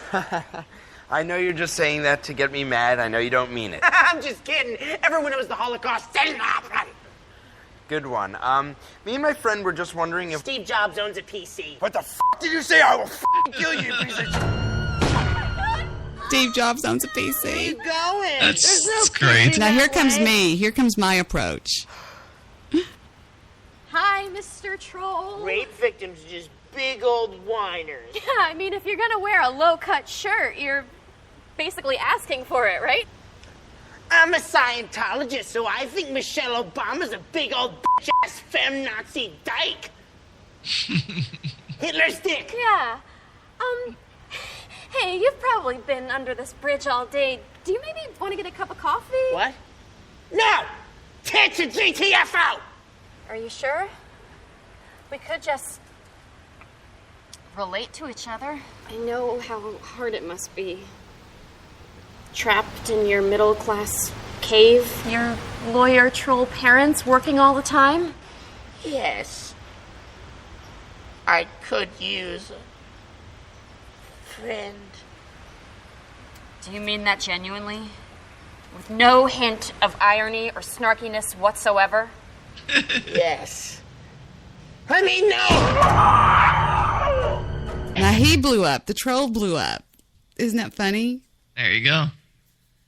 So watch out there, guys. It's dangerous. You can blow up. What they're looking for is a reaction. If they call up and say, Debbie, you're a whore, they want to hear me go, fuck you, I'm not a whore, blah, blah, blah. You know, they want to hear you come because back. They know that you're not, and your response is their answer. It's either crazy or nothing. And if it's nothing, they failed. So if they call you and they say, Debbie Daly, you're a whore, and you respond normally, they have nothing. My response response would be a whore that you can't afford. I'm not as cheap as your mother.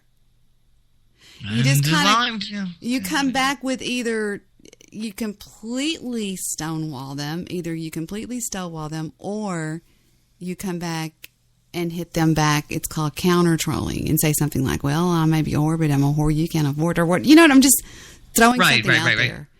But there are other ways to defend against. I don't know if it's called defending, but because willingly we're all out here. If we're out here on the air, then we're susceptible to things. If you go out in public areas, you're susceptible to people doing stupid shit. Well, we're susceptible to this probably times 20 because now it's on the computer, it's on the internet. So, you know what, Victor? How many times have you had to answer to somebody being an asshole, being a troll towards you? Could you even count that high? No, probably not. It's impossible. In the years that we worked back when you were on Blog Talk, I could not believe the way you defended yourself. You were a fucking rock star. The way that you just beat the shit out of people, just like you just proclaimed. That's true, guys. That was 5 years ago, and she was doing that. And that's why you're still here today, and no other female is. Not one other. Can do what you do for as long as you've done it and consistently be accurate. Which means one thing, you're telling the truth. What'd you say, Victor? Nothing. Oh, thank you. That's very sweet of you to say. And I've always just thought, nobody's going to scare me out of doing something or troll me off my show or troll me off of whatever. It's ridiculous. I mean, they feed off of fear. It's called a lulz cow, a response. It's right. That's where they feed. That's how they feed off of them. I mean, they feed off of people like that. But Victor, and the fact is, I'm sorry, really quickly. The fact is that they love you. I mean, there's no question. I'm sorry about the noise. I know that they love you. I know that and they may not say it. They'll never say it. But they know that there's somebody consistently out there that's consistently good, and at least you give them something to aim for. Because without you, it's like, shit, there's nothing else out there. Everybody else is making themselves look like a complete bloody idiot. So Debbie's doing the serious thing, and I'm going to come in there and mess her up, and they keep getting tripped up by themselves by overanalyzing something that it's pretty simple. It's like you want to do a real show, and you expect real results, and I'm not falling for your shit. I've been there. I've done that. I've got it.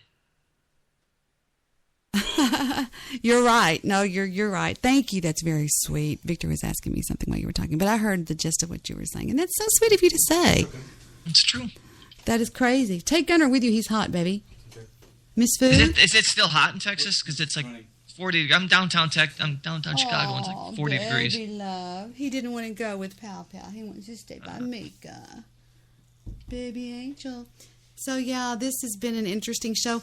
I talked about, last night I was talking about ISIS. And really? I was talking about the red moon that's come back, the blood moon. And that's very scary. Nah. Why is that scary? Because it was foretold in the Bible. I understand, but there's blood moons almost every 3 years? And this year we had 3, I believe. Was it 3 this year? I don't know. Wait a minute. Victor wanted me to click this. It's called... I'll tell you. Summer loving had me a blast. Summer loving happened so fast. I met a girl crazy for me. It's a joke. Hold on. Summer days drifting away to the summer night. Oh well, oh well, oh well, oh well. Tell me more.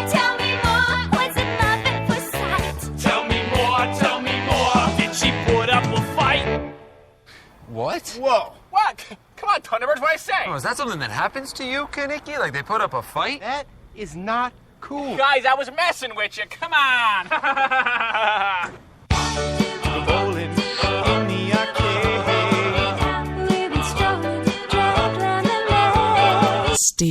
see this. Wait. This is fucking hysterical. Watch this. Then I'll take it off again. Watch. All right. You're going to die when you see this. This is so fucking bad. I'm going to die. Watch. Okay, let me max it out. Here we go. Summer fling don't mean a thing, but on the summer night. Tell me more. Did you slip her a pill? Hold it. That is some seriously fucked up shit. You're talking about roofies? Shoop up,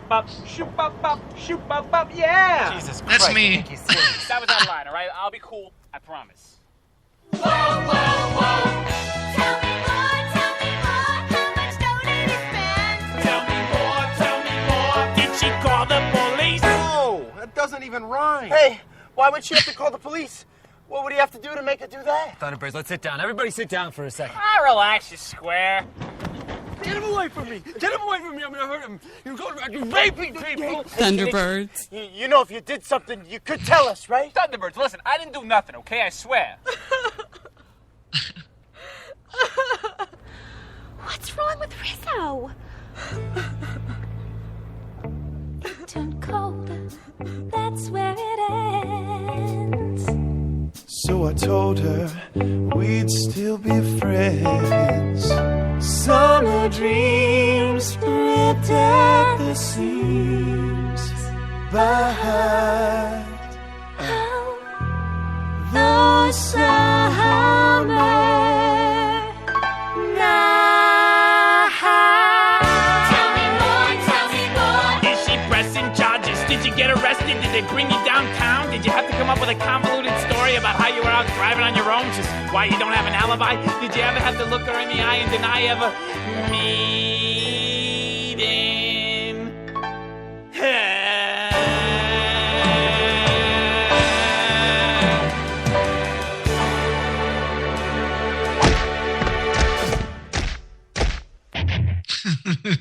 God, that's horrible. Never seen that. I've never seen that either.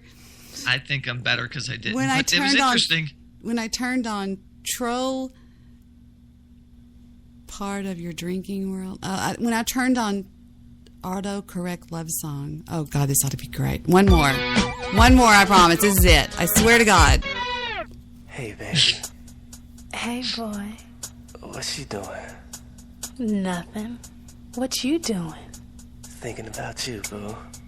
Yeah? What you thinking?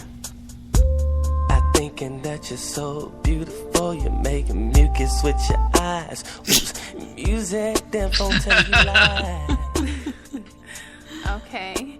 Anyway, girl, do you think I have a shit? I think we all have a shit, whether or not you want to admit it. Damn, I mean, shot, do I have a shot with you? I don't know, boy, why don't you tell me what you want to do? Well, I started on slow, maybe cock you up some food, masturbate some chicken. Gross. Marinate, not trying to be rude, and maybe get a nice brew like a hermaphrodite. Whoa! Hold up, man! Don't like a hermaphrodite. No! It's autocorrect. Right. I swear this phone really wants me to spend the night alone. Don't worry about that, baby. My phone does the same thing. Just tell me what you want to do after our dinner. Well, first things first, I'ma get some incest. Creep. Huh? Incense. You know the stuff you burn, it smells good. Damn, you got me worried that your sister gives you wood. Just let move on. My HIV gave it to me. Hey, What? nice. No, wait, my job gave it to me. Don't have a high five. Girl, you gotta trust me. I do, boo, I do. But concentrate on your phone keys. I know I'm sorry, girl. Didn't mean to confuse. Now let me tell you what I wanna do all over you. I'm the kind of man who isn't just looking to duck. What the hell does ducking phone suck? Anyway, I wanna play ducking with your phone hair, roll on your suck. toes. I got a fetus for the type of thing, don't you should know. Like in a jar, something, cause I ain't down with that. A jar? For your fetus. Oh no, I meant fetish. Toes and whatnot. Okay, that's not as creepy. And I like that you're being honest. Trust, girl, that's what it's all about if you let me own it. You can hit it, boy. But first just tell me this. You can have one wish. Tell me what it is. If I had one wish, I want the juice to your heart. Okay. Oh, with the duck. Man, Keith, just give me a fresh start. Give me one more shit to prove to you that I'm not playing. One more shit. Okay, fine, boy. But you better refrain from the nasty shot you're saying. Oops. I didn't mean it, girl. Nice. I would never be so gross. All this nasty talk is from the ain't no correct on my phone. Bye. God. I hate autocorrect. I know it. I'm still laughing. That's so funny. That is horrible. That is so good. That is so true. Heather has It's so autocorrect, true. and she'll send me something. Just yesterday, she said something that came out stupid on autocorrect. What was it? Let me look for it. It's on, where was it? She sends me a text message, and she says, oh, wait, here it is. She goes, that's Mr. Midnight Movie. Wait a minute. It goes, oh, Mom, we're close. We're getting cops down the street. And I went, what?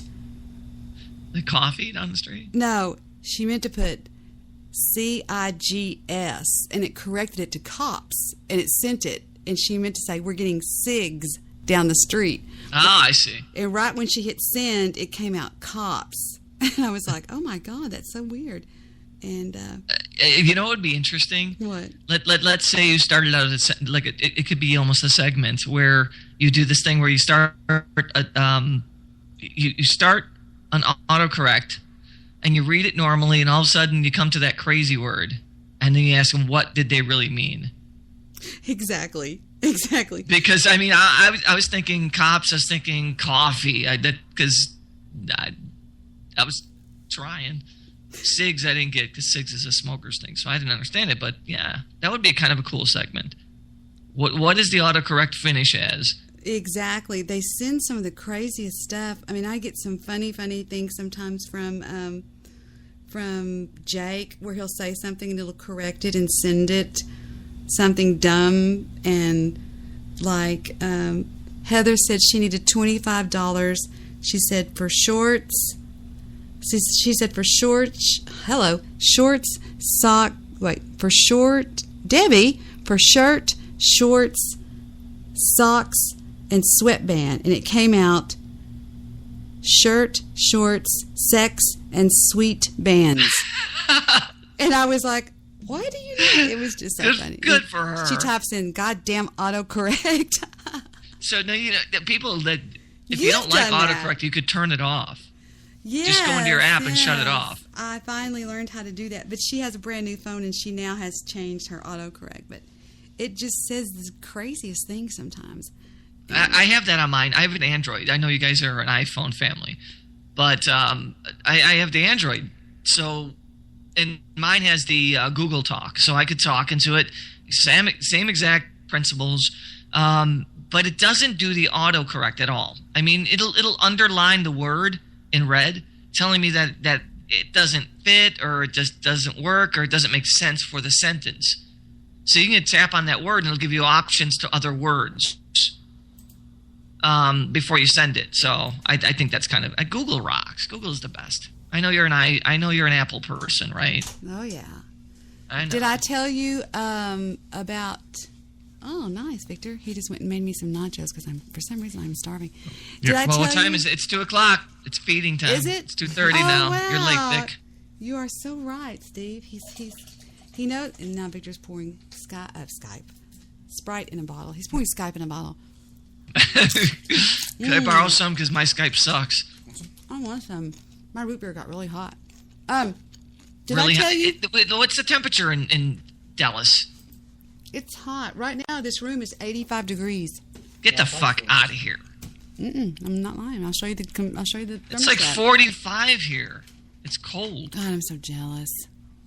We're still just sweating like crazy.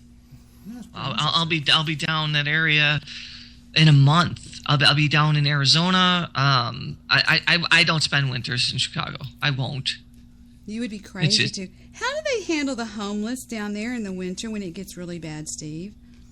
I was wondering. There's a lot. There's a ton of shelters. The police officers, here's the thing: the homeless in Chicago usually burrow around the downtown area because they know that the popo are going to be around. They're going to pick them up and they're going to take them to a shelter. And there's always shelters. So if not, there's warming centers. So, and you're right. There's, how does a metropolis with, 600,000 people in just one concentrated area? I'm just talking about Chicago. I'm not talking about the suburbs. The suburbs are a different entity. You're talking about millions of people. But, you got to keep them warm, otherwise they die. They're in some cities where they're not expecting cold, and the cold snap hits. People they find people dead all over the place. It's kind of crazy. But the real killer in Chicago is not the cold. It's the contrary. It's the heat. The biggest death in Chicago history, and I know people are going to Google this, but was, I believe, in the summer of '96. I'm not sure on the year, but there was a heat wave that came through. That was, like 5 days of 106 degrees plus or something like that. And 500 and plus people died in Chicago.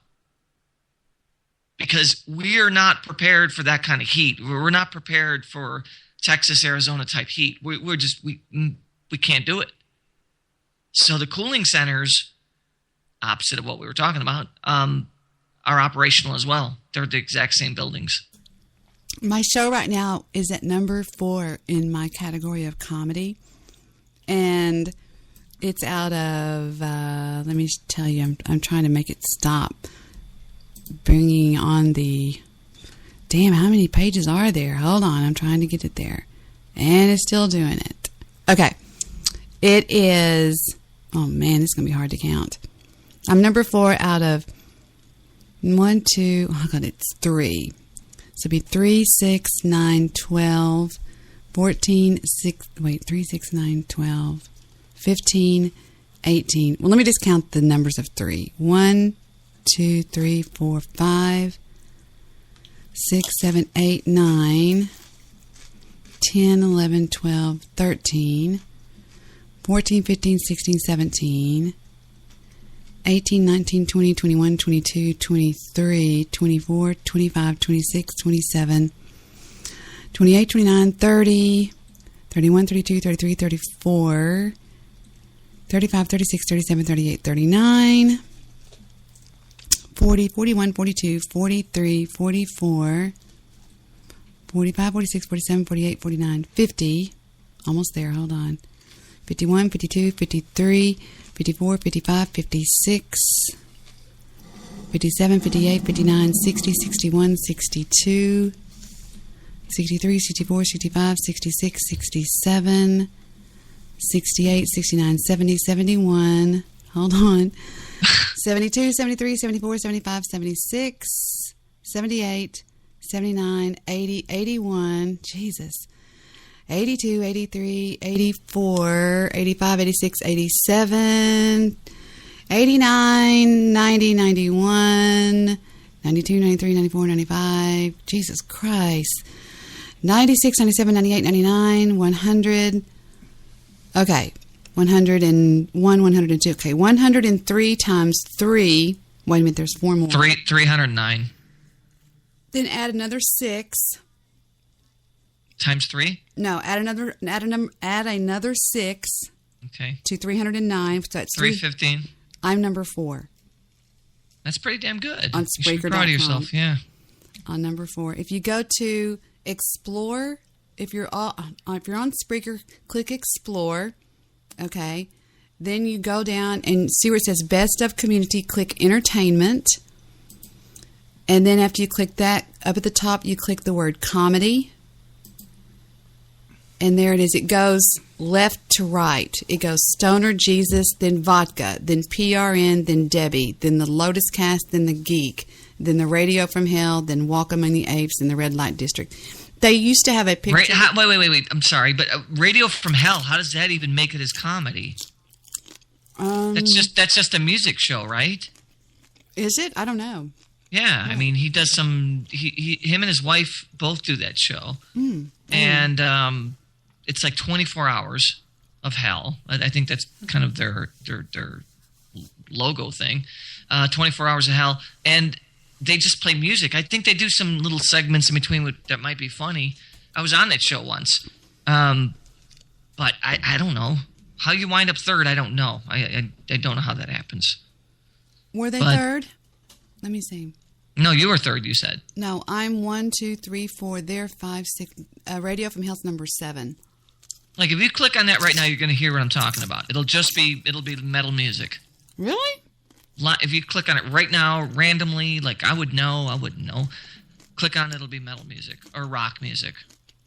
The views expressed on X96's Radio from Hell show do not necessarily reflect the opinions of Broadway media, its management, owners, or advertisers. This program is intended for mature audiences. Parental discretion is advised.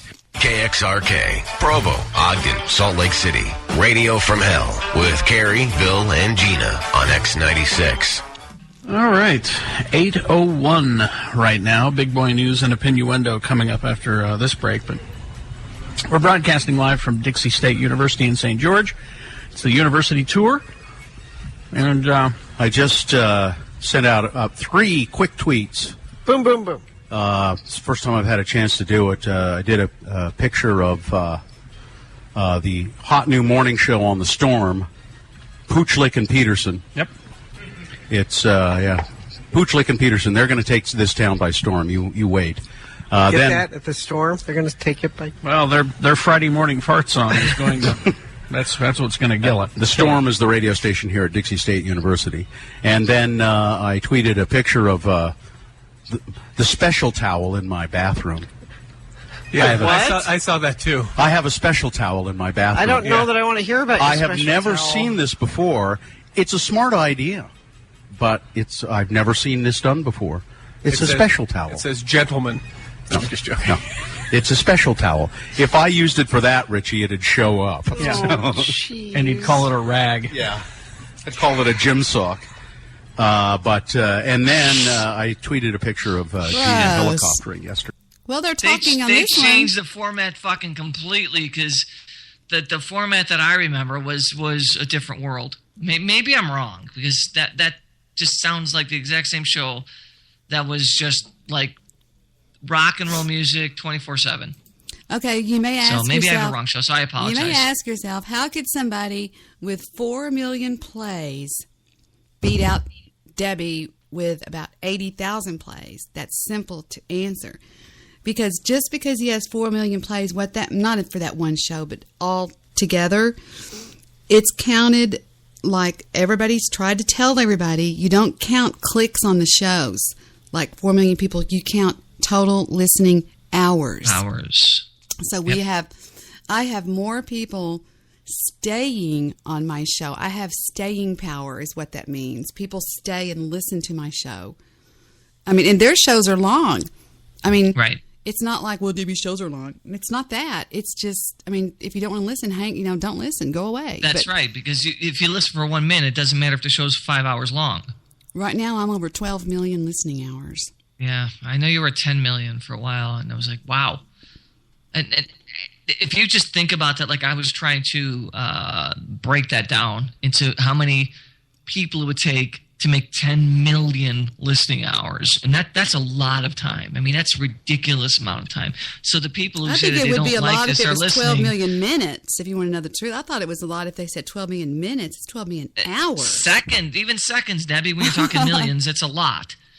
Wow, when you're talking about hours, that's just incredibly ridiculous. But again, it's earned. I mean, people want to learn. I think a lot of people listen to your show to learn and to figure out how to do their show. So I think your tutorial for how to do it. I think of a lot of it's what the hell is she going to say next. That's a good choice. You know what I mean? I think it's, well, I'm just going to say, I think it's a really good idea for a lot of young people that are getting into this to listen to this show and the way that, you format it, the way you control it, the way that you have it working forward.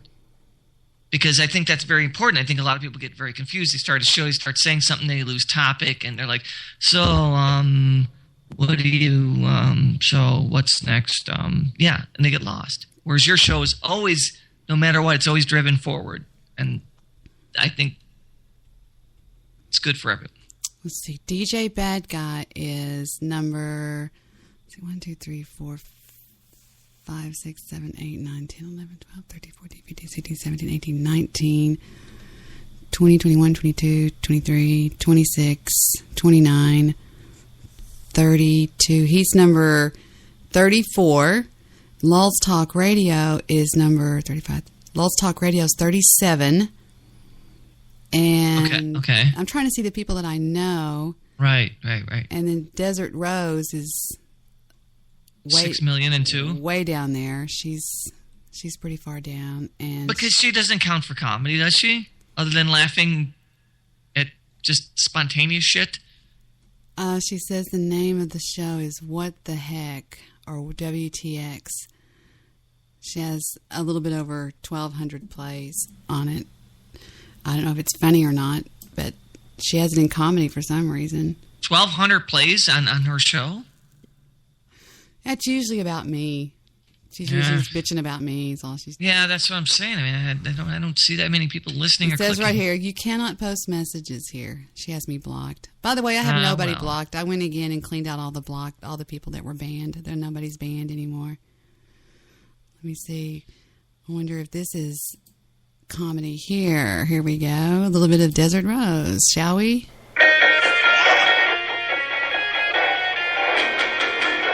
Is she on tin cans or what? Yep. This radio show. Yeah, I am so angry right now. I am pissed off. I'm sitting here thinking about it. It'll have something to do with me, I guarantee you. Want to bet?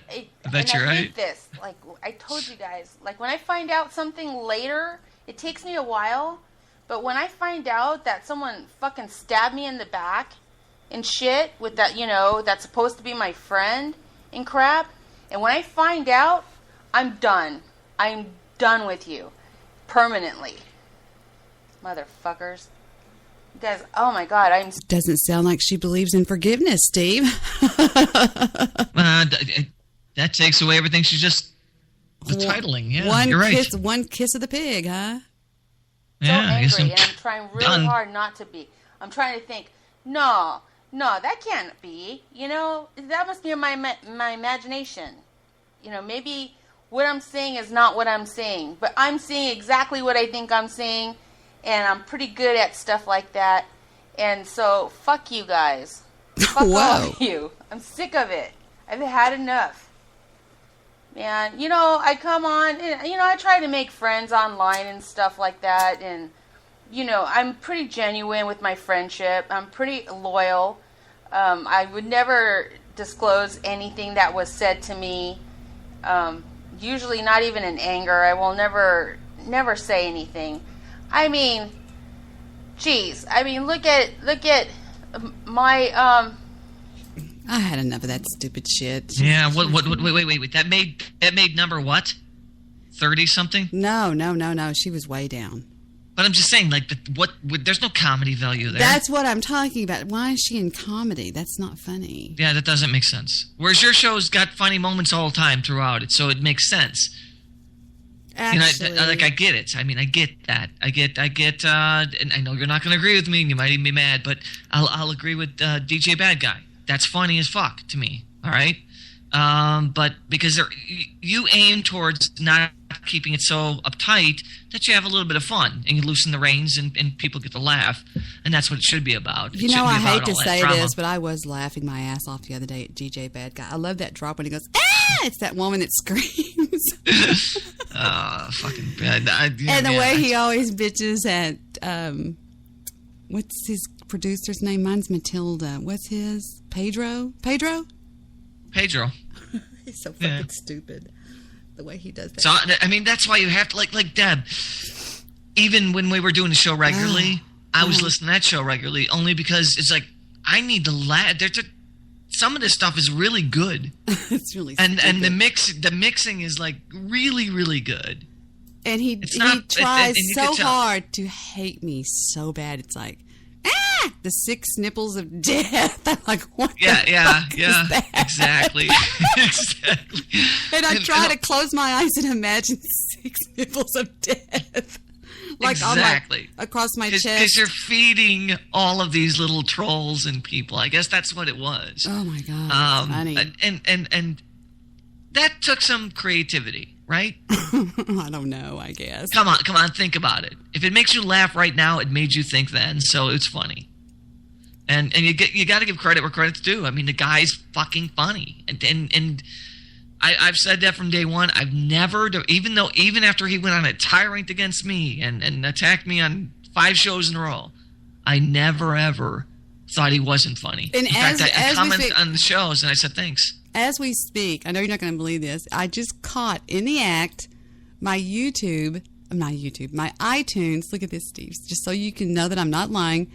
Downloading the most recent episode of DJ Bad Guy. Look at. Okay, watch. Here's my iTunes. Look, DJ Bad Guy's Lovin' Hot Wet Spreaker Drama, and look, I had to restart it. It was downloading just like this when I was talking to you, and that's why I say I don't download it. My computer automatically download. Can you see it? Right here? Yeah, I'm right there. How much you? Look, it's downloading the most... Isn't that odd? Right when we were talking about that and it's downloading it? There you go. I think that's weird because I just opened up my iTunes just to take a look at my iTunes for a second. I can't believe we still have broadband. We still have what? Oh, shit, did I lose you? No, I'm here. All right, it's telling me I lost you, but then you come back. Okay, stop. Right. There, I stopped the screen share. It just told me, it says you're losing connection or lost connection. Oh, you're here? We haven't lost you at all. All right, cool. I did stop the screen share, though, because I didn't want to. Yeah, and I saw that you cut that. I apologize. I have this terrible connection, so I'm going to shut some stuff down. I have everything pretty much shut off. All right, I just closed everything of mine. I'm playing some DJ Bad Guy. Wait a minute. Your BS and madness and whatever. So I haven't done shows. All right, good, fine, that's great. Now it's explained where I can understand it. The BS at Spreaker has forced you not to do shows. Now, this is odd to me because I actually select the programs that I want to listen to or not. And they really don't affect either way if I'm going to do a show or not. Now, I may make a comment on a different program, but I sure as hell aren't going to let them dictate if I do a program or not. Make any sense? And here's the deal. I'm going to delete all of my previous shows. I will still be around. I'm not going anywhere. I'm not leaving. Hold on, let me interrupt. You're going to delete your programs, but you're not leaving. Now that he's talking to an MP3.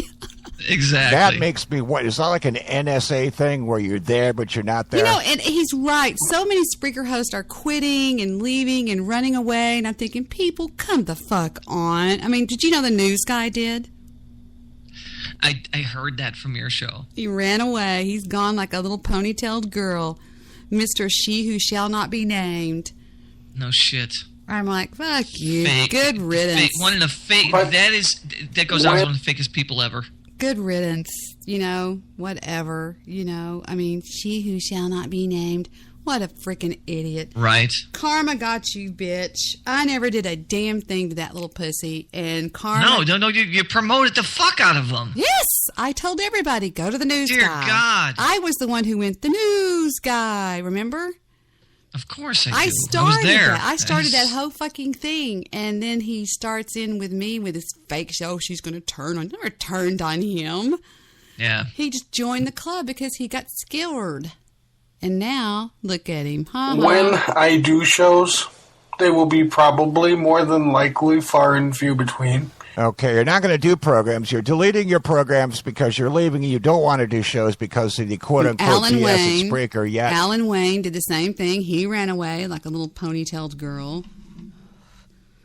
Fuck them. I don't give a shit. I'm not going to go away. I love what I do. This is fun. It's a way to get away from the family, for one thing. At 10 o'clock at night, they go to bed or whatever, and my door's closed, and there's a big sign. There's not really, but it should say, go away. I'm done for one day. Right, and then this is your hobby, and you enjoy it. And but I think more importantly than that, I think that this proves who truly wants to do this. And one thing it proves about me is they say, oh, well, you need to go spend more time with your family. Hey, fuck that. Hey, Nimrods. I've been with my fucking family all day, you ass clown. It's 10 o'clock at night, you idiot. I mean, all the people that say that, she just spends more time with her family. Fuck that shit. Ugh. This is nighttime. This is a nighttime broadcast in case you're not looking at a watch. This is what she does. And you know what? No one can do what she does consistently. And she's done it for so many years. I think if someone doesn't get it at this point, they'll never do it. They won't. They're just not going to get it. It doesn't matter. No matter what convincing you try to push, it's not going to work. I don't give a fuck. Who gives a fuck? I mean, really, think about it. You're right. You're right. I don't care. I don't care. I'm not doing this to win a popularity contest. I'm doing this because I like it. But here's if you did stats like they do in baseball, and you figured, how many people came up to plate and they bat it, you'd win that contest because everybody else is benched. Everybody else quit. Everybody else either is on the bench like me. Probably I'm on the bench. because I don't do my show. Sucked at it. Yeah. Probably because they sucked at it. I mean, my show was peaking when it was me, Mr. Midnight Movie, Jewish producer, and then the Jew sometimes, and of course you. But then when I started just going berserko over the last week or so, it dropped from the number 2 spot down to the number 4 spot. Because you'll lose listeners. If I put bad people on this call, on this panel, I lose listeners, and I lose potential sponsorship, and that's money in Vic's wallet that's coming out of it. Yeah, and so and that makes sense by the way, across the board. I mean, that's with every empire, every anything that does with audio. You have to be consistent and you have to be good because people want you. There's a reason why people are tuning in, and they want the Debbie Daly Show. So, well, I have a big archive listen audience. I have like all the people that are asleep, all the people that are sleeping right now, a lot of people in the UK right now. I had a lady call me and say, every morning we like to sit at the table, listen to Debbie from the night before, and read the newspaper or whatever. And so I think I would believe that there's a huge demographic that would say the exact same thing. I think that there's some comfort. You put it so perfectly about a year ago that it was like Johnny Carson. You turn it on, even if the best guests weren't there, it didn't matter. It was Johnny Carson. It was a comfort. It was a level of entertainment and quality that you would expect. When people heard that, da-na-na, no, that's Olive Lucy. Da-da-da-da-da-da-da-da. Remember the old Johnny Carson thing? Exactly, yeah. And I would be in bed, going to sleep, and Victor would be out there, and I could see that one lamp on next to the couch where he would be laying there watching the Johnny Carson show, and whatever he did, he would get through watching it. Here's a show, it says, with Steve Ogle on August 14th of 2010. About the guy that could play the guitar. He was from down south. He could play the guitar just like a ringing a bell. Go, go, go, Johnny, go. You can write what they want on Wikipedia.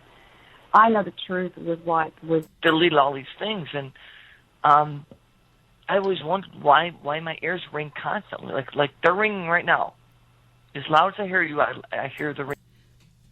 5 years, was that 5, 4? Was it 4 years ago? 4 or so, yeah. That's you and I over 4 years ago together. Isn't that funny? Isn't that great? I think it's great. I did think the word is great. I think it's great that we're still doing it, and despite what people think, we still really are good friends. And if you don't, I said the other night, it's like I told Mr. Midnight Movie the other night, I said, why can't I get mad and have a fight with Steve and then talk after a couple of days? I mean, why does a fight to so many people mean the end? Why is that? Why do we have to constantly get along? That's stupid. No, it's like a relationship. Sometimes you need a moment to chill. Because we got in a fight over that Jerry Rice. Was it Jerry Rice? Is that his name? No, it was Rice. It was the Rice guy. But I didn't leave that show. I don't even know what happened at the end. I think I lost my connection. But I believe that, in fact, you were passionate about your opinion. I was passionate about my opinion. In fact, I think that was probably the best show we ever did. Steve, you To didn't be very honest with you. You didn't lose your connection. I hung up on you. Did you really? I hung up on everybody. I was so goddamn mad. I did. I hung up. I was. You know, here's the thing that what happens after 4 or 5 years, that you become passionate, and if it's somebody that you care about, which I care about you, and I respect your opinion. So if I respect your opinion, I'm going to give it to you. But if I really feel like a friend of mine is just out on a limb, and I believe that it's another way, you know what? I'm going to fight for my opinion at least. And that's where we went on that particular show. And I was adamant, and I don't take a word back. I listened to the show, and I don't take one thing back from what I said or what I felt that moment, because I still feel it today. And I believe that after that show... This is you and me on Talk Shoe, it says, in 09. Hello. Hello? I'm supposed to be here with Steve Ogle, and he's not here. So, what does that mean? What will I do? Oh, my God, this is old. Yeah, I sit there and I tell Steve Ogle we're going to do a Talk Shoe show to practice. He goes, okay. And then he runs away. Whee! Bye, Steve. That's men today. They are so stupid. Listen All to of me. them, I think, have turned idiots. Listen to me. Nice, I'm like, Debbie. where's Nice the job. Oh, my God, I'm so mad. Kicking my ass. I ain't even there. There now. Oh, yeah, real loud. Sounds good, but it's just extremely loud. Oh, no. That loud, man. It's a Rooter music show. Oh, my God. Remember those? Oh, God. I loved them. I love that dude. Oh, I do too, but oh my God, it could be so in your face. It gets old fast, but you gotta love him. Jesus Christ.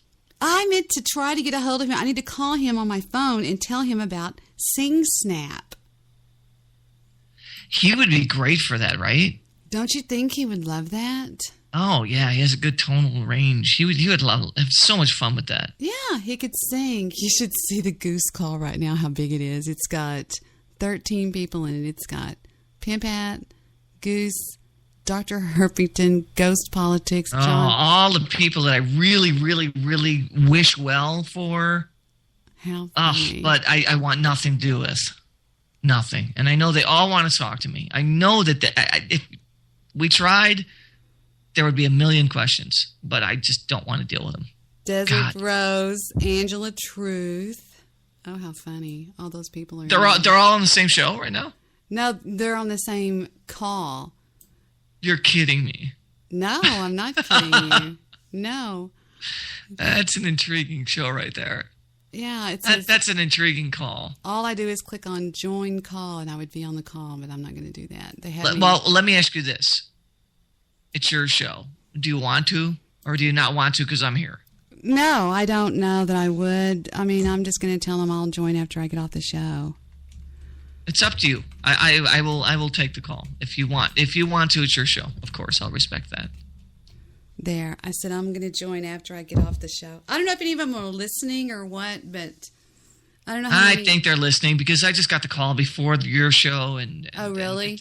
Yeah, that's why I know it. I know it's a combination of people just trying to have some fun with somebody that you like. Debbie, you're not allowed to have friends. Remember that. Oh, that's right. Damn it. God, I keep forgetting that. You can't keep forgetting that. You're not allowed to talk to people and keep a consistent relationship. Now that you just proved that it went back, to 09 or even 08 or whatever it was, it doesn't matter. We're not friends. We're not allowed to be. We're not allowed to get along. We're not allowed to respect each other and or disagree. We're not allowed that. For some reason or another, we're not allowed to. I don't know. So Apocalypse. No religious show tonight. Apocalypse is so stupid. Praise baby Jeebus. So I'll leave it there. Apocalypse is so stupid. Apocalypse I like him, man. He's fucking cool. He's hard not to like, to tell you the truth. He's hard not to like. He's legitimate, he's real, and he does a really good show. It's louder than you. Well, I suck. No, you don't. You're the man. Yeah. You're the man. You're the man. Here before, so they made me go back all the way to the beginning and re-enter all my information And then they gave me a different pin, and I had to put that pin in 3 times before it worked. I will tell you The one on blog, the one on Skype, I put in 18 times. 18 times. God, we sound younger, Debbie. That was September the 8th of 2010. We sound like babies. It's funny. Like little children's. Oh, that's so cool.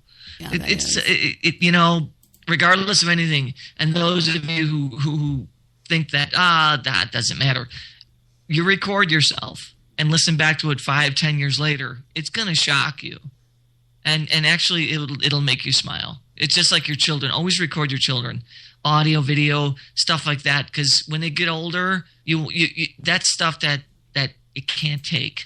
You know, it's just beautiful. That's why I love photography so much, because it freezes a moment. You did a show on September the 7th, it says, on Sunday, September the 7th, on Spreaker. I don't know if you remember doing that or not, but it says September the 7th you did a show. Were you on it? Or, man, I wish you all well. I understand there's like a lot of feuding going on from what I've been listening to.